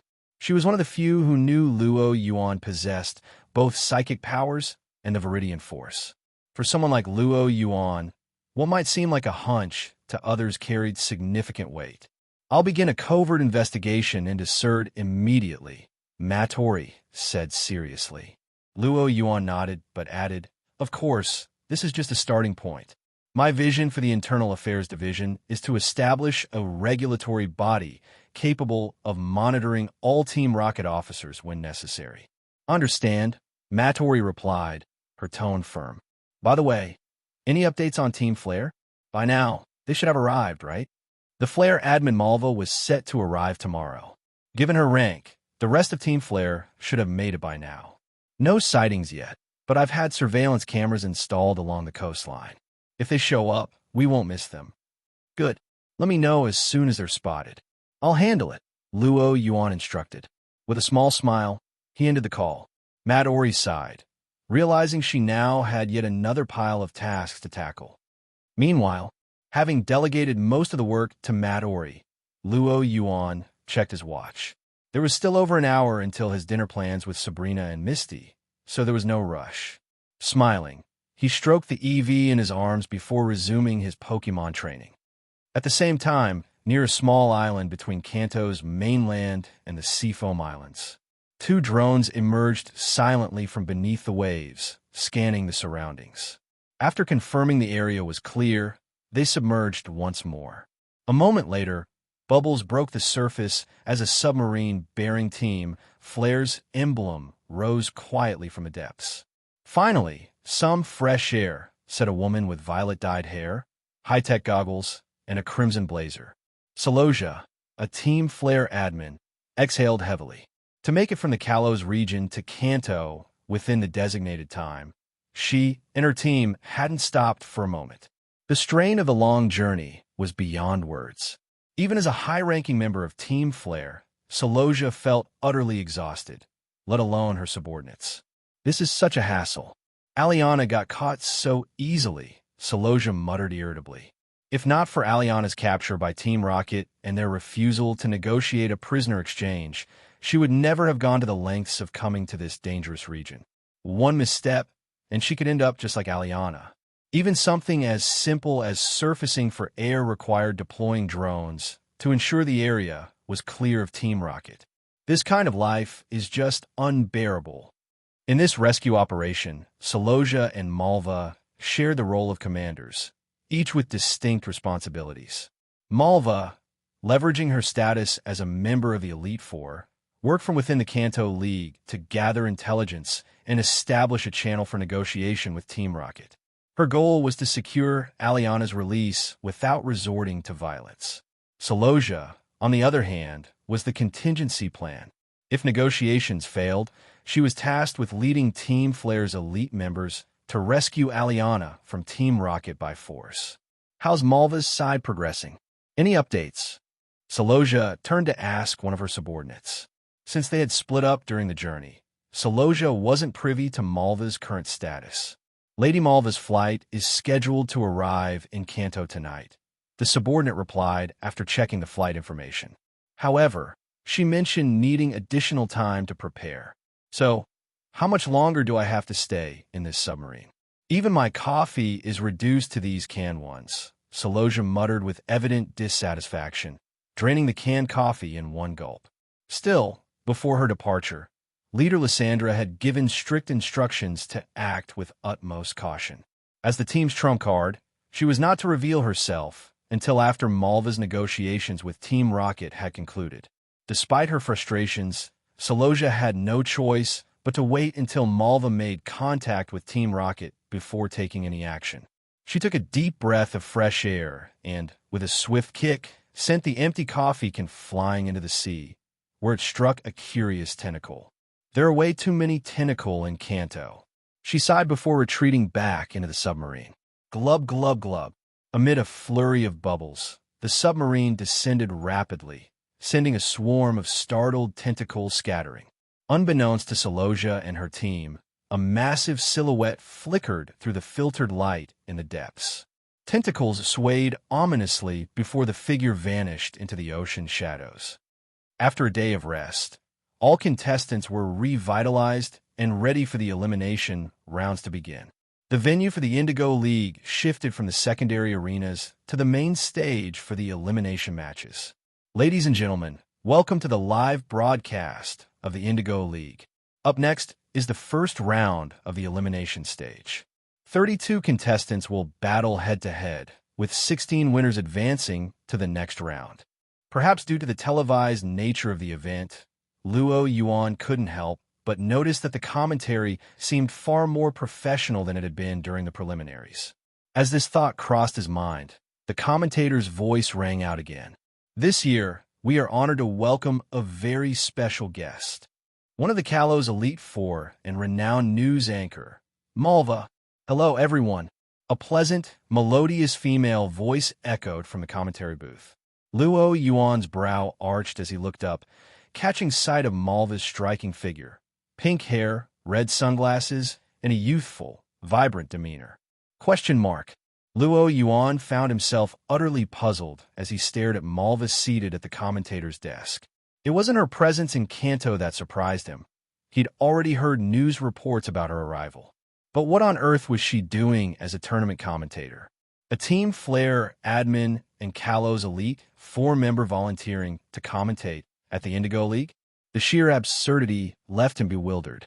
He wasn't the only one confused by this bizarre move. Even Lance, tasked with receiving Malva on behalf of the Kanto League, had been thrown off by her request. Malva's official purpose in coming to Kanto was to represent the Kalos League in negotiations about importing Megastones. Previously, the Hoenn League had managed to procure a batch of Megastones through negotiations with Kalos, only for them to be stolen by Team Hunter J. This loss forced Hoenn to focus on local excavation efforts, eventually discovering Megastones in its ruins to compensate. Kanto, however, lacked such resources, so importing Megastones from Kalos was the only viable solution to fill this gap.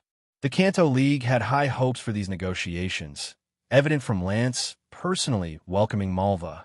Yet, before talks even began, Malva casually expressed her desire to try her hand at tournament commentary. At first, Lance intended to decline, but Malva hinted that this was a long-held dream of hers, and that she might be willing to make concessions during negotiations. Considering Malva's experience as a news anchor and her standing as a Kalos Elite Four member, Lance eventually gave in and agreed to her request. And so, here they were. Hello, residents of Kanto. I'm Malva. Malva's appearance was highly deceptive. Like Luo Yuan, she didn't look anything like an operative of a sinister organization. That was intentional. Her role as a commentator served as a perfect cover for her Team Flare affiliation, allowing her to negotiate with Team Rocket discreetly.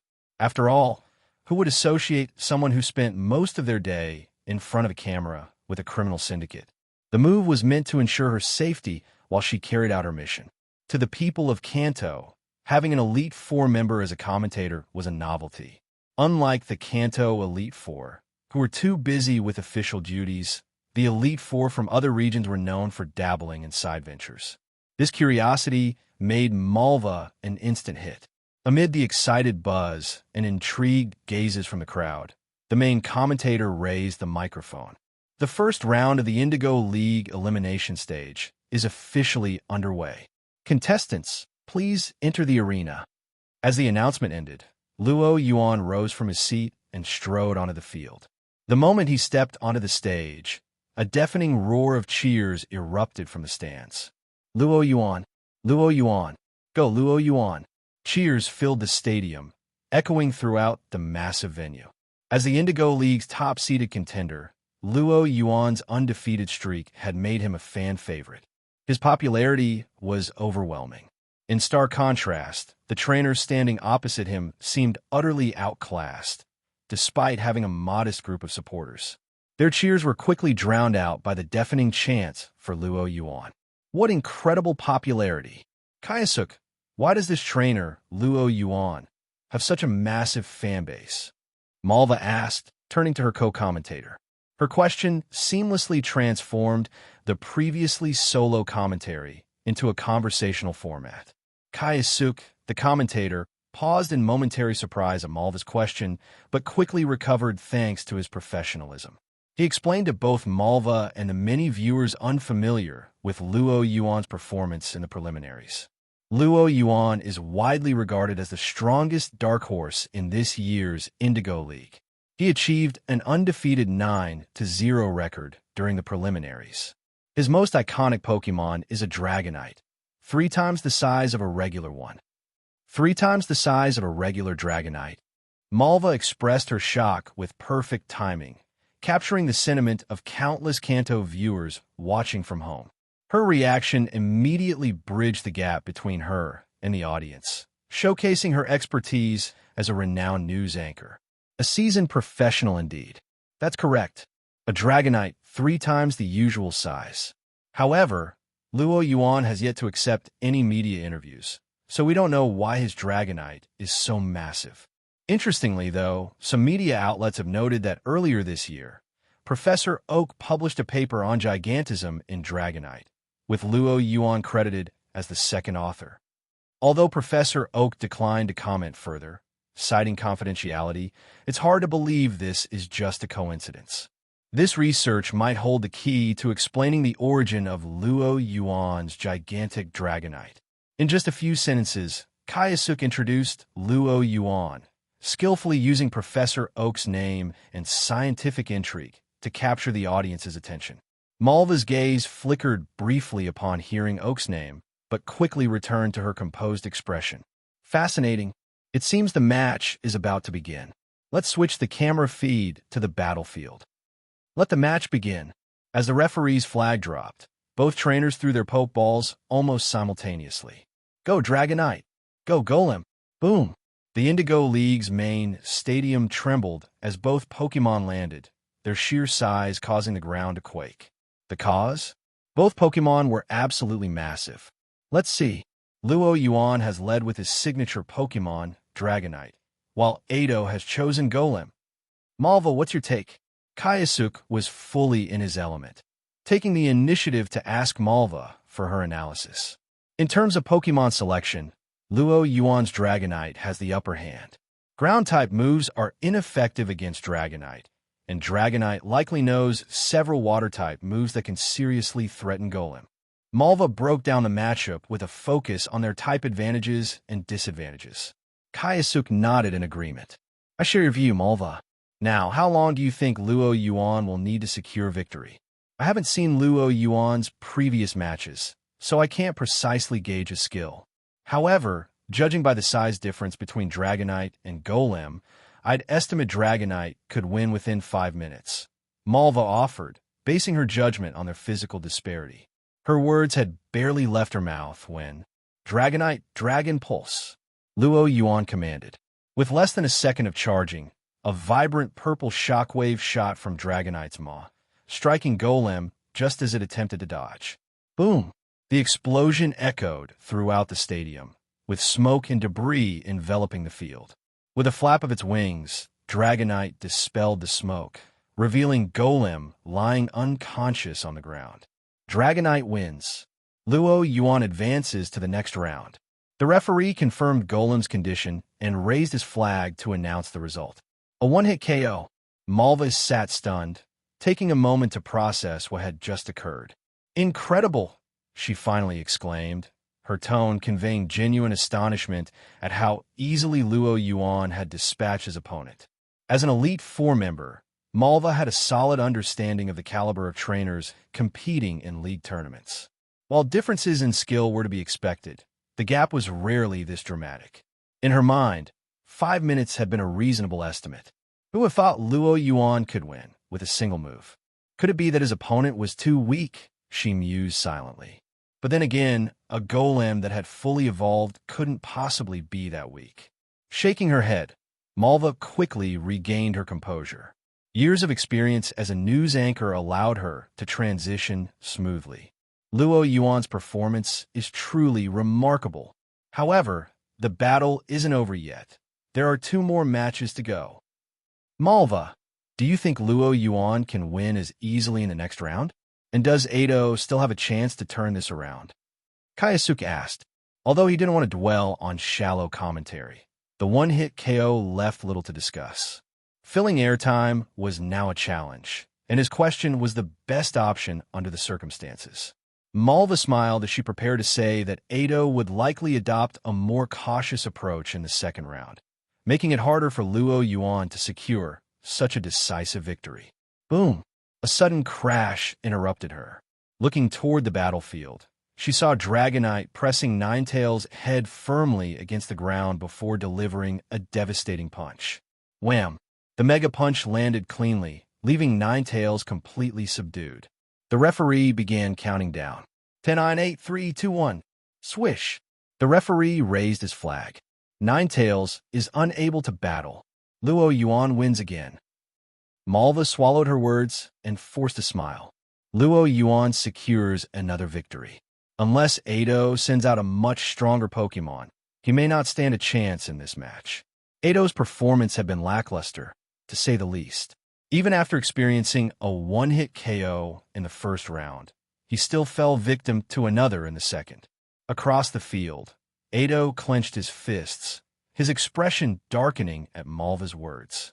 The thought of Luo Yuan achieving a 12-match winning streak by defeating him only added fuel to the fire. Ado reached for a pokeball at his belt, stroking it carefully. I wasn't planning on using this. It's a Pokemon I just caught and haven't trained much. But if it's come to this, I have no choice.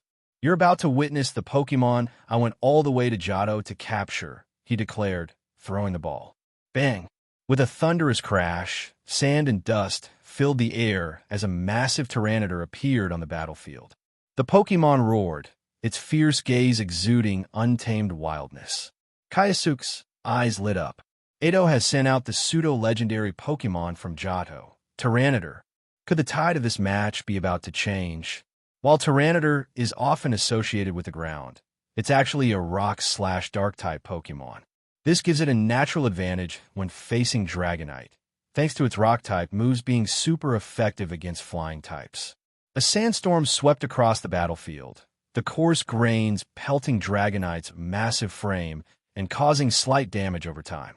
However, Tyranitar seemed deeply irritated. It had been living peacefully on MT Silver, eating dirt, basking in the sun, occasionally fighting Ursaring to pass the time.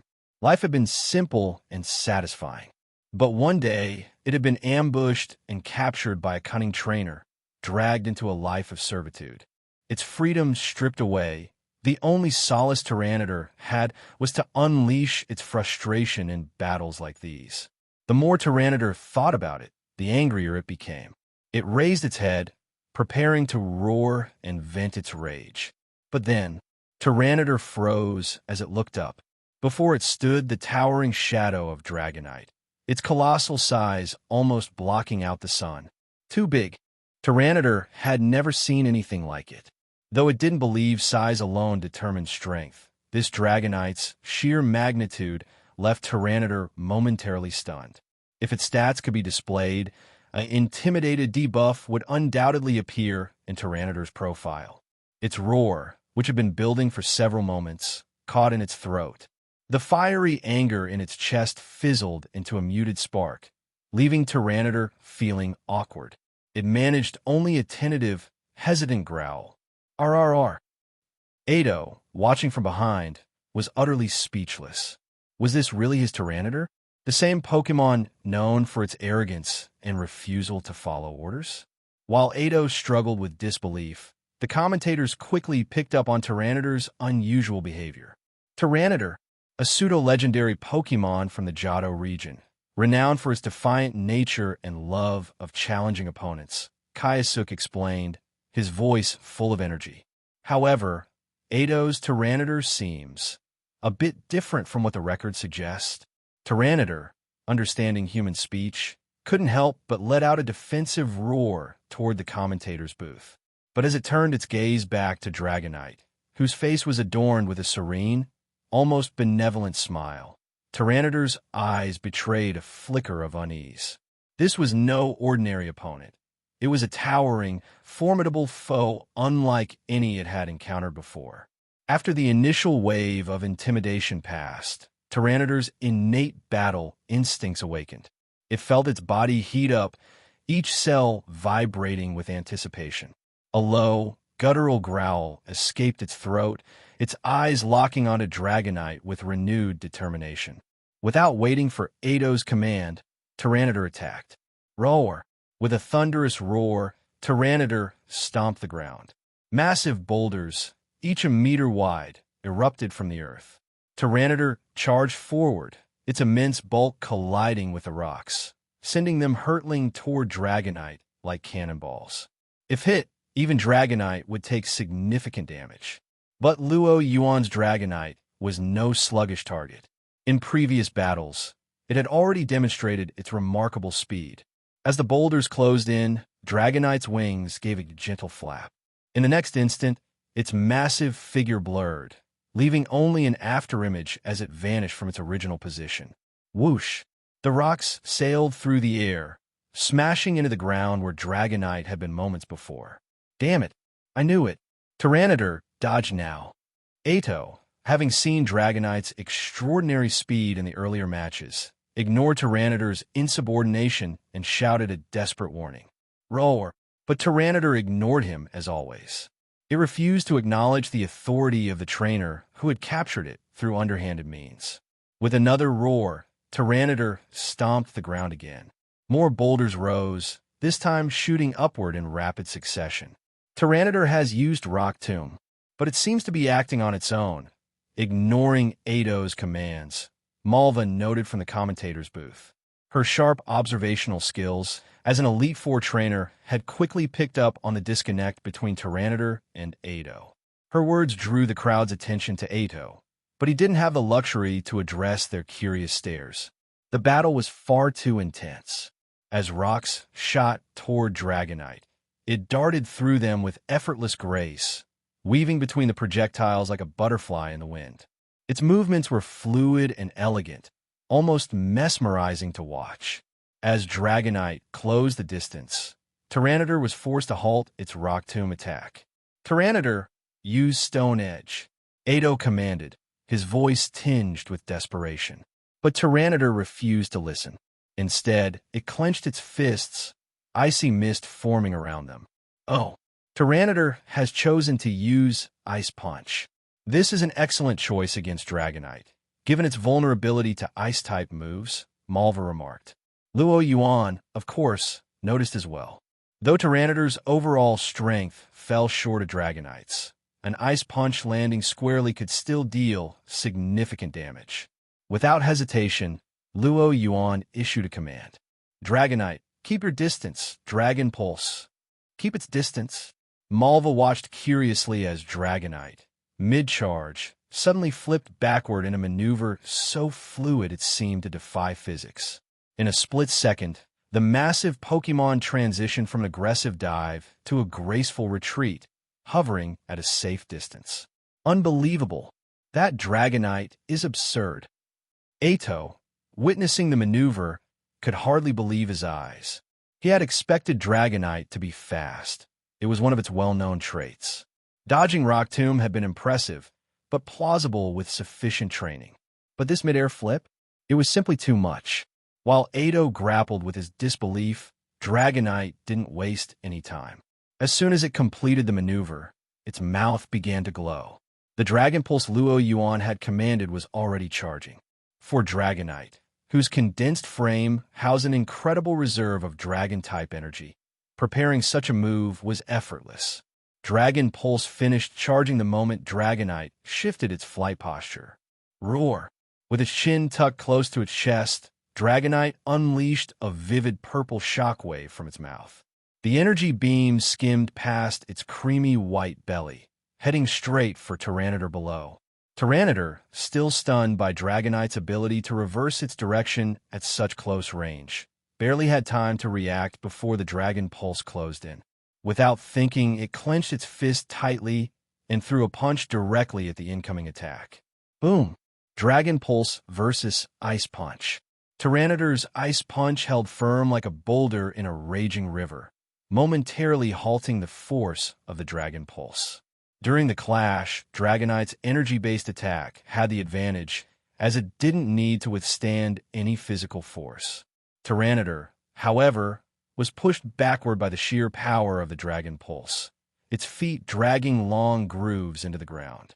But Dragonite's superior level and power eventually tipped the scales. With a sudden burst of energy, the Dragon Pulse's beam grew thicker, and Tyranitar, who had been holding on with all its strength, was quickly overwhelmed. Tyranitar's Ice Punch wasn't enough to stop Dragonite's Dragon Pulse. Tyranitar has been hit, Kaisuke announced energetically. The Dragon Pulse struck Tyranitar squarely, triggering an explosion. The resulting shockwave sent Tyranitar hurtling backward. However, the sandstorm granted Tyranitar a significant advantage. Its rock typing gave it a 1.5x boost to special defense in such weather conditions. Coupled with the partial deflection from Ice Punch, the damage it sustained wasn't as severe as it could have been. Gritting its teeth, Tyranitar managed to remain standing, refusing to collapse. Well done, Tyranitar. Now use Stone Edge. Edo called out excitedly, hoping to seize the moment to turn the tide. But Tyranitar ignored him completely. Instead, it opened its mouth and let out a piercing screech, a sound so grating it was like fingernails dragging across a chalkboard. Luo Yuan winced at the sound, his skin crawling. Quickly, he used his psychic abilities to block the noise, finally breathing a sigh of relief. Screech, he muttered, naming the move. The attack emitted a sharp, ear-piercing sound that drastically lowered the opponent's defense. If Luo Yuan were to rank the Pokémon moves he despised the most, Screech and similar sound-based moves like Metal Sound would undoubtedly be at the top. These moves, which affected both trainers and Pokémon, felt like psychological warfare, downright anti-human. Looking at Dragonite, who was covering its ears with visible discomfort, Luo Yuan frowned at Tyranitar with a hint of irritation. Tyranitar, however, seemed perfectly content with its choice. Its goal of lowering Dragonite's defenses had been achieved. Tiraean, with a mighty roar, Tyranitar swung its arms, hurling nearby rocks toward Dragonite. Tyranitar has used Rock Slide. This move packs a punch and has a decent chance of causing the opponent to flinch. Combined with the earlier Screech, Tyranitar's strategy is looking solid. Malva explained from the commentary booth. Behind Tyranitar, Edo sighed in relief at the sight of the combo. Perhaps, just maybe, this was a better strategy than his initial idea of using Stone Edge. Luo Yuan seemed to agree with Malva. The combination was decent and demonstrated a higher level of battle instinct. It wasn't hard to see why Tyranitar often disregarded Edo's commands. In fact, its natural battle sense was leagues ahead of its trainer. That said, Luo Yuan's evaluation of Tyranitar's overall combat skills wasn't particularly high. Its moves were solid for an untrained Pokémon, but it still lacked the refinement of a well-coached battler. The only reason Luo Yuan was impressed was that Tyranitar had achieved this level of skill on its own, without any guidance. Whoosh, whoosh, whoosh. Rocks hurtled through the air toward Dragonite. Luo Yuan raised his hand. Dragonite reflect. Swish. A transparent wall materialized in front of Dragonite, shimmering faintly.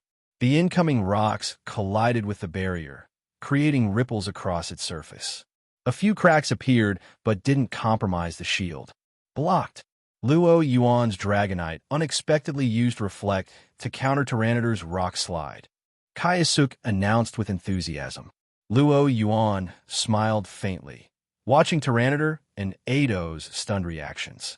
This was precisely why he insisted all his Pokémon learn Reflect and Light Screen. Unlike the simple damage-reducing mechanics seen in games, in real-life battles, these moves functioned as near-impenetrable barriers. With Luo Yuan's affinity for psychic types enhancing their effects, Reflect and Light Screen became even more formidable. Tyranidar froze briefly upon seeing its attack blocked, but it quickly adjusted, raising its arms and summoning a barrage of boulders. Rock Throw! Massive stones were launched into the sky, raining down toward Dragonite from above. Tyranidar's reasoning was simple. If a frontal assault was ineffective, an aerial attack would surely work. However, Tyranidar had overlooked one crucial detail. My Dragonite isn't a stationary target. Dragonite Agility, Luo Yuan commanded. Blue energy glowed in Dragonite's eyes before enveloping its entire body. Whoosh! Already fast, Dragonite's speed increased exponentially. Its figure blurred, leaving only afterimages behind as it moved. Eido clenched his fists, thinking it was finally time to showcase his tactical brilliance. Tyranidar, don't panic. Focus on Dragonite's movements and track its trajectory. Tyranidar rolled its eyes, its expression almost human-like in its disdain. Then, completely ignoring its trainer's command, it used Protect instead. Tyranidar has chosen to use Protect against Dragonite's agility? Kaiosuk remarked, confused by the move. Beside him, Malva's eyes gleamed with approval as she watched Tyranidar's actions. Before she could elaborate, a shadow flickered. Dragonite abruptly appeared in front of Tyranidar, its rounded arm raised high before slamming down. Brick Break! Bam! The shimmering blue shield from Protect formed just in time, blocking Dragonite's attack. Crack! The force of Brick Break caused a web of fractures to spread across the shield. Even the audience could tell that Tyranidar's timely use of Protect had prevented a devastating blow. Tyranidar's Protect was absolutely critical. If that Brick Break had landed, it might have been an instant knockout. Kaiosuk exclaimed. Reality once again proved Tyranidar's instincts right. Its use of Protect had been crucial. Fighting-type moves dealt 4x damage to it, and no matter how tough its defenses were, there was no way it could survive Dragonite's Brick Break unscathed.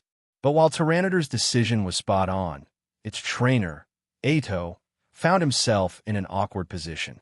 As a Pokémon trainer, having his Pokémon ignore his commands and make better decisions on its own was a direct blow to his competence. To make matters worse, the elimination round was being broadcast live across the entire Kanto region. The thought left Eido in silence. But the battle on the field didn't pause for his embarrassment. Barely managing to block the Brick Break with Protect, Tyranidar now fully understood that Dragonite had the power to take it down in one blow. Its movements became more cautious as it backed away, putting distance between itself and its opponent. When Tyranidar saw Dragonite flap its wings and prepare to lunge forward again, it let out a low growl. Swinging its arm, Tyranidar shattered nearby rocks, sending dozens of wheel-sized boulders hurtling toward Dragonite in an attempt to disrupt its flight path. At the same time, energy began to gather in Tyranidar's mouth as it prepared its next move. However, Tyranidar had underestimated Dragonite's strength. As the incoming boulders from Rock Slide closed in, Dragonite reacted instantly, unleashing a burst of Dragon Rage. The fiery energy collided with the rocks, triggering an explosion that obliterated the majority of the attack. Ignoring the shockwaves and flying debris from the explosion, Dragonite charged straight through. Pitter-patter. Shards of stone bounced harmlessly off Dragonite's thick hide, their impact akin to raindrops on banana leaves. Tyranidar's Rock Slide was utterly ineffective. Even Kaiosuk, commentating from the booth, couldn't hide his confusion at Luo Yuan's strategy. Luo Yuan's Dragonite chose to power through the explosion rather than dodging it. Malva, do you have any thoughts on why he might have done that? Kayasuke asked. Malva glanced at Luo Yuan, whose calm expression betrayed no hint of his thoughts. After a brief pause, she replied, "Perhaps he didn't want to waste any more time." Her words proved prescient. The moment she finished speaking, Dragonite activated agility, further amplifying its already impressive speed. In a flash, Dragonite appeared directly in front of Tyranitar, whose Hyper Beam was still only halfway charged. Caught off guard, Tyranitar froze for a moment. But its instincts kicked in, prompting it to abandon the charging Hyper Beam in favor of using Protect once more. A blue shield enveloped Tyranitar, offering a fleeting sense of security. Yet just as Tyranitar began to feel reassured, the sound of cracking glass reached its ears. Dragonite's heavy body shattered the Protect barrier as if it were a fragile eggshell. That was the last thing Tyranitar saw before Dragonite's heavy slam rendered it unconscious. Boom! The combination of Dragonite's colossal size and the force of its full-strength attack was devastating. Although Protect had mitigated some of the damage, the remaining impact was far beyond Tyranitar's ability to endure. The heavy blow rattled Tyranitar's skull, leaving its mind blank. The force of the attack rippled through Tyranitar's body, splitting the battlefield beneath it. Crack!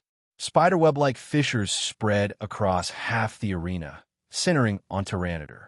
With a heavy thud, Tyranitar collapsed, its unconscious body sending a dull reverberation through the ground. Dragonite landed gracefully, flapping its wings as it descended. It tilted its head toward the referee, its gaze calm yet piercing. Startled, the referee jolted upright, raising his flag without hesitation. Tyranitar is unable to battle. Dragonite wins. The victor of this match is Luo Yuan. The referee's announcement was met with deafening cheers as Dragonite turned to the audience and flashed a warm, friendly smile.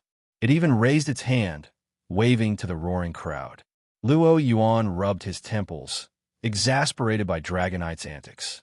He had no idea where it had picked up its showboating tendencies. On the other side of the field, Aedo stared at his fallen Tyranitar, his expression complicated. By all rights, he should have felt disappointed at his loss. Yet seeing the rebellious Tyranitar defeated by Luo Yuan left him oddly relieved.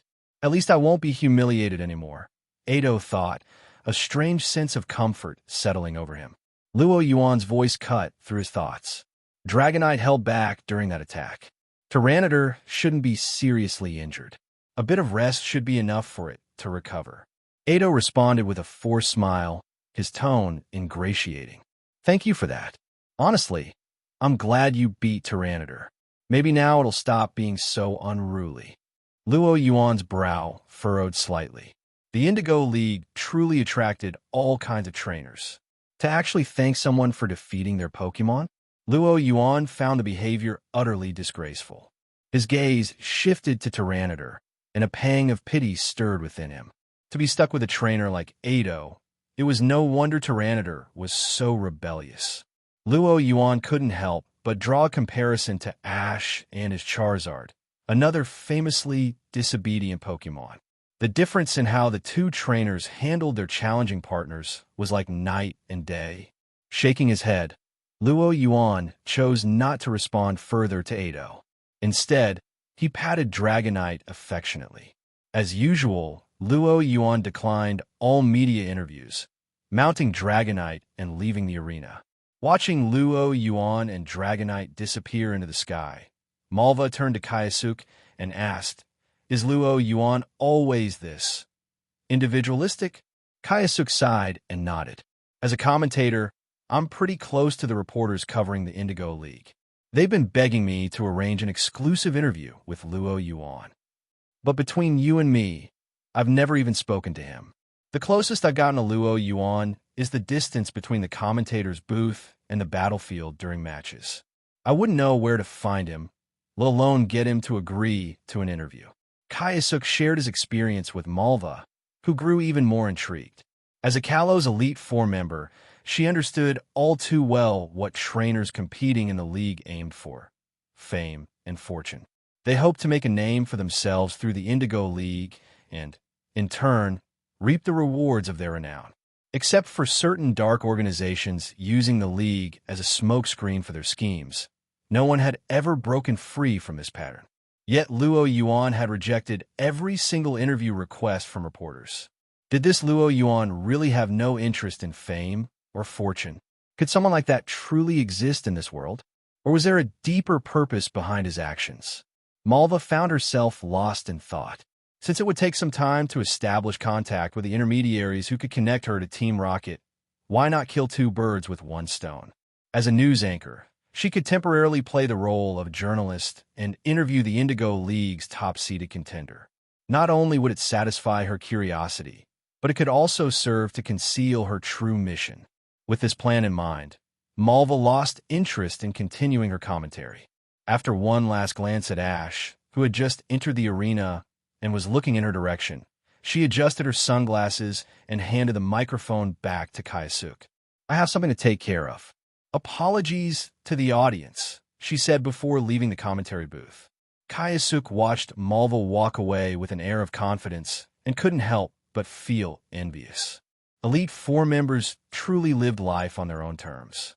They could do whatever they pleased whenever they pleased, while he was stuck under the blazing sun, providing commentary. Sigh, all for the sake of making a living.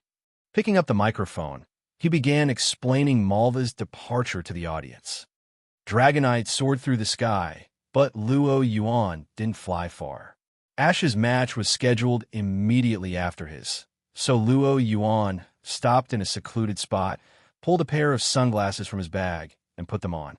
After circling around, he returned to the Indigo League arena, this time blending into the crowd.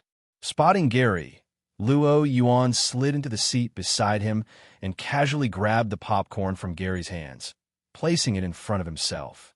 "How's Ash's match going?" Luo Yuan asked, his gaze fixed on the field where the battle had already begun. Gary reached out to grab some popcorn, only to find his hand coming up empty.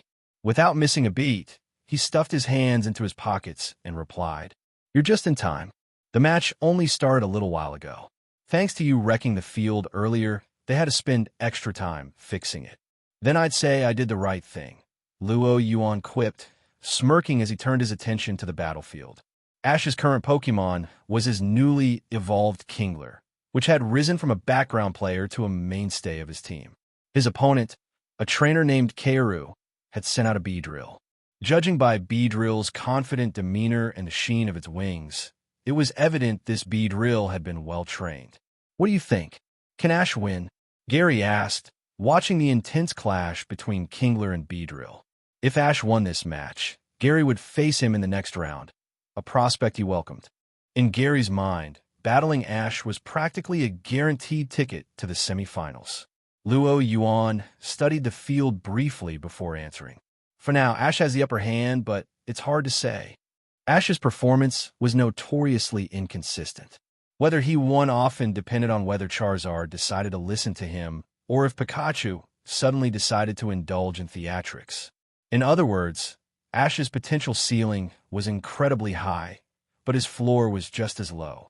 No victory was out of reach for Ash, but no loss was impossible either. Gary nodded thoughtfully, though it was unclear how much he understood. Their conversation was interrupted by a sudden shift on the battlefield. Kingler exploited a gap in Beedrill's defense, landing a direct hit to its abdomen with a powerful crab hammer. Kingler's crab hammer lands a devastating blow on Beedrill. With its low stamina and weak defenses, this is bad news for Kaoru's Beedrill. Kayasuk's voice rang out over the speakers. Beedrill's face twisted in visible pain, its usual stoic expression giving way to one of agony. "That looks like it hurt," Gary commented. Seizing the moment, he snatched the popcorn bag from Luo Yuan. Just as he reached in to grab some, a small, furry head popped out of the box. Bits of popcorn clung to Eevee's head as it blinked up at Gary, tilting its head in confusion. Eevee seemed puzzled. It had only wanted a snack, so why did its owner suddenly look so different? Gary's eye twitched, and he wordlessly handed the popcorn back to Luo Yuan. While Luo Yuan fished Eevee out of the box and brushed the popcorn off its fur, the battle on the field came to an end. Kingler finished Beedrill off with a water gun, forcing Karu to send out her second Pokemon. Oh, a Scyther. As the trainer of Scyther himself, Gary felt a twinge of familiarity as Karu's Scyther entered the field. "This doesn't look good for Ash," Gary remarked. As someone who knew the power of Scyther firsthand, Gary could tell that Karu's Scyther had been excellently trained. Unless Ash pulled off a miracle, Gary felt confident Scyther would secure the win. Oh, Luo Yuan popped the last piece of popcorn into Eevee's mouth, chuckling at its satisfied expression as he rubbed its head. Hearing Gary's comment, he glanced at the field and discreetly scanned both Pokemon with his psychic abilities. A knowing smile spread across Luo Yuan's face. "I wouldn't be so sure. How about we make a bet?" "A bet? That's right. Let's wager on who will win, Scyther or Kingler." Gary hesitated. Past experience had taught him to avoid betting against Luo Yuan, but his confidence in Scyther's capabilities, combined with his knowledge of Karu's skill, gave him pause. Plus, this wasn't a match involving Luo Yuan himself, so there was no way Luo Yuan could influence the outcome. Bolstered by these thoughts, Gary nodded. "All right, I'm in. What's the wager?" "Loser covers the winner's accommodation costs for the duration of the Indigo League," Luo Yuan proposed with a sly smile. "Are you sure about that?" Gary perked up at the prospect. "I'm here with my girlfriends, you know." As someone with multiple girlfriends, Gary naturally stayed in luxurious suites. Considering how long the Indigo League would last, this could turn out to be quite expensive. Hearing Gary's response, Luo Yuan didn't even blink. "No problem. Then it's a deal," Gary said quickly. By this point, Kingler and Scyther had already started their battle.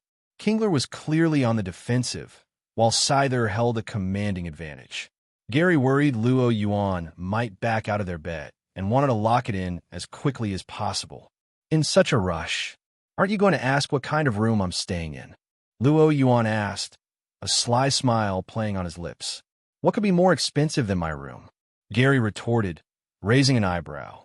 Just as Luo Yuan was about to respond, the battle on the field shifted dramatically. Scyther's X-Scissor struck Kingler head-on, but the crab endured the attack, its body absorbing the damage. Undeterred, Kingler clamped down on Scyther with its smaller claw, locking the mantis in place. No matter how hard Scyther beat its wings or struggled, it couldn't break free from Kingler's grip. A surprising turn of events. Ash's Kingler withstands Scyther's attack and successfully pins it down. With Scyther immobilized, the situation looked dire. Kingler's massive claw began to glow with a brilliant white light. Then, with one powerful swing, Kingler smashed its glowing claw into Scyther's torso. The impact sent Scyther flying across the field. However, it didn't lose its fighting spirit just yet. Kingler's Crabhammer lands a solid hit on Scyther, but it seems the attack didn't connect with a critical spot, Kayasuk explained from the commentary booth. Crabhammer was a move known for its high critical hit ratio. If it had struck Scyther's weak point, the match would have ended right there. Gary, who had been holding his breath, exhaled deeply as Scyther regained its footing. It was as if a patient on the brink of suffocation had just received a crucial gasp of oxygen. His relief was short-lived. Ash suddenly yelled, "Let's go, Kingler! Put everything into a hyper beam." Hyper beam. Gary froze, unable to process what was happening. Before he could react, Kingler raised its massive claw, yellow energy rapidly coalescing at its tip. A split second later, the beam erupted forward. The golden energy engulfed Scyther in an instant. Without a sound, Scyther crumpled to the ground, completely defeated.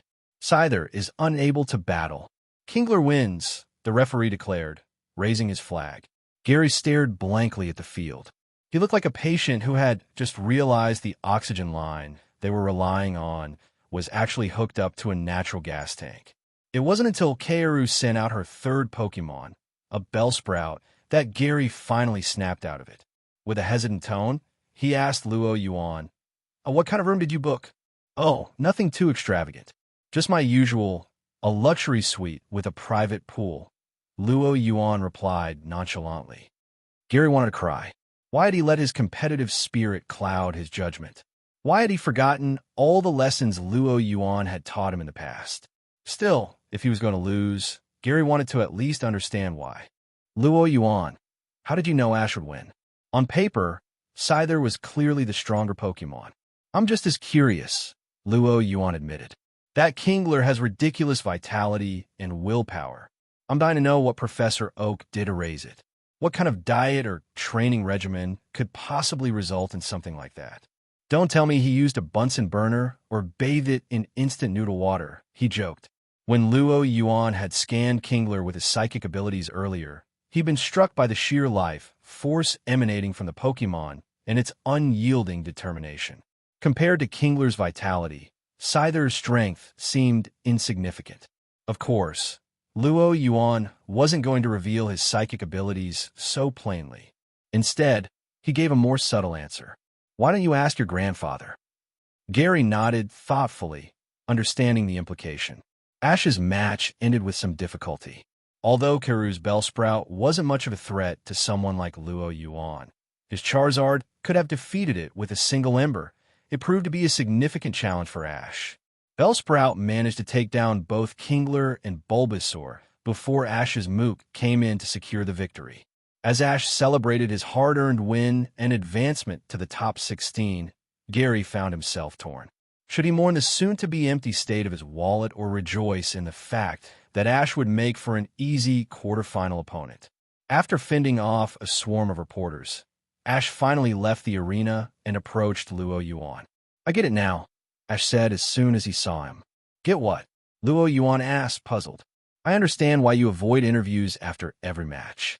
They're so annoying, Ash exclaimed, visibly exasperated.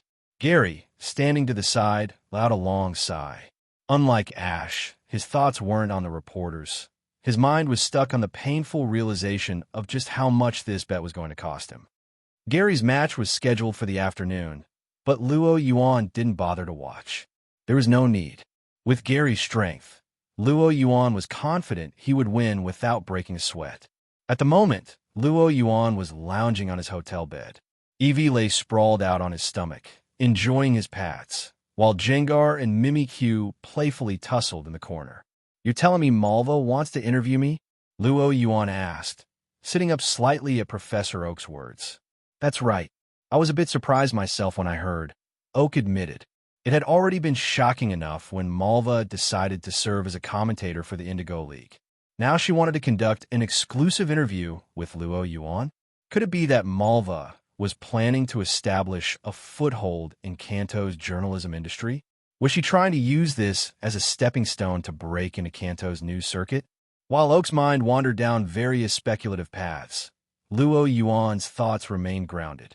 The reason he had avoided interviews thus far was to save his momentum for a grander debut.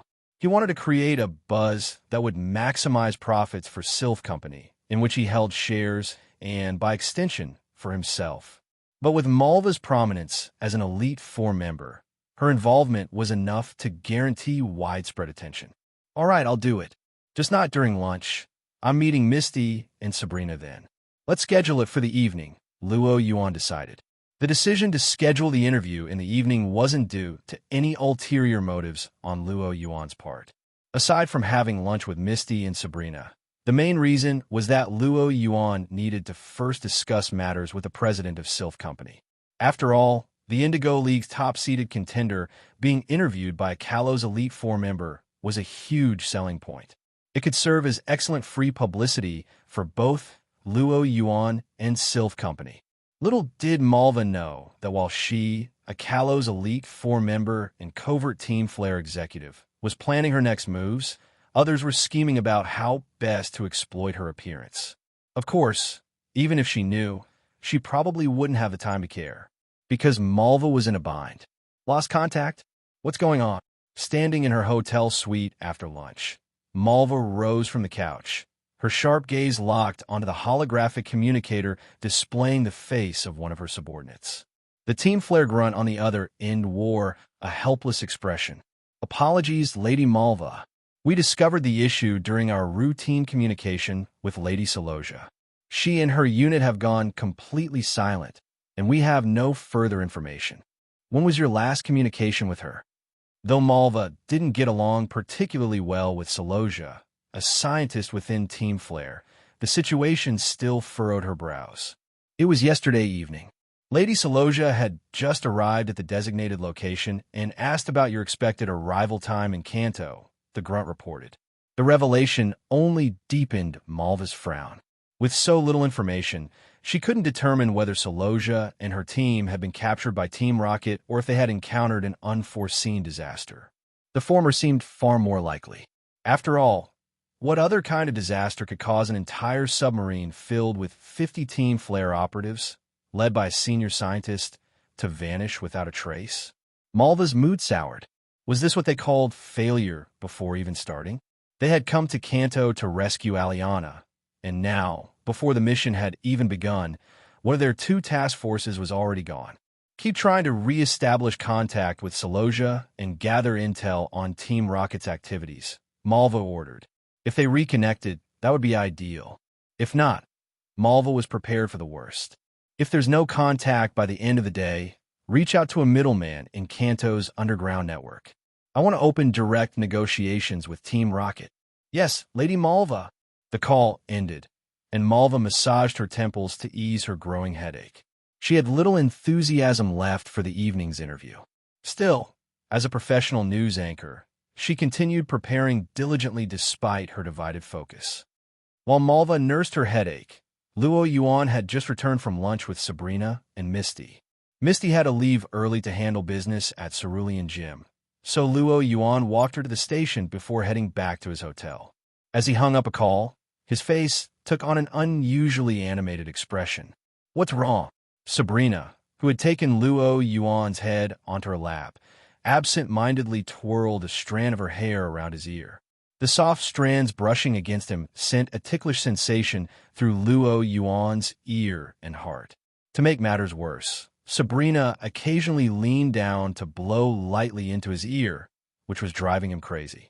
But as someone with remarkable self-control, Luo Yuan managed to suppress the urge to retaliate. Matori just sent me a message, he said, his voice steady despite the teasing. What kind of message? Sabrina asked, her curiosity piqued. For someone as worldly as Luo Yuan to show such a reaction, the news had to be significant. Do you know about Team Flare? Luo Yuan asked. Sabrina nodded.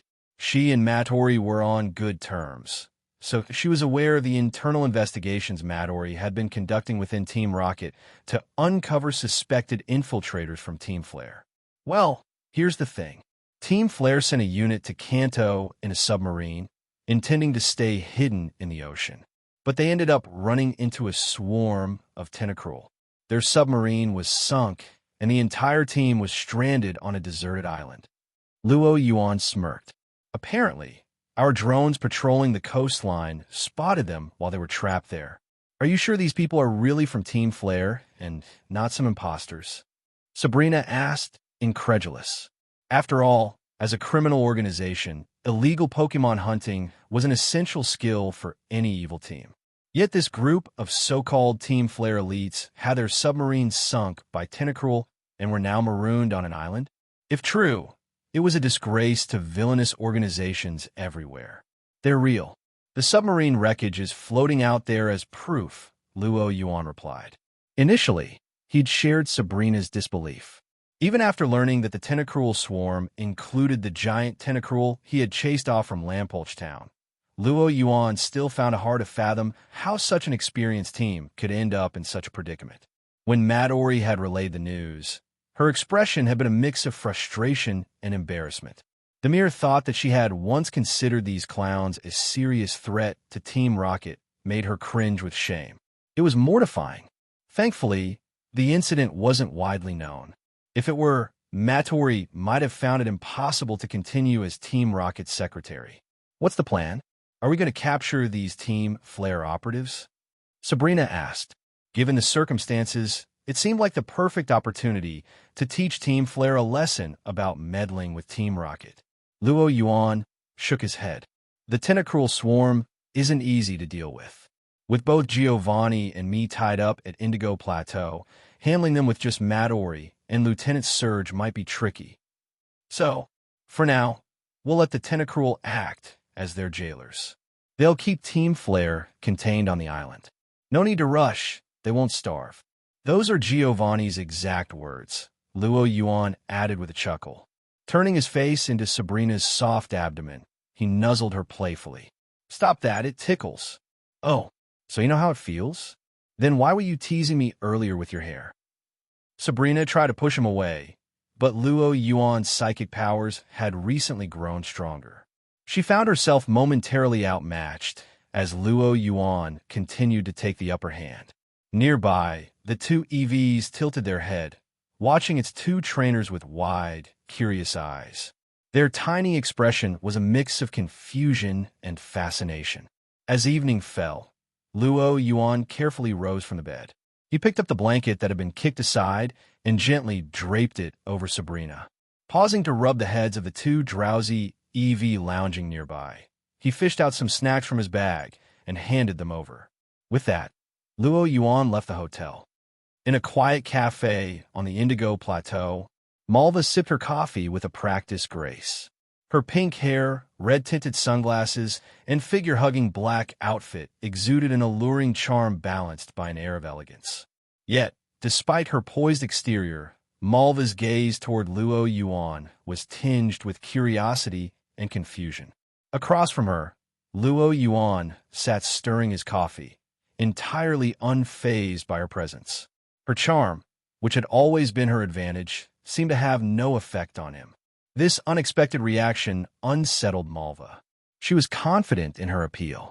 As the most renowned news anchor in Kalos, her allure was practically legendary.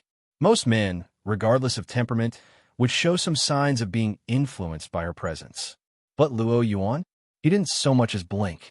Could it be that my makeup isn't on point today?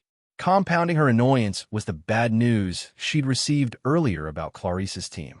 Nothing about today seemed to be going right. Unaware of Malva's inner turmoil, Luo Yuan calmly added a third sugar cube to his coffee, paused, and added 2 more for good measure. After taking a sip, letting the overwhelming sweetness offset the bitter fatigue gnawing at him, Luo Yuan noticed her distracted state. Is it because she's heard about the lost team, Flare's submarine? Amused at the thought, Luo Yuan maintained a neutral expression as he asked, Miss Malva, shall we begin? Her thoughts interrupted.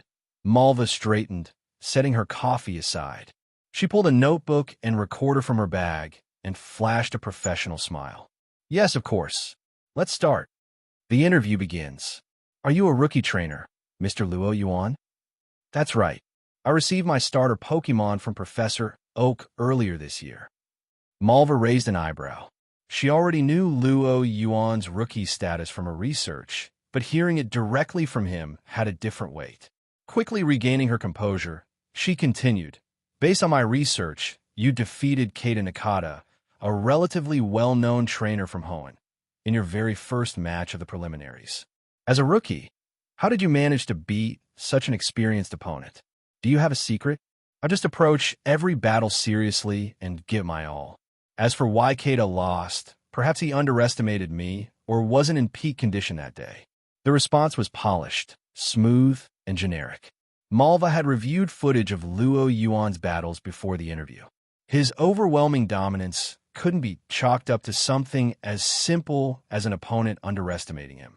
Not a word of truth, Malva thought with a sigh. Undeterred, she moved to the next question. Your Dragonite has been instrumental in your winning streak. Its massive size is highly unusual. Could you share how you captured it?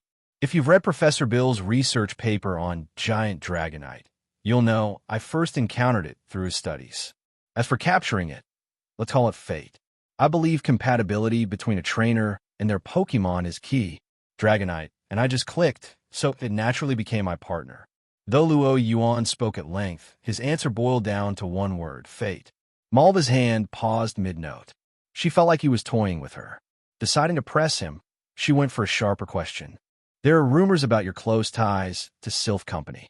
Do you attribute your current success to that connection? It was a clear trap. If Luo Yuan answered yes, he'd be admitting that his achievements were due to Sylph Company, undermining his own abilities. But Luo Yuan's expression remained unchanged, as if the question didn't faze him. He answered calmly, "That rumor is true. I'm a shareholder in Sylph Company and hold a seat on its board. So you don't deny that your success is linked to Sylph Company?" Malva's surprise at his openness didn't stop her from pouncing on the opportunity to probe further. But Luo Yuan only smiled. "Well, I'm just a minor shareholder. My position on the board has helped me access useful tools, sure. But consider this. Mr. Stephen Stone, the champion of Hoenn, is the heir to the Devon Corporation. Do you believe his success is solely due to his background?" "Of course it is," Malva thought, though she kept the thought to herself. Stephen's family connections undoubtedly played a significant role in his success. After all, without Devon's resources, where would Stephen have gotten his high-quality beldam that eventually evolved into his Metagross? Still, Malva couldn't voice such thoughts aloud. Criticizing Stephen, the champion of another region, wasn't worth the potential fallout. She opted to move on. Last question. Many trainers enter the Indigo League with clear goals, making it to the elimination rounds, reaching the semifinals, and so on. What's your goal for the tournament? Luo Yuan took a thoughtful sip of his coffee. Goals, huh? He mulled it over for a moment. Well, let's start with something modest, winning the championship and challenging the Elite Four. A good story, much like a well-fought battle, is all about precision, strategy, and passion. Every choice matters. The right move, the right word, the perfect balance between staying true to the original and making it shine in English. That's why you should support WiseTL at /WiseTL, where every pledge helps ensure more high-quality translations, faithful to the original while flowing naturally in English. Trust me, as a champion, I know a thing or two about mastery. Now, if you'll excuse me, I have another battle to prepare for. But you should definitely check out that Patreon. Upon hearing Luo Yuan's modest small goal, Malva couldn't help but want to call him arrogant. But as she looked at Luo Yuan's expression, one that genuinely seemed to consider the goal insignificant, she swallowed her words. Besides, recalling Luo Yuan's Dragonite, which was at least at the champion level, Malva felt that perhaps his small goal wasn't entirely out of reach. Well then, let's conclude the interview here. Originally, Malva had planned for a detailed 1-hour special interview. However, due to unexpected issues on Claire's side, her focus was disrupted, leaving her unwilling to dedicate more energy to this. Just as Malva was about to pack up her recording device, her eyes skimmed across a vague note in her notebook. "One last question, if I may." "Please, go ahead. When gathering material online, I came across a forum post claiming to have seen you dining with Sabrina from the Saffron Gym and Misty from the Cerulean Gym. It described your behavior as rather intimate. Care to comment on your relationship with them?" A clear smirk played on Malva's face as she posed the question, feeling that she had finally turned the tables against Luo Yuan. Unexpectedly, Luo Yuan's face showed genuine surprise, as if this was the first time he had heard about it. "Did that happen?" Malva froze, puzzled by his reaction. Could it be that what she found online was false information? It made sense. People online often speak irresponsibly, spreading baseless rumors. Perhaps this was just another one of those rumors. After all, the idea of one person simultaneously dating 2 gym leaders seemed too absurd to believe. "Apologies for bringing up such an unverified claim," Malva said, offering a polite nod. "It's fine. As a public figure, I've learned to accept that slanderous rumors are part of the territory," Luo Yuan replied with a casual wave. Malva, hearing his words, was reminded of her own experiences as a well-known journalist in the Kalos region. The kind of nonsense she encountered online resonated deeply. As she nodded in agreement, Luo Yuan suddenly asked, "By the way, could you share the forum and the poster's ID?" Malva, in a hurry to get in touch with Team Rocket to discuss further plans, Malva left the cafe shortly after. Meanwhile, Luo Yuan sent a copy of the interview's recording to the president of Sylph Company, editing out a few parts before doing so. The president replied quickly, stating that the news would be distributed the next day through Sylph Company's associated newspapers and television networks. With Luo Yuan being a seeded participant in the Indigo League and Malva holding the prestigious title of Kalos Elite Four, no media outlet would pass up the chance to air such a surefire hit. After finalizing matters with Sylph Company, Luo Yuan contacted Midori. Midori was currently in Team Rocket's base, standing in the command hall. The massive screen behind her displayed an island completely surrounded by an overwhelming number of Tentacruel. On the island, several Team Flare members huddled together, shivering under the harsh sea breeze. "How's Team Flare holding up?" Luo Yuan asked. "They're still trapped on the island. The Tentacruel haven't dispersed, clearly unwilling to let them go," Midori replied with a faint smile. The plight of Team Flare seemed to greatly amuse her. "Didn't they try escaping with flying-type Pokemon?" Luo Yuan inquired, already knowing the likely answer. "Take a look at this video." Midori chuckled and sent him a clip. The footage showed a Team Flare trainer releasing a Braviary, attempting to flee through the air.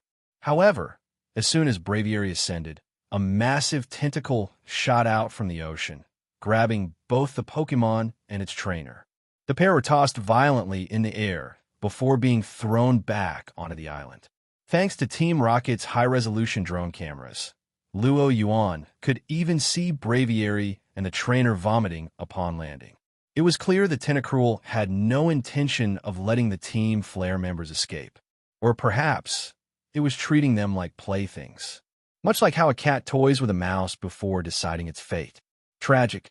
Absolutely tragic," Luo Yuan remarked, shaking his head with a laugh. "You didn't call just to ask about this, did you?" Midori said, raising an eyebrow. "Of course not. Do I seem that idle?" Luo Yuan replied, shaking his head. "I was just interviewed by Malva from the Kalos Elite Four." "Malva?" Midori repeated, clearly familiar with the name. As a high-ranking member of Team Rocket, she couldn't ignore the presence of a Kalos Elite visiting their turf. "Why bring her up? Don't tell me you're planning to go after her. Now's not the time for that." Given Luo Yuan's history of defeating elite trainers such as Lance, Agatha, Bruno, and Lorelei, Midori instinctively assumed he meant to challenge Malva. "Go after Malva? You could say that, but not in the way you're thinking," Luo Yuan replied. Midori looked at him in confusion.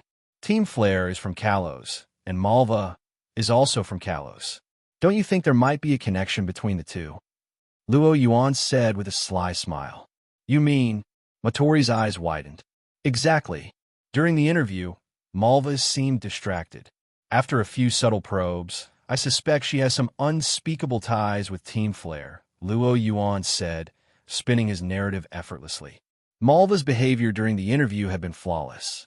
Under normal circumstances, it was impossible to deduce that she was connected to Team Flare.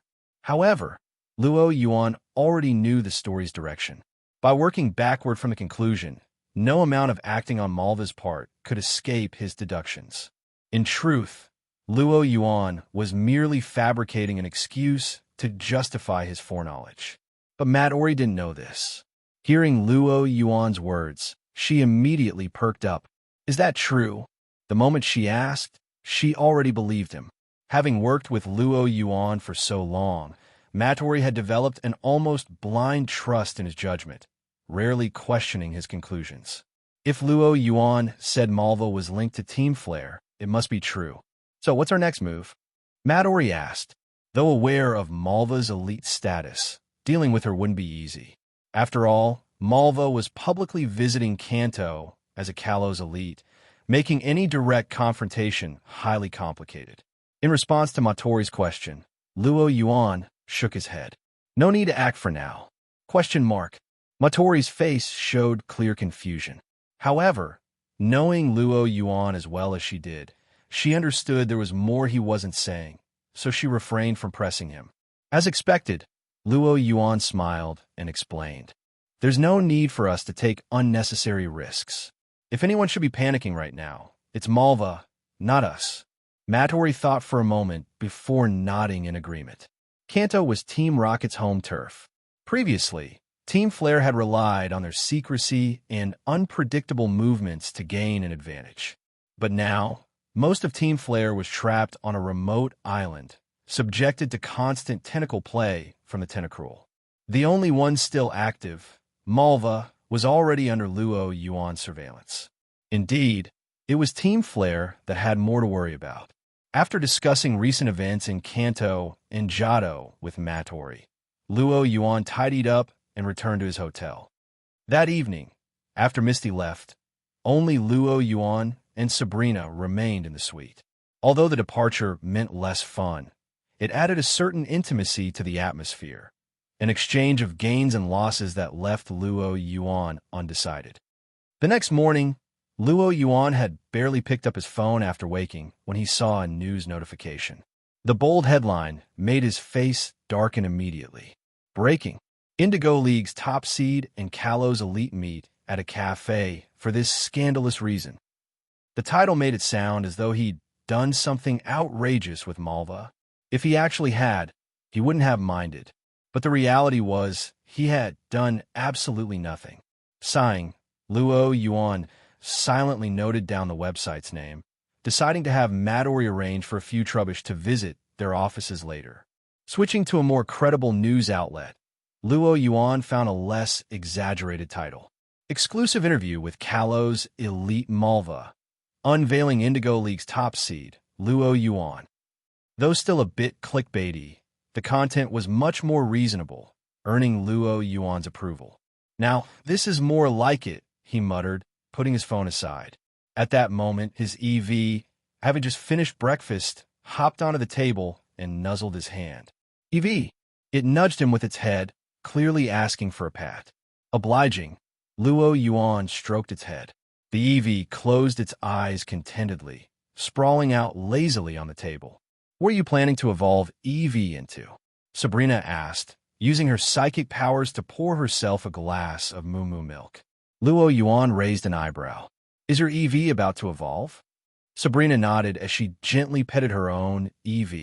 I think it'll happen within the next couple of days. As a psychic, Sabrina could sense that her bond with EV had reached the threshold for evolution. It was only a matter of time before it became an Espion. EV. Sabrina's EV chirped happily in response. So, it's evolving soon? Luo Yuan glanced at Sabrina's EV thoughtfully before pulling an Everstone out of his bag. You should probably have it wear this at night, just in case. He didn't finish, but Sabrina immediately understood what he meant. If her EV evolved into an Umbreon at night, she'd likely be devastated. Taking the Everstone, Sabrina tied it into a makeshift necklace and placed it around her EV's neck. She then turned back to Luo Yuan. What about your EV? What are you planning to evolve it into? My EV? Luo Yuan looked at his companion and pondered. Water, fire, and electric types were ruled out immediately. They didn't match his aesthetic preferences. That left Espion, Umbreon, Leafeon, Glacian, and Sylveon. Seeing how affectionate EV was, Luo Yuan felt that Sylveon suited it best. After all, Sylveon was known for using its ribbon-like feelers to affectionately cling to its trainer, much like his EV already loved clinging to him. Communicating his thoughts to EV, Luo Yuan used telepathy to project an image of Sylveon into its mind. EV's eyes sparkled with excitement, and it nodded enthusiastically. No EV could resist the charm of Sylveon's elegant appearance. Having settled on their decision, Luo Yuan turned to find Sabrina checking her watch. It's almost time. I need to head to the headquarters. Misty said she'll be at the arena today to watch your match, Sabrina informed him. Huh? She's done dealing with her gym's issues? Why didn't she tell me? Luo Yuan asked, baffled. The fact that Sabrina knew before he did gave him an odd sense of being left out. Seeing his expression, Sabrina chuckled softly, said nothing, and left the hotel with her EV in her arms. Luo Yuan remained in the room, lost in thought. Even his EV tilted its head, mirroring his pensive expression. As the Indigo League tournament progressed, the matches were speeding up. The first round of eliminations had just concluded yesterday, and the second round was already underway the next day. This not only tested the participants' endurance, but also the depth of their Pokemon roster. While Pokemon centers could heal injuries quickly, severely injured Pokemon might still need time to recover, forcing trainers to rely on backups. Of course, none of this applied to Luo Yuan, whose undefeated streak left his Pokemon with only minor scratches. Even if the intensity of battles doubled, Luo Yuan's energy remained unwavering. Misty and Sabrina could both attest to that. At the entrance to the arena, Luo Yuan spotted Ash and Gary locked in a fierce staring contest, each trying to intimidate the other. Nearby, Brock looked exasperated, as if on the verge of yelling. "Can you two stop already? You're both here early. Aren't your matches scheduled for the afternoon?" Luo Yuan asked. Unlike the original timeline, Gary had devoted more time to training his Pokemon under Luo Yuan's influence. Consequently, his strength had significantly improved, and he'd made it to the top 16. "I wanted to scope out my future opponents," Gary replied, brushing his bangs aside dramatically. "I'm doing the same." Ash chimed in. "Stop copying me." "I'm not copying you." Seeing them about to argue again, Luo Yuan quickly waved his hand. "All right, enough. My match is about to start, and I don't have time to listen to your bickering. You'd both be better off studying your opponent's strategies for today." "What's going on?" Gary and Ash asked simultaneously, startled by Luo Yuan's words. As the top seed of the Indigo League, Luo Yuan was undoubtedly regarded as the strongest competitor. It wasn't unusual for him to have insider information they didn't. Glancing at his watch and noting there was still time before the match, Luo Yuan decided to share a bit more with them. "You've both noticed that this year's Indigo League feels different, haven't you?" Luo Yuan asked. Gary and Ash nodded. From the tournament guide, they'd learned that many trainers aspiring to become Elite Four members were participating, aiming for the championship. However, since neither of them had faced such trainers yet, they hadn't thought much of it, until Luo Yuan brought it up now. "It seems you figured it out," Luo Yuan said with a smile. "That's right. You, me, and your opponents today are all facing trainers who've set their sights on winning this tournament and competing for an Elite Four position." Gulp. Both Gary and Ash swallowed nervously. Before either could respond, Luo Yuan continued. "These trainers wouldn't come here unless they were extremely confident in their abilities. Naturally, their strength speaks for itself. I've sent you both some details on your opponents, Gary. Check your email. Use the time before your matches to study their strategies and adjust your lineups." Without waiting for a reply, Luo Yuan walked into the tournament arena, leaving Gary and Ash staring at each other with heavy expressions. Entering the Indigo League arena through the player tunnel, Luo Yuan was immediately greeted by thunderous cheers from the audience. Thanks to the rapid dissemination of his interview through Sylph Company's media network, his name had spread across every corner of Kanto. Previously, Luo Yuan's fame as the top seed was limited to the tournament spectators. But now, after the media frenzy, he had become a household name in Kanto. Everyone knew about the rookie trainer, a Sylph Company board member, aiming to win the Indigo League and challenge the Elite Four. Some even dubbed him the Kanto Steven Stone. Of course, that title wasn't Luo Yuan's doing. He didn't need to borrow anyone else's reputation to boost his own. The nickname was just another product of overzealous media hype, and Luo Yuan had no connection to it. The publicity had sparked mixed reactions. Some dismissed Luo Yuan, claiming it was absurd for a rookie trainer to dream of winning the Indigo League, let alone becoming an elite. Others, aware of his top seed status, believed he could win the tournament, but doubted his ability to claim an elite position. Regardless of the opinions, the media achieved its goal, attracting massive attention to both Luo Yuan and Sylph Company. Amidst this cacophony of curiosity and skepticism, the second round of eliminations officially began. This is the first match of the round of 16. Welcome, everyone. I'm your host, Kayasuk. Let's introduce the competitors. Representing the red side, we have Luo Yuan from Saffron City. Many of you are already familiar with him thanks to Malva's recent interview, so I won't repeat the details. And on the blue side, we have Ruji from Goldenrod City in the Johto region, a strong contender for the championship, Ruji delivered spectacular performances in both the qualifiers and the first round of eliminations. Now, let's welcome our competitors to the stage. Under Kayasuk's enthusiastic commentary, Luo Yuan and Ruji stepped onto the battlefield. "So, you're Luo Yuan," Ruji said, his gaze intense. "I've heard about your goal to compete for an Elite Four position. Let's see how strong you really are." As a fellow Group A competitor aiming for the championship, Ruji had anticipated this showdown from the moment the brackets were announced. He had prepared meticulously for this match, even spending 50,000 yen on a collection of Luo Yuan's battle footage, analyzing it day and night to identify weaknesses.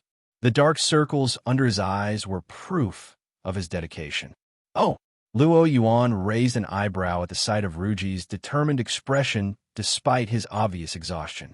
Unlike his previous match against Keita from Hoenn, this time Luo Yuan had the home field advantage. Team Rocket's stronghold in Johto allowed them to maintain detailed records of notable local trainers. With insiders planted in Pokémon storage system maintenance teams, they had access to records of captured Pokémon, battle history, and travel patterns. In fact, Team Rocket probably knew Ruji better than he knew himself. Smirking at the thought, Luo Yuan met Ruji's fiery gaze. Ruji, sensing the confidence in Luo Yuan's expression, felt an unsettling sense of being completely seen through. Shaking his head, he forced himself to dismiss the distracting thought and focus on the match. The referee, confirming both trainers were ready, raised his flag and brought it down with a sharp motion. "Begin!" As soon as the signal was given, both trainers threw their Pokeballs simultaneously. "Go Gabite! Go Sudowoodo!" Whoosh! Two Pokemon appeared on the battlefield. Both trainers have sent out their Pokemon. Luo Yuan leads with Gabite, which evolved from Jibble in previous battles, while Ruji counters with Sudowoodo. Luo Yuan's Dragonite is a flying-type Pokemon, so it seems Ruji planned to counter it with Sudowoodo, taking advantage of its rock typing. Standing opposite Gabite, the brown, tree-like Sudowoodo stood ready, its green, round hands resembling leaves. No Dragonite? Gabite instead? Ruji frowned as he analyzed the situation. With Gabite's ground typing, it had a significant advantage over Sudowoodo's rock type. He had planned to counter Luo Yuan's Dragonite, but it seemed Luo Yuan had anticipated his strategy, turning the tables by exploiting type matchups instead. The feeling of being outplayed once again crept into Ruji's mind. The realization that his strategy had been predicted left him deeply unsettled. Did my opponent study my lineup and figure out I'd use Sudowoodo? Ruji glanced at Luo Yuan. Despite Luo Yuan's calm exterior, Ruji was convinced he took his strength seriously. However, if Luo Yuan could hear his thoughts, he'd laugh and tell him he was overthinking things. Luo Yuan's decision to use Gabite wasn't based on Ruji's supposed strength. It was the opposite. Luo Yuan simply thought Ruji was weak. Gabite could gain experience, and with any luck, it might evolve into a Garchomp during the match. With this ironic misunderstanding in place, the battle began. Despite being caught off guard, Ruji quickly regained his composure. He had studied Luo Yuan's Gabite thoroughly. Although Gabite had a type advantage over Sudowoodo, Ruji's Sudowoodo had a higher level. The outcome of this match wasn't set in stone. Ruji signaled Sudowoodo to prepare for battle. On the other side, Luo Yuan's Gabite wasted no time, charging forward the moment Luo Yuan issued the command. Gabite's streamlined body, built for speed and agility, dashed towards Sudowoodo with remarkable velocity. Sudowoodo, made entirely of rock and accustomed to avoiding battles by mimicking trees, wasn't gifted with speed. It was a heavily specialized Pokémon, with most of its stats focused on defense and physical attack. Its special stats, including its pitiful 30 base speed, were barely worth mentioning. Against Gabite, Sudowoodo was forced into a purely defensive position. Through telepathy, Gabite absorbed information about its opponent, gaining an edge as it sprinted across the field. As it approached Sudowoodo, Gabite opened its mouth and unleashed a purple dragon breath. The oppressive wave of energy surged towards Sudowoodo, crackling with paralyzing intensity. Sudowoodo, unwilling to take the hit directly, dodged to the side and countered. Rock Tomb. Sudowoodo raised its arms, summoning a flurry of jagged rocks from the ground. Crack! Crack! Crack! The stones burst through the dirt, aiming for Gabite's legs. But as a ground-type Pokemon, Gabite had an acute sensitivity to the terrain. Before the rocks could fully emerge, Gabite evaded, leaping clear of the attack. However, its dragon breath was interrupted. Ruji had successfully thwarted Gabite's initial assault, but he wasn't satisfied with just defending. Sudowoodo used Stone Edge. Whoosh! Countless sharp stones materialized in front of Sudowoodo, glimmering ominously. With a series of sharp swish sounds, the stones flew toward Gabite, which had just repositioned itself after avoiding the Rock Tomb. Ruji's Sudowoodo interrupted Gabite's dragon breath with Rock Tomb. What will Gabite do to counter Sudowoodo's counterattack? The announcer narrated, keeping the audience riveted. The spectators were glued to the action, their eyes following every move. Luo Yuan watched the incoming stones with a faint raise of his eyebrow. While Stone Edge packed a punch, Gabite's type advantage against rock moves reduced the damage. Even so, Luo Yuan had no intention of letting his Pokemon take unnecessary hits. Gabite Protect. Crossing its arms in front of its chest, Gabite summoned a glowing blue barrier. Clang! Crackle! The sharp stones shattered against the shield, scattering into smaller fragments. The moment the barrage ended, Gabite dropped its shield and charged forward, ignoring the residual debris that grazed its scales. To Ruji's and Sudowoodo's surprise, Gabite used Sand Tomb without hesitation. Sudowoodo dodged. Ruji's voice rang out urgently. Like many trainers, he clung to the simple command to dodge in the hope of a miraculous escape. But miracles were not meant for a Pokemon with a base speed of 30. Sudowoodo had managed to avoid the Dragon Breath earlier because Gabite had been far away. Now, however, the Sand Tomb was activated directly beneath its feet. Whoosh! The sand surged upward, whipping around Sudowoodo and slamming against its rocky body with sharp, stinging impacts. The real threat wasn't the sand itself, but the fact that it completely trapped Sudowoodo. Bound by the swirling sand, Sudowoodo's already pitiful speed made any attempt to move futile. Sudowoodo! Ruji's voice carried a note of desperation. The situation had taken a turn for the worse. Ruji's Sudowoodo is in a dire predicament. Trapped by Sand Tomb, it's become an easy target, and Luo Yuan isn't letting this opportunity go to waste. Gabite is charging forward to attack again. Gabite's Dragon Breath lands, but Sudowoodo manages to block it with Protect. Wait, Gabite is attacking again. It's using Twister. After defending against the first strike, Sudowoodo has no means left to shield itself. What will Ruji do now? The commentator's voice kept the audience on edge, amplifying the tension in the stadium. On the battlefield, Ruji hesitated. Escaping the Sand Tomb and avoiding Twister was an impossible task for Sudowoodo. Faced with this grim reality, Ruji made a quick decision. Sudowoodo used Stealth Rock. Ignoring the incoming Twister, Sudowoodo raised its arms, summoning a host of floating stones that hovered invisibly in midair. Oh, Ruji isn't trying to defend or escape. Instead, he's chosen to use Stealth Rock. It looks like he's aiming to leave a parting gift before Sudowoodo is defeated. In the games, Stealth Rock is a support move that damages opponents' Pokemon when they switch into battle. But in reality, the move had evolved beyond its game mechanics. It inflicted damage not only during switches, but could also linger as a persistent hazard throughout the battlefield. Even if the opponent doesn't switch Pokemon, any Pokemon that touches the invisible rocks floating in midair will take damage. Sudowoodo successfully used Stealth Rock, but in doing so, it completely lost its chance to evade the incoming Twister. Whoosh! The Twister not only broke apart the sand created by Sand Tomb, but it also swept the debris into its vortex, forming a swirling sandstorm. Although Twister, a Dragon-type move, didn't have a type advantage against Sudowoodo's rock typing. It targeted Sudowoodo's weak special defense as a special attack. Caught in the vortex, Sudowoodo was spun like laundry in a washing machine, tossed about until it cried out in pain. Ka-thunk! Sudowoodo crashed to the ground with a resounding thud. Yet, despite this setback, Ruji wasn't despondent. The field, now littered with stealth rock, presented a significant obstacle for Gabite, which relied on its speed to outmaneuver Sudowoodo.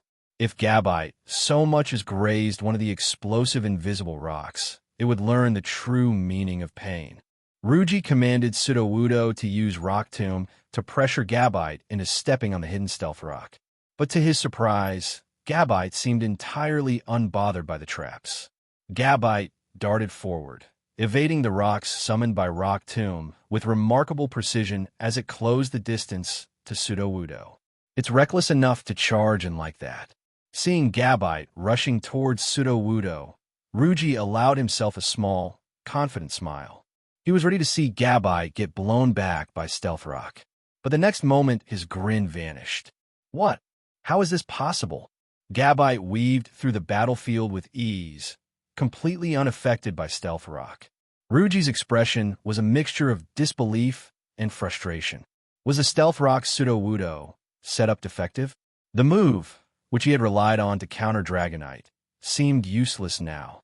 The truth, however, was that Ruji's strategy was doomed from the start.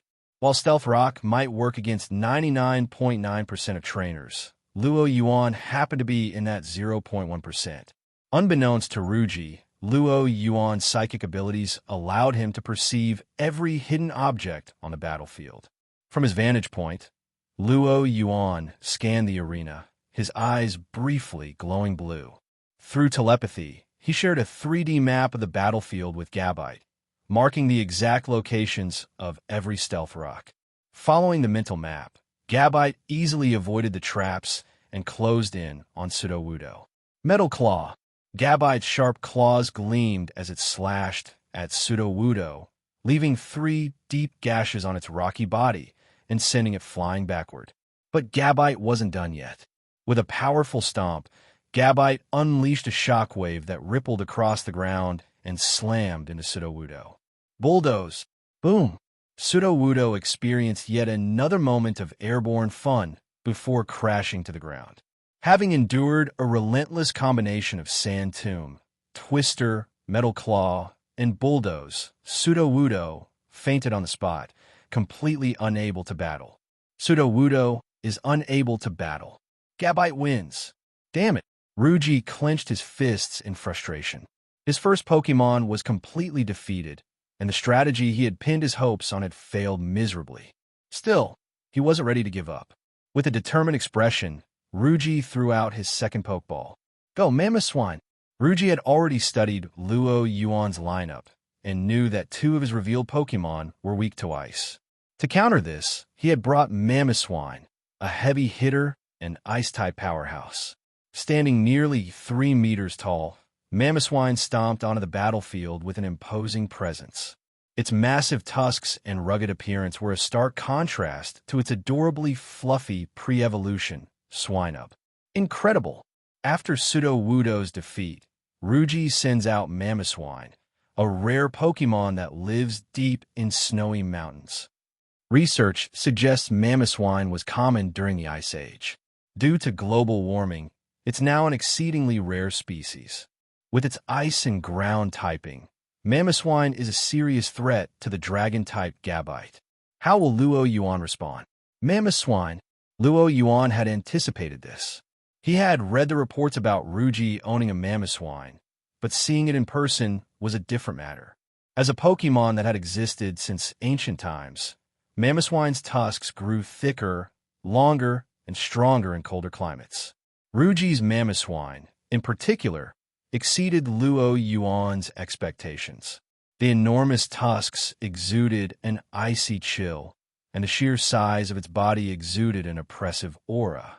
Despite its thick fur, which gave it a deceptively warm appearance, the air around Mamoswine was frigid.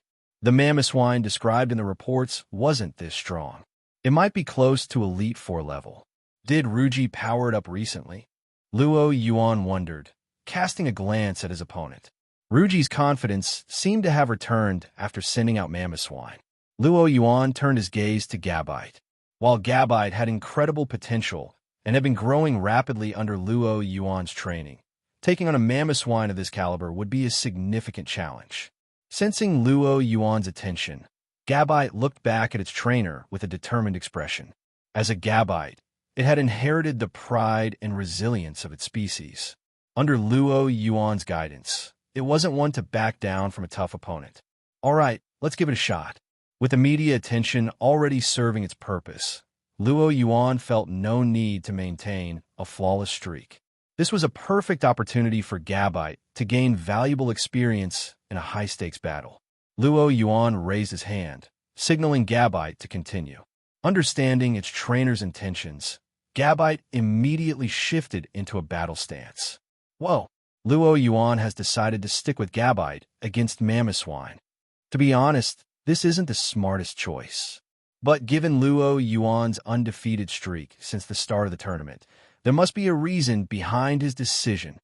The commentator had just begun speculating on Luo Yuan's reasoning for choosing Gabite when the battle commenced. Gabite used Earthquake. While Steel-type moves would have been more effective against the Ice-type Mamoswine, Luo Yuan decided on Earthquake after considering their relative sizes. Gabite stomped hard on the ground. Ripples of seismic energy spread outward from its feet, rapidly expanding across the battlefield. Though Earthquake and Bulldoze may appear similar in execution, their power levels were worlds apart. The ground trembled as the rocks left behind by Sudowoodo's earlier rock tomb shattered into fragments under the force of the tremors. The seismic waves obliterated everything in their path. Mamoswine, massive and unwieldy, couldn't evade the attack. While some Pokemon might have leapt into the air to avoid the earthquake, Mamoswine had no such luxury. Ruji recognized this immediately. Mamoswine, use Earthquake too. Following his command, Mamoswine let out a deep roar. With a burst of strength, it reared back on its hind legs before slamming its massive forelegs into the ground. Boom! The impact reverberated like a drumbeat across the battlefield. As cracks spread outward from Mamoswine, its seismic waves collided head-on with Gabite's. Boom! The invisible shock waves clashed with explosive force. Crack, crack, crack! The two opposing tremors ground against each other, causing the ground beneath them to groan and split. A massive chasm formed at the center of the battlefield, dividing it into two uneven halves. Even the spectators, seated far from the arena, could feel the tremors beneath their feet. So powerful! The crowd was electrified, their excitement palpable. This was the kind of high-stakes collision they'd never experienced in previous Indigo League tournaments. Some audience members were so captivated that they forgot to blink, their eyes glued to the spectacle before them. The shockwaves pressed against each other, initially holding in a stalemate. However, Gabite began to falter. Mamoswine, with its superior strength, stomped the ground again, reinforcing its seismic wave and overwhelming Gabite's. The resulting shockwave struck Gabite, sending it flying backward. Ruji's face lit up with satisfaction. He had turned the tide. However, his joy was short-lived. Though Gabite had been flung into the air, it quickly adjusted, flipping mid-flight to land gracefully on its feet. It remained steady, its eyes locked on Mamoswine with unwavering focus, denying Ruji any opportunity for a follow-up attack. Luo Yuan frowned slightly as he called out, "Gabite, are you okay?" Gabite shook its head and glanced back at Luo Yuan, signaling that it was fine. Well, mostly fine. Taking a direct hit from Earthquake wasn't painless, especially for Gabite, whose defenses weren't its strong suit. However, thanks to Luo Yuan's affinity with ground types, Gabite's energy was already regenerating rapidly. Ruji, unaware of this, saw only that his attack had connected. Confident, he grinned and issued another command. Mamoswine, use Powder Snow. The massive, Viking-like Mamoswine inhaled deeply before exhaling a freezing gust. Whoosh! Chilling air swept across the battlefield, snowflakes forming in its wake as the frigid attack hurtled toward Gabite. Ruji's Mamoswine is using powder snow, with Gabite just recovering from Earthquake. A hit from this ice-type move could spell disaster. Is this the moment Luo Yuan suffers his first defeat? The audience held their breath, their eyes darting between Gabite and the encroaching frost. But Luo Yuan remained calm, showing no signs of panic. Just as the crowd began to suspect he'd given up, Luo Yuan raised his hand. Sandstorm. In an instant, a fierce sandstorm enveloped the battlefield. With its sand veil ability activated, Gabite's form became hazy, blending seamlessly into the swirling sands. Earlier, Luo Yuan had refrained from using Sandstorm against Sudowoodo to avoid boosting its special defense. But against Mamoswine, he had no such concerns. Although Mamoswine's ground typing made it immune to the sandstorm's damage, the weather effect gave Gabite an evasion boost, tipping the scales in its favor. As the sandstorm raged, the invisible stealth rocks scattered throughout the arena were exposed, their forms faintly outlined by the shifting grains. Taking advantage of the sandstorm, Gabite moved swiftly, weaving through the battlefield and evading powder snow with ease.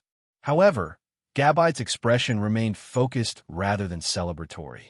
The storm only provided a temporary advantage. Mamoswine continued its unrelenting assault, spraying frost and lowering the temperature of the battlefield. For Gabite, a Pokémon accustomed to the heat of deserts and geothermal caves, the chilling cold was an unwelcome challenge. Gabite used Sand Tomb. Luo Yuan instructed his Pokémon to retaliate. Seeing Gabite preparing to use a familiar move, Ruji smirked. As a trainer aspiring to become an elite, there was no way he'd fall for the same trick twice. Watching Gabite maneuver through the sandstorm, Ruji made a bold decision. Mamoswine used Ice Fong. Rather than continuing with special moves like Powder Snow, Ruji opted for a physical attack, Mamoswine's true strength. For a Pokemon of its size, Mamoswine's speed stat of 80 was deceptively high.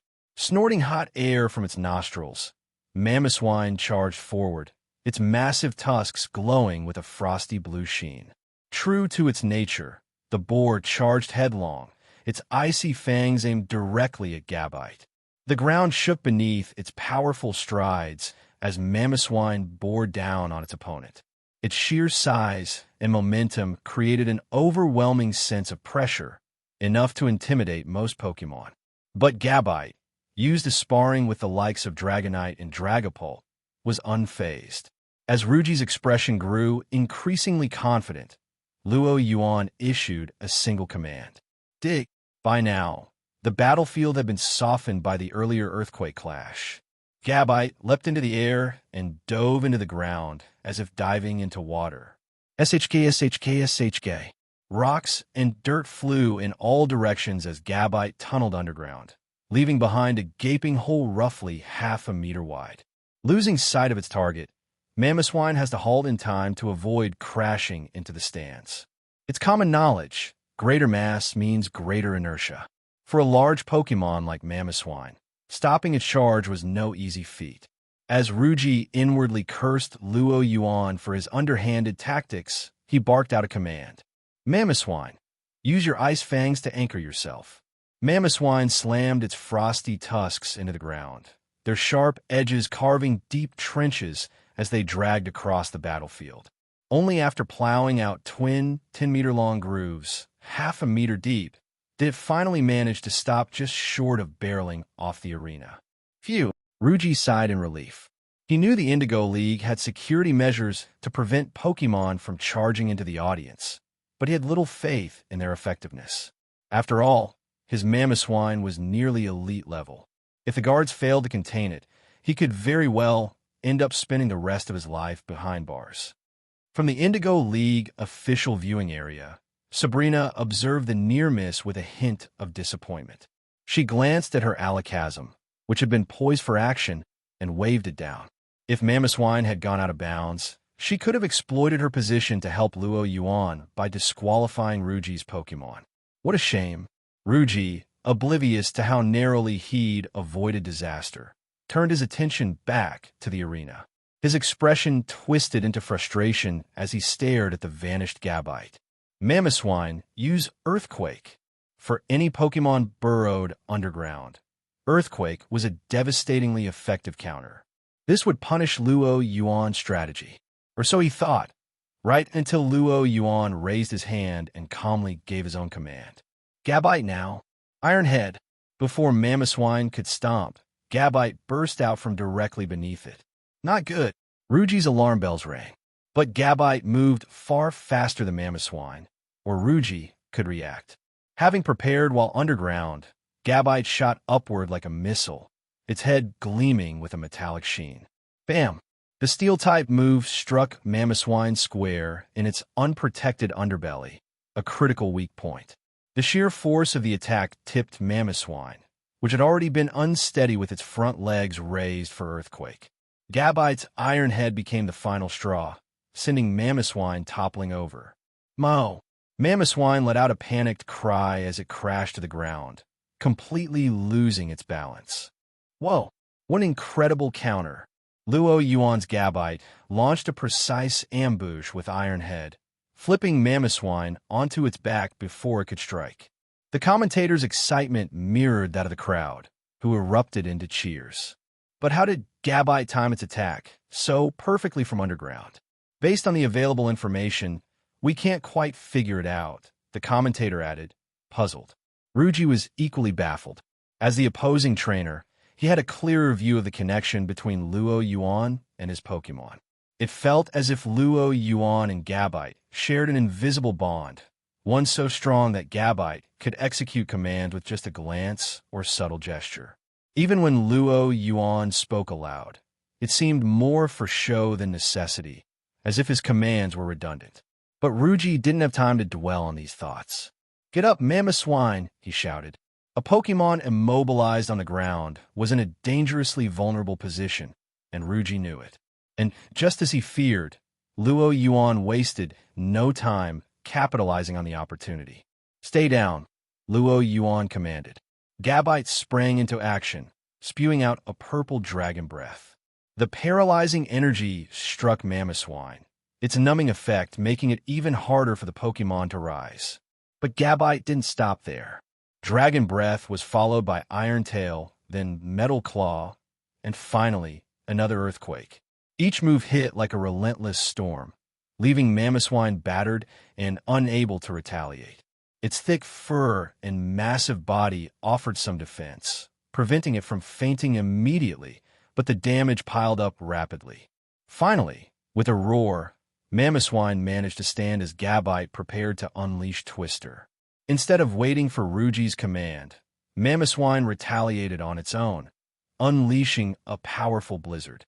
This time, the icy attack was no mere powder snow. Blizzard. Mamoswine has finally turned the tables after a series of relentless attacks from Gabite. The freezing wind howled as the blizzard engulfed Gabite. The commentator's voice grew tense. "This doesn't look good. Gabite's been hit by blizzard. Considering Mamoswine's strength, this could be the end for Gabite." Mamoswine's furious expression softened as a trace of satisfaction flickered across its face. But the smugness didn't last long. Before anyone could fully process what had happened, Gabite's form, seemingly engulfed by the blizzard, flickered and vanished like a mirage. "What?" Mamoswine, Ruji, the crowd, and even the commentator froze in collective disbelief. What has happened? Where did Gabite go? A sudden rumble from the ground answered their questions. From behind Mamoswine, the earth erupted as Gabite burst forth once more. Outrage! Gabite's eyes glowed crimson, its body enveloped in a fiery red aura. The energy intensified, coloring its normally blue scales a brilliant shade of red. With unmatched ferocity, Gabite slammed into Mamoswine's side. The impact staggered the already battered Mamoswine, pushing it forward unsteadily. But Gabite didn't stop.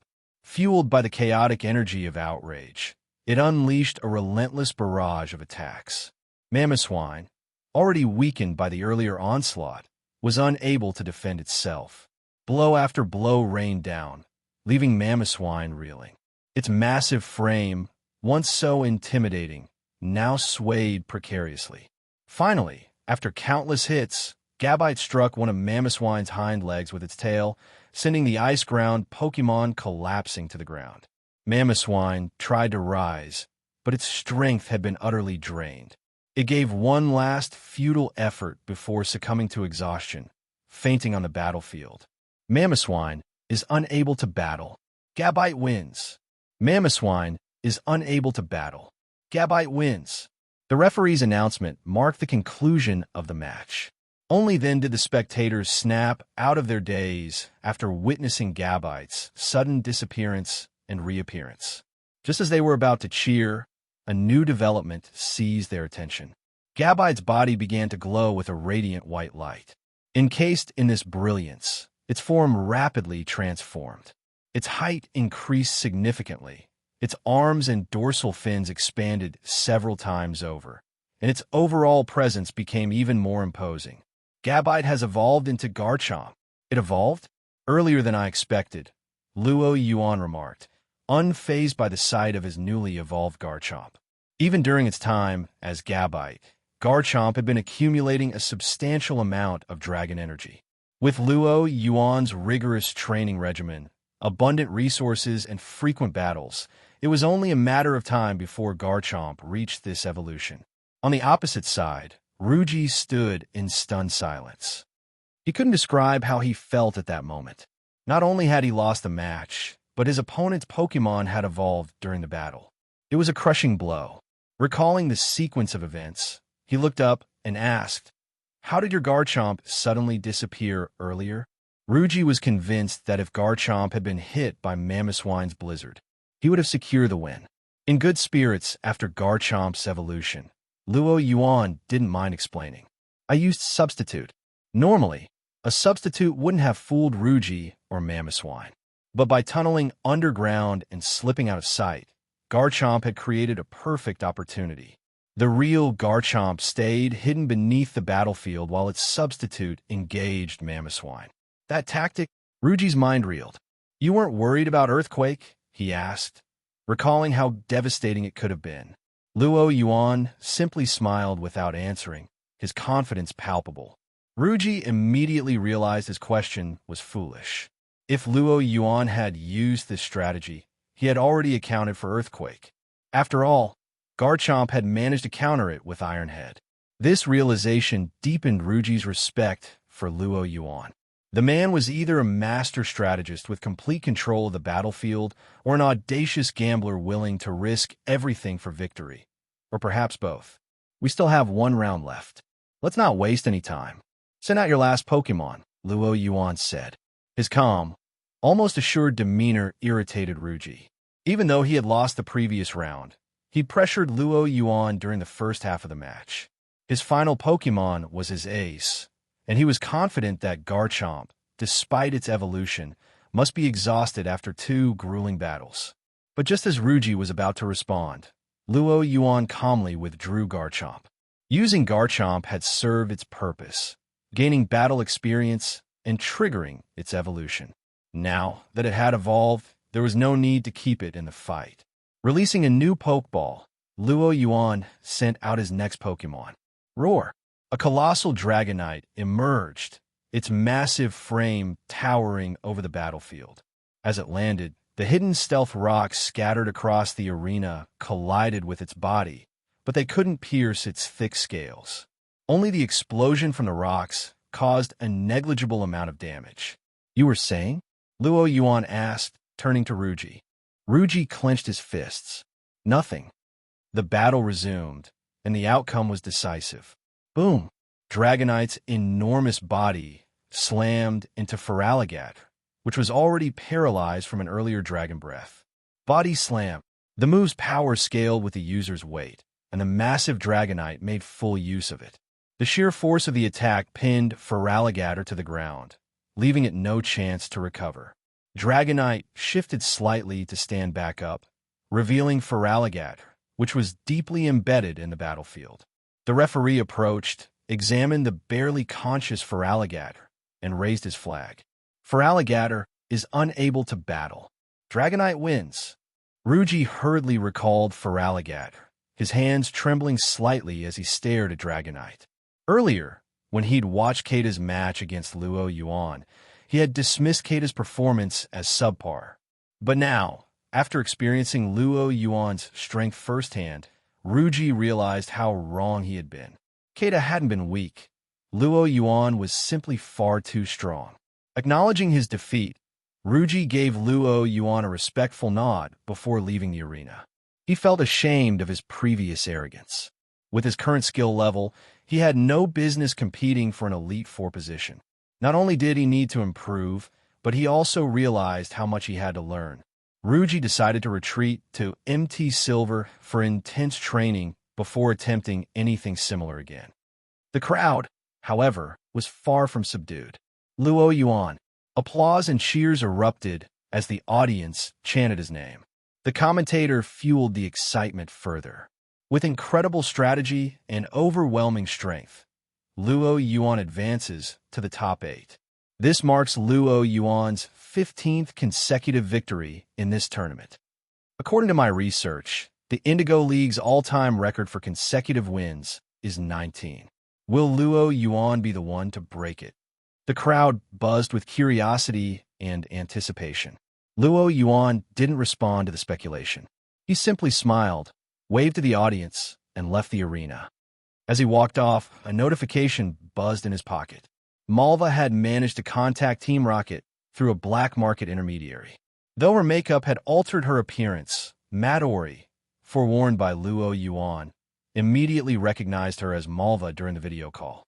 As always, Luo Yuan left the venue on the back of Dragonite. Did Malva contact you? Luo Yuan asked through a video call with Midori. Yes, while you were competing earlier, she reached out to one of our mid-level Rocket executives through a black market intermediary. Interesting. It seems she's getting restless because of Solosia's disappearance. Thanks to days of remote reconnaissance using drones, Team Rocket had confirmed that the stranded members on the island were an elite squad from Team Flare, led by their scientist Solosia. This squad was no small asset to Team Flare. Adding the importance of Solosia as a scientist, it wasn't surprising they were becoming anxious. What did she say to you? Luo Yuan inquired further. Malva's words were crucial. Through them, they could deduce her goals and whether she knew that Solosia's ship had been sunk by the giant tentacruel. Hearing Luo Yuan's question, Midori shook her head. That woman is cunning. She disguised herself as an ordinary Team Flare member and requested a meeting with us, asking for the release of Aliana. She also subtly probed whether we were the ones who had captured Solosia. TCH. Luo Yuan clicked his tongue. It wasn't unexpected for Malva to be so cautious. As a Kalos Elite Four member and a well-known media figure, Malva's intellect was no less formidable than her strength. Expecting her to act as brashly as Chuck was unrealistic. Did she say anything else?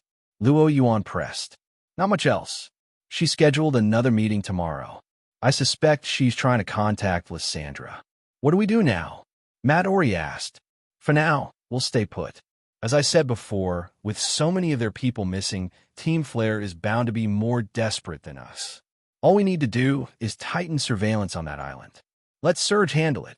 While Surge's strength was average, he excelled in large-scale operations and was closer to the target, making him a suitable choice. Understood. Midori nodded. Does Giovanni know about this? Not yet. I called you immediately after your match ended. Midori shook her head. Huh. You watched my match. Luo Yuan caught the inconsistency. As Team Rocket's chief secretary, Midori should have been setting an example. Watching the Indigo League broadcast during work hours was hardly appropriate. Luo Yuan smirked teasingly. Caught off guard, Midori froze for a few seconds before her face turned beet red. She glared at Luo Yuan. Smiling faintly, Luo Yuan decided to drop the topic after his playful jab. How's the establishment of the Internal Affairs Department coming along? It had been several days since he proposed the department, and with Motori's efficiency, there should be progress by now. The framework is in place. I've deployed the first investigation teams under the guise of restructuring the financial system on the Sevilla Islands. Any findings? Matori's expression turned grave. The investigation team reviewed records from the Sevii Islands branch and found numerous instances of unauthorized data access. Although these incidents appear isolated, your earlier insights led me to a connection. All these individuals have either worked under Surd or were directly or indirectly recruited by him. The fox's tail is showing, Luo Yuan said with a cold smile. It was undeniable that Surd was a galactic spy. With evidence in hand, Luo Yuan could finally uproot this thorn lodged in Team Rocket's heart. Don't alert him yet. Continue the investigation. Keep an eye on anyone connected to Surd and compile a list for me. Once the Indigo League and Team Flare matters are settled, I'll handle it all at once. Understood. Matori nodded. Luo Yuan was indisputably capable. With him taking action, removing Surd was only a matter of time. After discussing more internal rocket matters, Luo Yuan instructed Matori to subtly reveal during her next conversation with Malva that they were aware Team Flare had sent people to Kanto. Using this as bait, they'd draw Malva into a face-to-face meeting. With the instructions given, Luo Yuan ended the call with Matori and then reached out to Giovanni to report the situation. Good work. Proceed with your plan. I'll keep an eye on the league. If anything comes up, I'll inform you, Giovanni said calmly over the call. Luo Yuan keenly sensed a subtle shift in Giovanni's tone. Something happened, didn't it, boss? I've been chosen as the next elite 4 ground-type specialist. A trace of helplessness flickered across Giovanni's face on the screen. Clearly, this was not a role he relished. Initially, Giovanni had wanted to decline, but with Lance, Agatha, Lorelei, and Bruno all present at the time, Giovanni feared that rejecting the offer might arouse suspicion, potentially leading to a united effort to capture him. Although Koga and Sabrina were also there on his side, exposing half of Team Rocket's senior staff and risking Luo Yuan's involvement through Sabrina wasn't an option Giovanni was willing to consider. Reluctantly, he had to agree. Luo Yuan. If the Indigo League trainers, struggling for a chance to challenge the Elite Four, heard this, they'd probably burst into tears. To be begged to become an Elite Four member, what a dream come true for most. But Giovanni was Giovanni. He only revealed his genuine feelings to Luo Yuan, his most trusted subordinate, before swiftly regaining composure. If the Kanto League insists on making me an Elite Four member, I'll make the most of it. Boss, you mean? A mere Elite Four position isn't enough to satisfy my ambitions. A glint of a schemer's cunning shone in Giovanni's eyes. Seeing Giovanni in this state, Luo Yuan couldn't help but feel a bit sorry for the Kanto League. Giovanni had already expressed disinterest in joining the league, content with leading Team Rocket. But since the league insisted on inviting trouble, they had no one to blame but themselves. As Giovanni prepared his Pokemon for the Elite Four role and Lance set off for Johto to take up the champion title, Luo Yuan, having handled the Rocket affairs, returned to the Indigo League arena. There, he found an upset Misty with her arms crossed, looking as if she'd been stewing in frustration. The moment she saw Luo Yuan, her annoyance peaked. Ahem, something came up, so I got delayed for a bit, Luo Yuan said, trying to soothe Misty, who had been left waiting for half an hour. Is that so? Hearing Luo Yuan's explanation, Misty looked doubtful. Still, she couldn't believe Luo Yuan would deliberately stand her up. How are things going at the Cerulean Gym? Luo Yuan asked. My sisters, Misty sighed. They received an invitation for a world tour and decided to leave the gym to me for a while. Her tone was weary. Misty was increasingly convinced that accepting the role of Cerulean Gym leader had been a mistake. Now, her plans to travel with Luo Yuan would have to be postponed yet again. She really shouldn't have expected anything from her sisters in the first place. If you're not enjoying it, take a break. I'll take care of you, Luo Yuan said casually. A break. Misty gave him a look that screamed, yeah right? Ever since she, Sabrina, and Luo Yuan had laid all their cards on the table, her time with Luo Yuan had been anything but relaxing. On second thought, staying as a gym leader at Cerulean didn't seem so bad after all. The top 16 matches weren't particularly exciting. As the final round of 3v3 battles, most trainers relied on Pokemon they had used in earlier rounds. Luo Yuan only paid attention to Ash and Gary's matches. Currently, Ash was battling a trainer from the Unova region. The opponent had sent out a Ferrothorn, while Ash had chosen his Kingler after Pikachu was defeated. The commentators, the audience, and even Gary on the sidelines were baffled by Ash's choice. "Didn't Ash read the info we gave him?" Gary muttered, his eye twitching. Earlier, Luo Yuan had shared the opposing trainer's details with them. This trainer, Nock, had multiple Grass-type Pokemon on their team. Gary couldn't comprehend why Ash would send out Kingler under these circumstances. "Maybe a miracle will happen," Luo Yuan said. If it were any other trainer, using Kingler against Ferrothorn would almost certainly end in defeat. But Ash, as someone dubbed the Reverse-type Master, saying he had no chance might be too harsh. Who knows? Ash might actually pull off a miracle. Under Ash's command, Kingler fought with everything it had, unleashing a relentless barrage of attacks on Ferrothorn. But it wasn't working. Kingler's Water-type moves were ineffective against Ferrothorn, and most of its remaining attacks were close-range physical moves. Meanwhile, Nock, being an experienced trainer, had built Ferrothorn specifically for countering melee fighters. With its Iron Barb's ability and a rocky helmet equipped, Ferrothorn punished every physical attack Kingler landed. Its Grass/Steel typing further compounded the problem, leaving Fire as its only major weakness. Earlier, Pikachu had failed to make a dent and was drained by Leech Seed. The battle dragged on. For over 10 minutes, Kingler's attacks barely scratched Ferrothorn, while it accumulated more and more damage. To make matters worse, Ferrothorn had poisoned Kingler with Toxic, putting the crustacean on the verge of collapse. "Kingler!"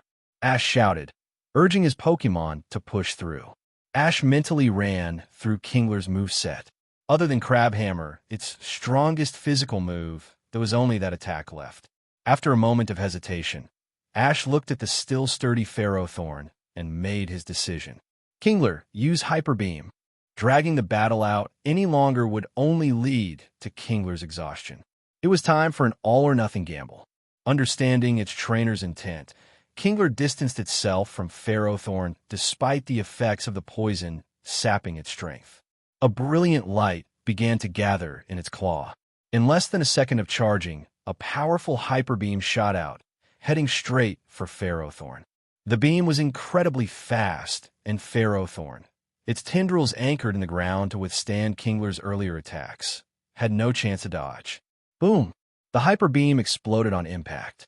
Kingler's Hyper Beam lands a direct hit on Ferrothorn. Although it's not very effective, Ash has used this move to defeat several opponents in the past. Will he manage to pull off another miracle this time? The commentator exclaimed, excitement rising in the crowd. As everyone stared intently at the battlefield, Luo Yuan shook his head. Ash lost. Misty, who was holding on to Luo Yuan's arm, looked thoughtful, while Gary frowned in confusion. Ash was at a disadvantage, but surely he hadn't lost yet, right? Before Gary could voice his doubts, the dust cleared. Ferrothorn stood firm, its body gleaming with a metallic sheen. A shimmering blue energy barrier surrounded it, perfectly blocking the Hyper Beam. Its Protect. Protect blocked the Hyper Beam. Ash is in serious trouble now. Before Ash could react, Ferrothorn seized the opportunity. Euro Ball. Nock's voice rang out as Ferrothorn's tendrils glowed with blue energy. The Pokemon began spinning rapidly, creating a ring of glowing blue energy around itself as it charged toward Kingler. The timing was perfect. Kingler was still recovering from the recoil of Hyper Beam, leaving it completely vulnerable. Euro Ball, which gains power the slower the user's opponent, hit Kingler like a truck. Despite Ferrothorn's slightly higher level, its base speed stat of 20 compared to Kingler's 75 created a massive gap, maximizing the move's damage. Bang! Ferrothorn's spinning attack collided with Kingler, sending it flying like a ragdoll. Its spiked body left deep gashes on Kingler's shell as the crustacean crashed into the ground. Kingler is unable to battle. Nock wins this round. In the end, Ash couldn't activate his fabled reverse-type comeback buff. Luo Yuan chalked it up to Ferrothorn being too restrictive, leaving Ash with almost no room to maneuver. Ash still has one Pokemon left. Can he turn this around? The commentator's words fired up the audience. Ash, now backed into a corner, wasn't about to give up.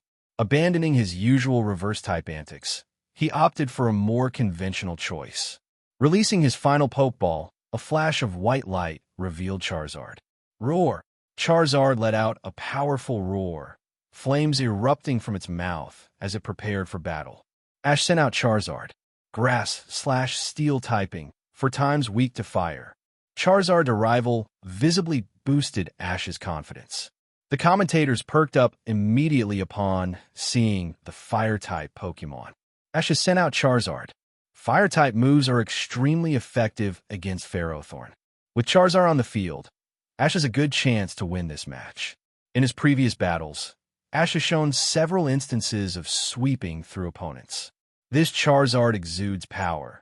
It's entirely possible that Ash could use it to defeat all three of Nox's Pokemon. Hearing this analysis, the audience, who had initially thought the outcome of the match was a foregone conclusion, found their interest reignited. After all, everyone loves a good underdog comeback. But before the commentator could finish their sentence, an unexpected development occurred. Charizard glanced back at Ash, then flopped onto its side on the battlefield, yawning lazily with no intention of fighting. The fierce entrance, just moments ago, completely a facade. Commentator, audience, Ash, everyone was speechless, especially the commentator, who had just praised Charizard moments ago. He had confidently predicted Ash's victory and even held out hope for his advancement, only for Charizard to pull this stunt. The reversal came faster than a hurricane.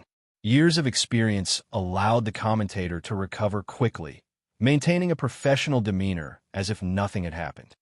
It seems Ash's Charizard is not following commands. This must be why Ash didn't use Charizard in his earlier battles. In matches like these, where both trainers are strong, having a disobedient Pokemon could put Ash in serious trouble. Hearing the commentator's earnest analysis, Luo Yuan had to stifle a laugh. On the opposite side, Nox had initially worried that Charizard might instantly take out his Ferrothorn. But seeing Charizard's behavior, Nox figured there was no need to switch Pokemon. Ferrothorn, using Grain. Taking advantage of the moment, Ferrothorn began restoring its health by rooting itself into the ground. Watching his opponent recover, Ash became increasingly desperate. Charizard, use Flamethrower. Charizard, Fire Blast. Charizard, Ember. Ash's commands grew more and more pleading, but Charizard remained unmoved. It even scratched its ear in disinterest. Nox, watching from across the battlefield, started feeling a bit sorry for Ash. But pity wouldn't stop him from aiming for the Indigo League Championship. He had to advance. Seeing that Ferrothorn had recovered a significant amount of health, Nox made his move. Ferrothorn used Toxic. Ferrothorn opened its maw and unleashed a cloud of purple, noxious gas toward Charizard. Just as Nox thought Charizard would be caught off guard, the seemingly half-asleep Pokemon suddenly opened its eyes. A flash of disdain flickered across Charizard's gaze. With a powerful flap of its wings, Charizard blew the toxic mist right back at Ferrothorn. Fortunately for Nox, Ferrothorn's steel typing rendered it immune to poisoning. The mist had no effect. What just happened? Nox was dumbfounded. Wasn't Charizard just lying there, refusing to fight? What was this sudden change? Nox felt betrayed. Before he could recover, Charizard leapt into the air, wings flapping as it unleashed a barrage of slicing winds at Ferrothorn. Air Slash. Clearly, Charizard hadn't reviewed Ferrothorn's stats. Assuming it was purely a grass type, Charizard opted for a flying type move. But Air Slash was nearly useless against the grass/steel Pokemon, whose high defenses absorbed the attack effortlessly. Swish, swish, swish. The bladed winds struck Ferrothorn, leaving only a few minor scratches. Nox finally snapped out of his daze and barked an order. Ferrothorn, use Flash Cannon. He quickly reached for his Pokeball, intending to recall Ferrothorn after it launched the attack. Keeping it in the battle against Charizard was unwise. But before Nock could act, Charizard performed a flawless barrel roll mid-air, dodging the silvery beam with ease. Then, like a bomber plane, Charizard dove straight down, unleashing a fiery inferno as it descended. The roaring flames spread out in the shape of the kanji 4 big fire blast. The attack hit Ferrothorn, which was rooted in place with devastating precision. Boom! The moment Fire Blast made contact, an explosion of flames engulfed Ferrothorn, sending waves of heat across the battlefield. When the fire subsided, Ferrothorn lay on the ground, charred and unconscious. Ferrothorn is unable to battle. Charizard wins. The referee raised his flag. Roar! Charizard stood tall, roaring triumphantly as it shot flames into the air. Ash beamed with excitement as Charizard basked in the spotlight, exuding dominance. Meanwhile, the commentators I twitched. Another slap in the face. Even with years of experience and a thick skin, the commentator couldn't help but feel his face burning. When he said Charizard could win, Charizard refused to cooperate. But the moment he doubted it, Charizard roared to life, proving everyone wrong. The commentator was convinced this Charizard was out to get him. Nock shared a similar sentiment. But unlike the commentator, he suspected Charizard and Ash had been acting all along. The disobedience was just a ploy to lower his guard, setting up a decisive counterattack. If he hadn't let his guard down, even with Ferrothorn's quadruple fire weakness, it wouldn't have fallen so easily. Eyeing Ash, Nock's expression grew serious. There was no way someone capable of such a convincing act was as clueless as they seemed. If he wanted to advance, he would need to give it his all. Recalling Ferrothorn, Nock selected his second Pokemon. Go, Ampharos! A wool! With a cute cry, a yellow Pokemon with a white belly, red orbs on its head and tail, and a glowing tail tip emerged onto the field. Ampharos, before advanced technology, it was often used as a lighthouse to guide ships at sea. From Mareep to Flaffy, and finally to Ampharos, the evolutionary line's design highlights consistent features like their tails and head orbs. The primary difference is their skin color, posture, and the extent to which their wool is sheared. In essence, the Ampharos line depicts a sheep progressively losing its wool. Mareep is fully woolly, Flaffy partially sheared, and Ampharos completely bare. Ash is in trouble, Gary said, eyeing the Ampharos on the battlefield. While Ash's Charizard had managed to take down Ferrothorn in a fiery display, Charizard's strength had its limits. I disagree, Luo Yuan said, watching Charizard closely. Huh? You're saying Ash's Charizard can defeat Ampharos? Gary sounded doubtful. The earlier defeat of Kingler had already demonstrated the futility of reverse-type strategies. Gary didn't think Charizard would be an exception. Luo Yuan merely smiled, saying nothing. It wasn't about type advantage. Through his psychic senses, Luo Yuan could feel the intense aura radiating from Charizard. Charizard was burning with energy, both literally and figuratively. As they spoke, the battle began. Charizard let out a low growl and charged at Ampharos. Roar! It unleashed a stream of flamethrower. Ampharos used Thunderbolt. Whoa! Electricity crackled from Ampharos' body as Thunderbolt clashed with Flamethrower in midair, creating a fiery explosion.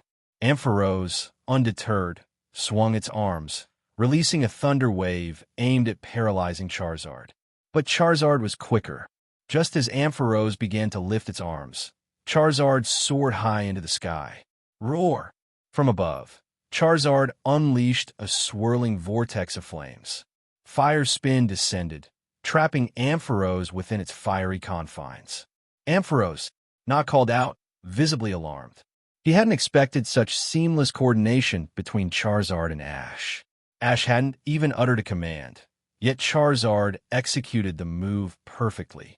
Despite the searing flames, Ampharos remained composed, a testament to its battle-hardened experience. Find the weakest point in the Fire Spin and use Dragon Pulse. Nock ordered.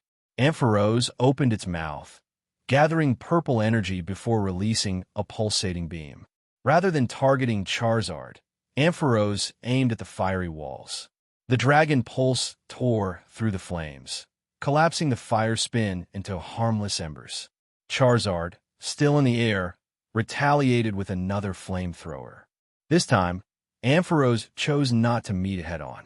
Having raised its altitude to avoid electric attacks, Charizard's distance gave Ampharos enough room to dodge.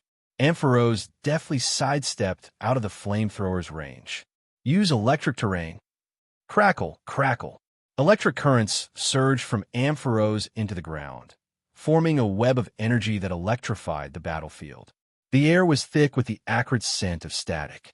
Ampharos has set up electric terrain. Nox Ampharos is gaining a significant advantage, the commentator announced, his voice tinged with awe. Electric terrain was a rare move, only learnable through breeding. Its ability to amplify electric-type moves made Ampharos even more formidable.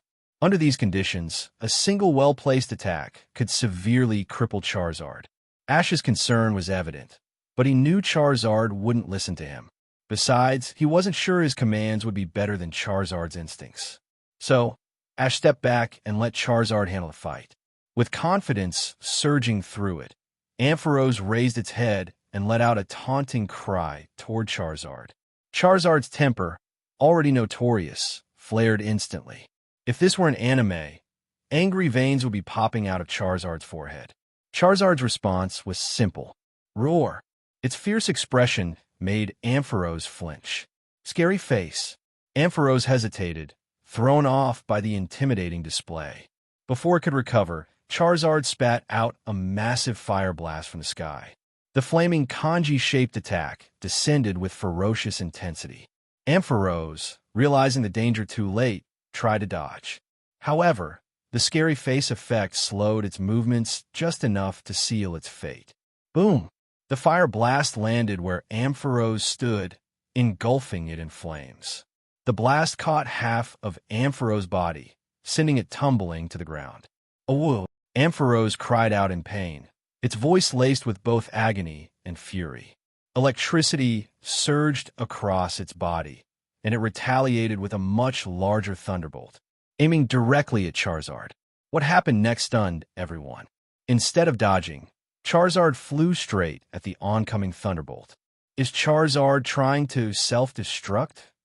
The commentator exclaimed, momentarily forgetting his earlier grievances with Charizard. The crowd gasped. In a flash, Charizard approached the thunderbolt. At the last second, it performed a tactical barrel roll, skimming past the electric attack. Whoosh! Charizard's wings created a powerful gust as it dove toward Ampharos, fire igniting at the tip of its tail. Unbelievable! Charizard dodged the thunderbolt mid-charge and is now diving straight for Ampharos. Nock, panicked, had Ampharos release more electricity to halt Charizard's descent. But Charizard was undeterred. Even as arcs of electricity struck its body, it pressed on, the flames on its tail burning brighter.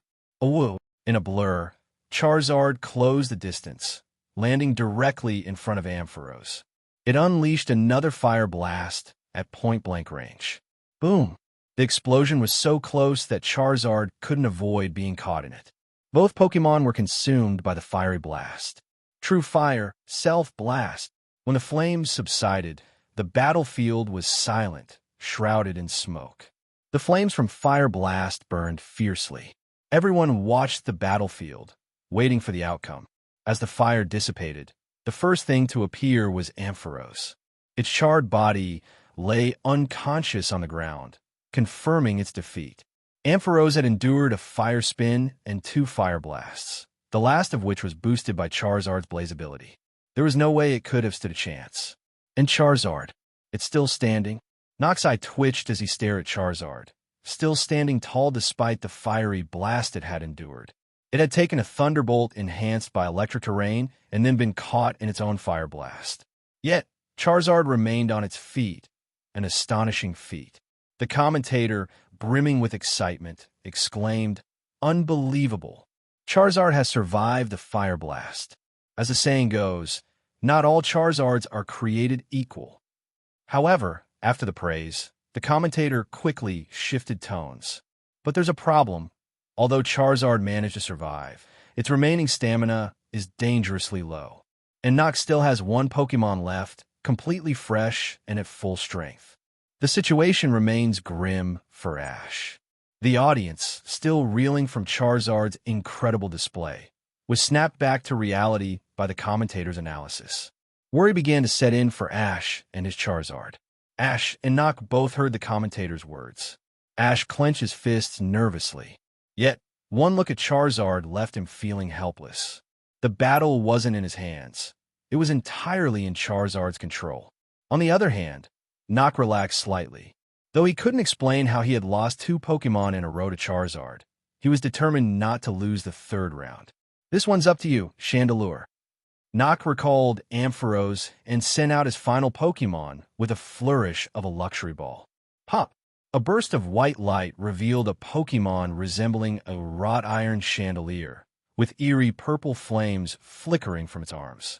Chandelure hovered midair, its ghostly flames swaying hypnotically, evoking an otherworldly sense of unease in both Pokemon and humans alike.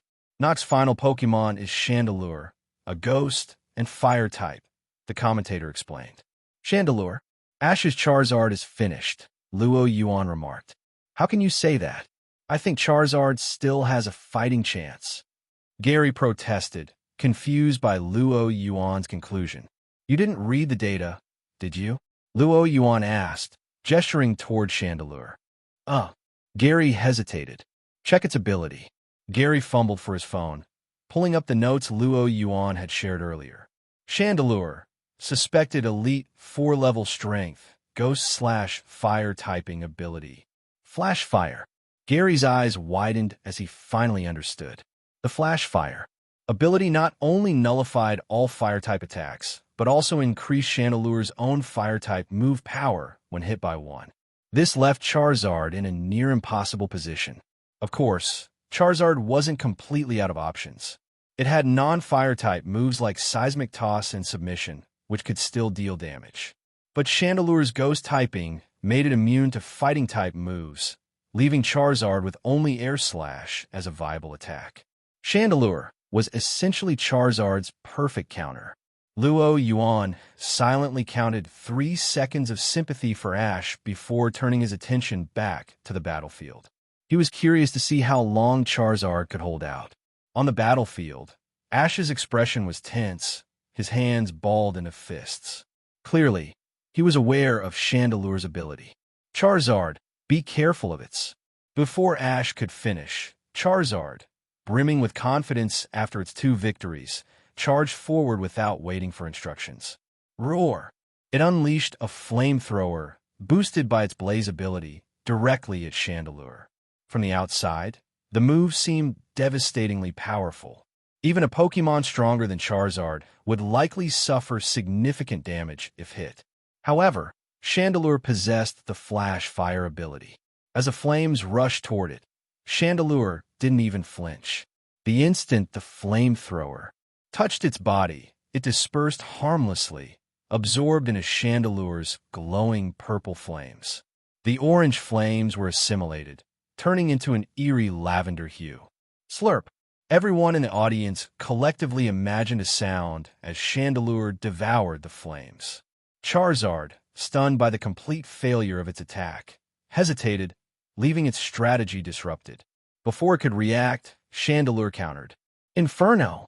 The purple flames on Chandelure's arms flared brilliantly, bathing the battlefield in an eerie light. It lowered its head slightly, unleashing a torrent of spectral blue and purple fire that surged toward Charizard. Realizing the danger, Charizard tried to take to the skies. But Chandelure's mastery over flames was extraordinary. With a slight tilt of its head, it aimed the flames directly at Charizard's flight path, a perfect prediction.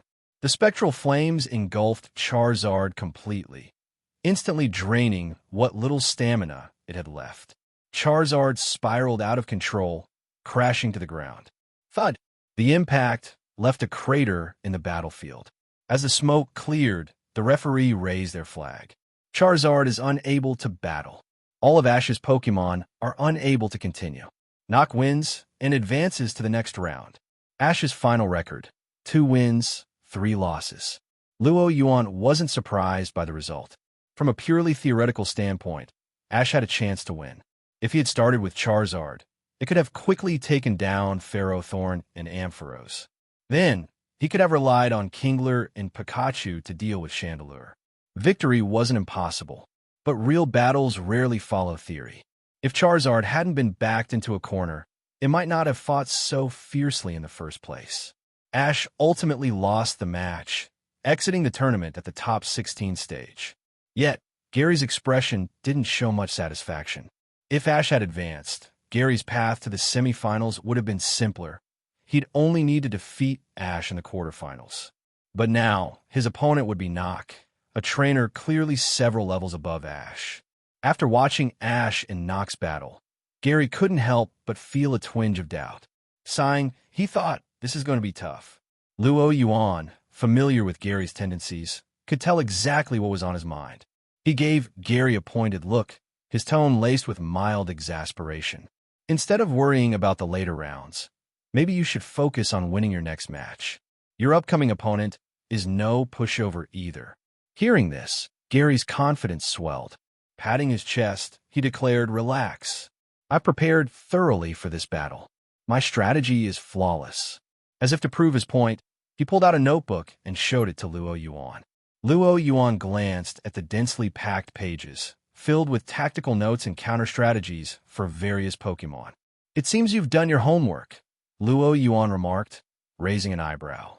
Gary's preparations were clearly more meticulous than Ash's. "Then I'll be watching closely," Luo Yuan said. Gary flashed an OK sign before confidently heading toward the battlefield. Half an hour later, Gary stood on the field, looking utterly disoriented. His face was a picture of existential crisis, as if silently asking, "Who am I? Where am I? What am I doing?"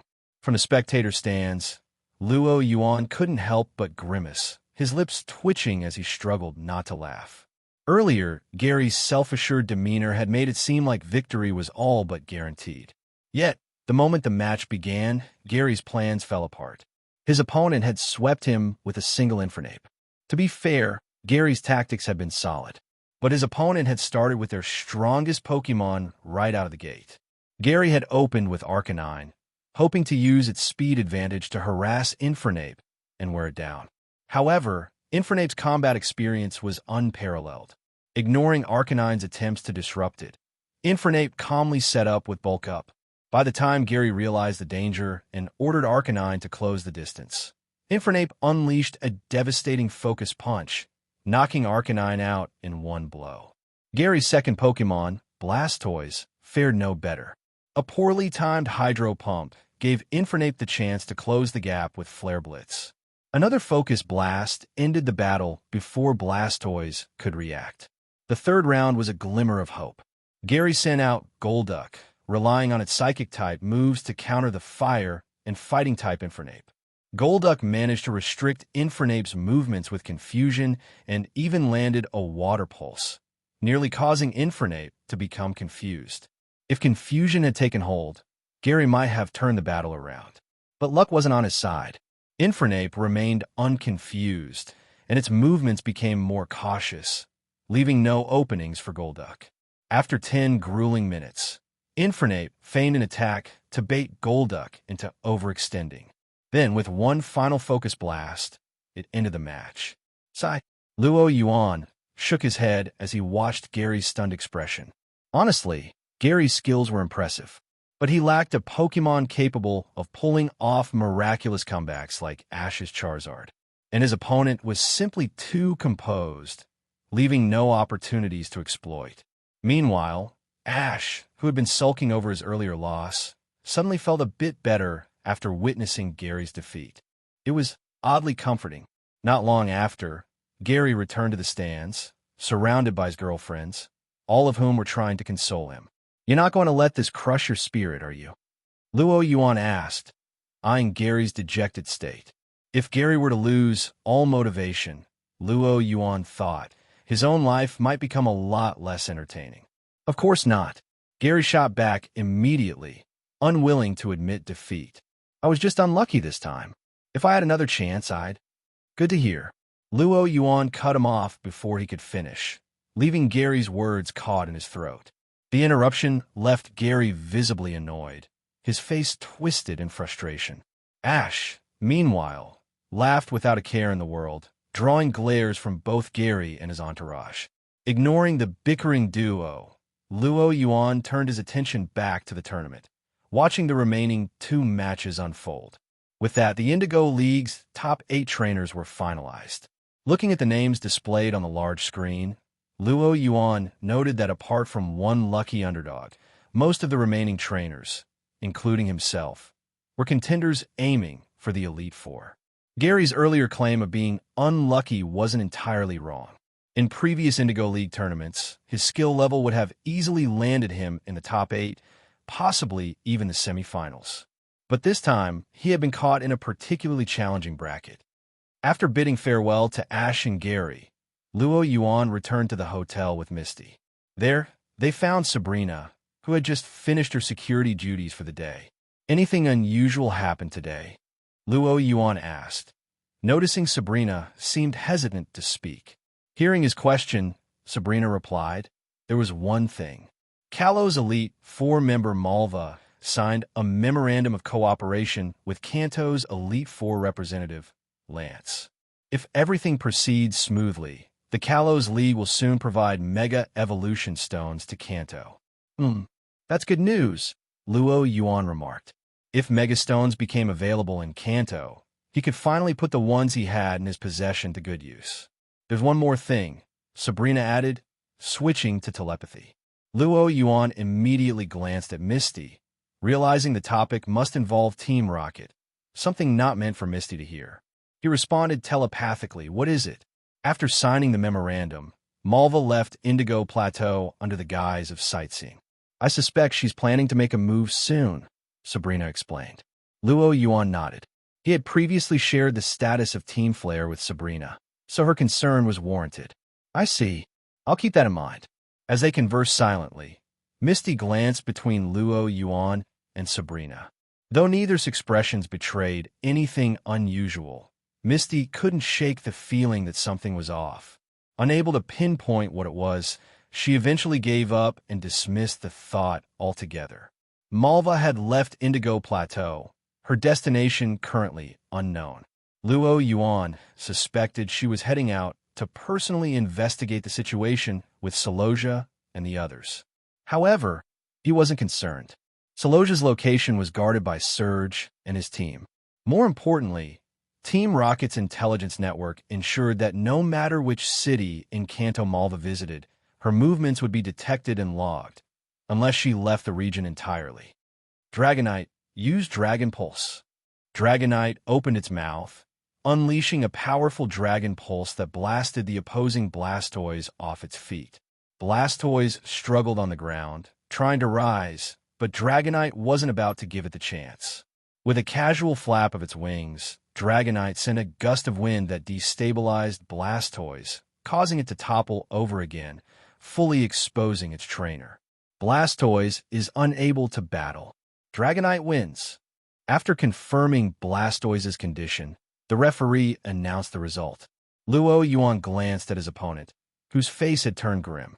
It wasn't that the trainer had a weak mental fortitude. After all, even the least skilled of the top 8 trainers would have a solid mindset. But this trainer, the weakest among the quarterfinalists and a lucky entrant, had already lost 5 Pokemon to Luo Yuan's Dragonite alone.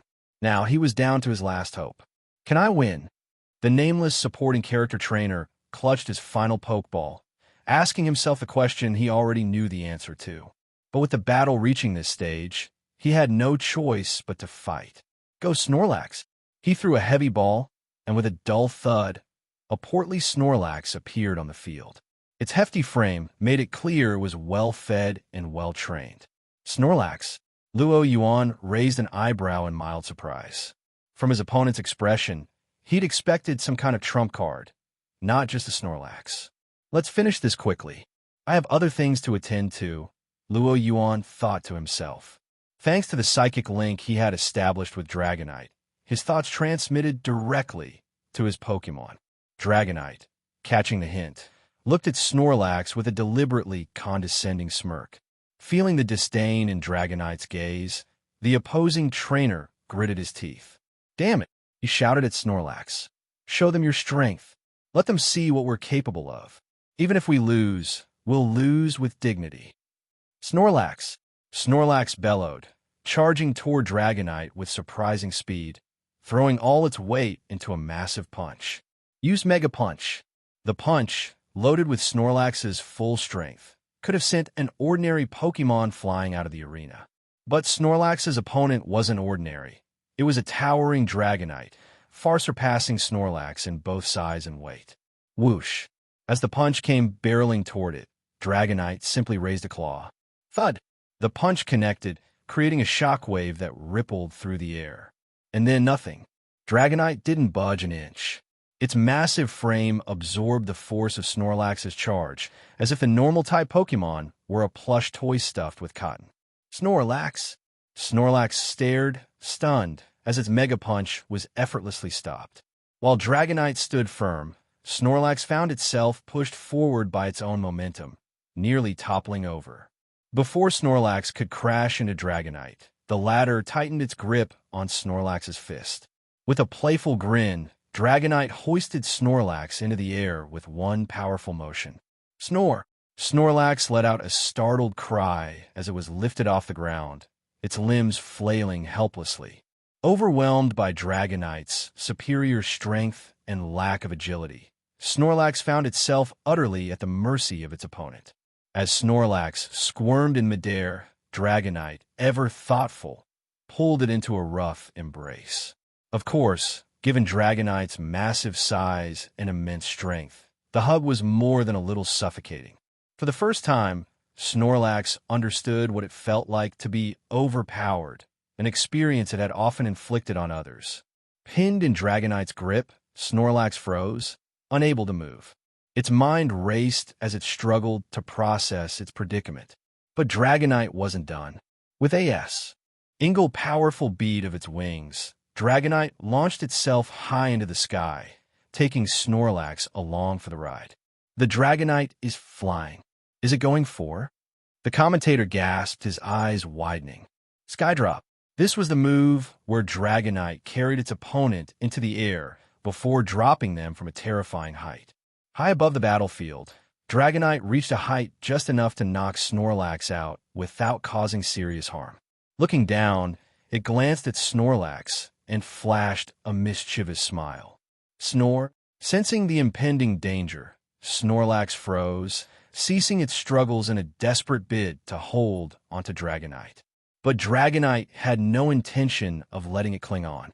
With a sharp flick of its wings, Dragonite released its grip, putting distance between itself and Snorlax. Snorlax! Snorlax screamed as it plummeted to the ground. Its massive body became a blur, accelerating faster and faster until it was little more than a dark streak. Boom! The ground trembled as Snorlax slammed into the battlefield, leaving a massive crater. Inside, the unconscious Snorlax lay motionless, save for the faint murmurs of Snorlax escaping its mouth, proving it was still alive. Whoosh! Dragonite descended gracefully, brushing its claws together as if to dust off a minor inconvenience. It turned its gaze toward the referee. Feeling the weight of Dragonite's stare, the referee flinched and quickly raised his flag. Snorlax is unable to battle. Dragonite wins. Trainer Luo Yuan advances to the semi-finals. Hello, everyone! As we wrap up this video, I want to share a quick note. I have a Patreon account. If you'd like to support me and enjoy on-demand audiobooks, you can become a Patreon member. Alternatively, you can check out my Google Drive link, which has 500-plus novel audiobooks available through my Ko-fi or Patreon shop. I appreciate your support.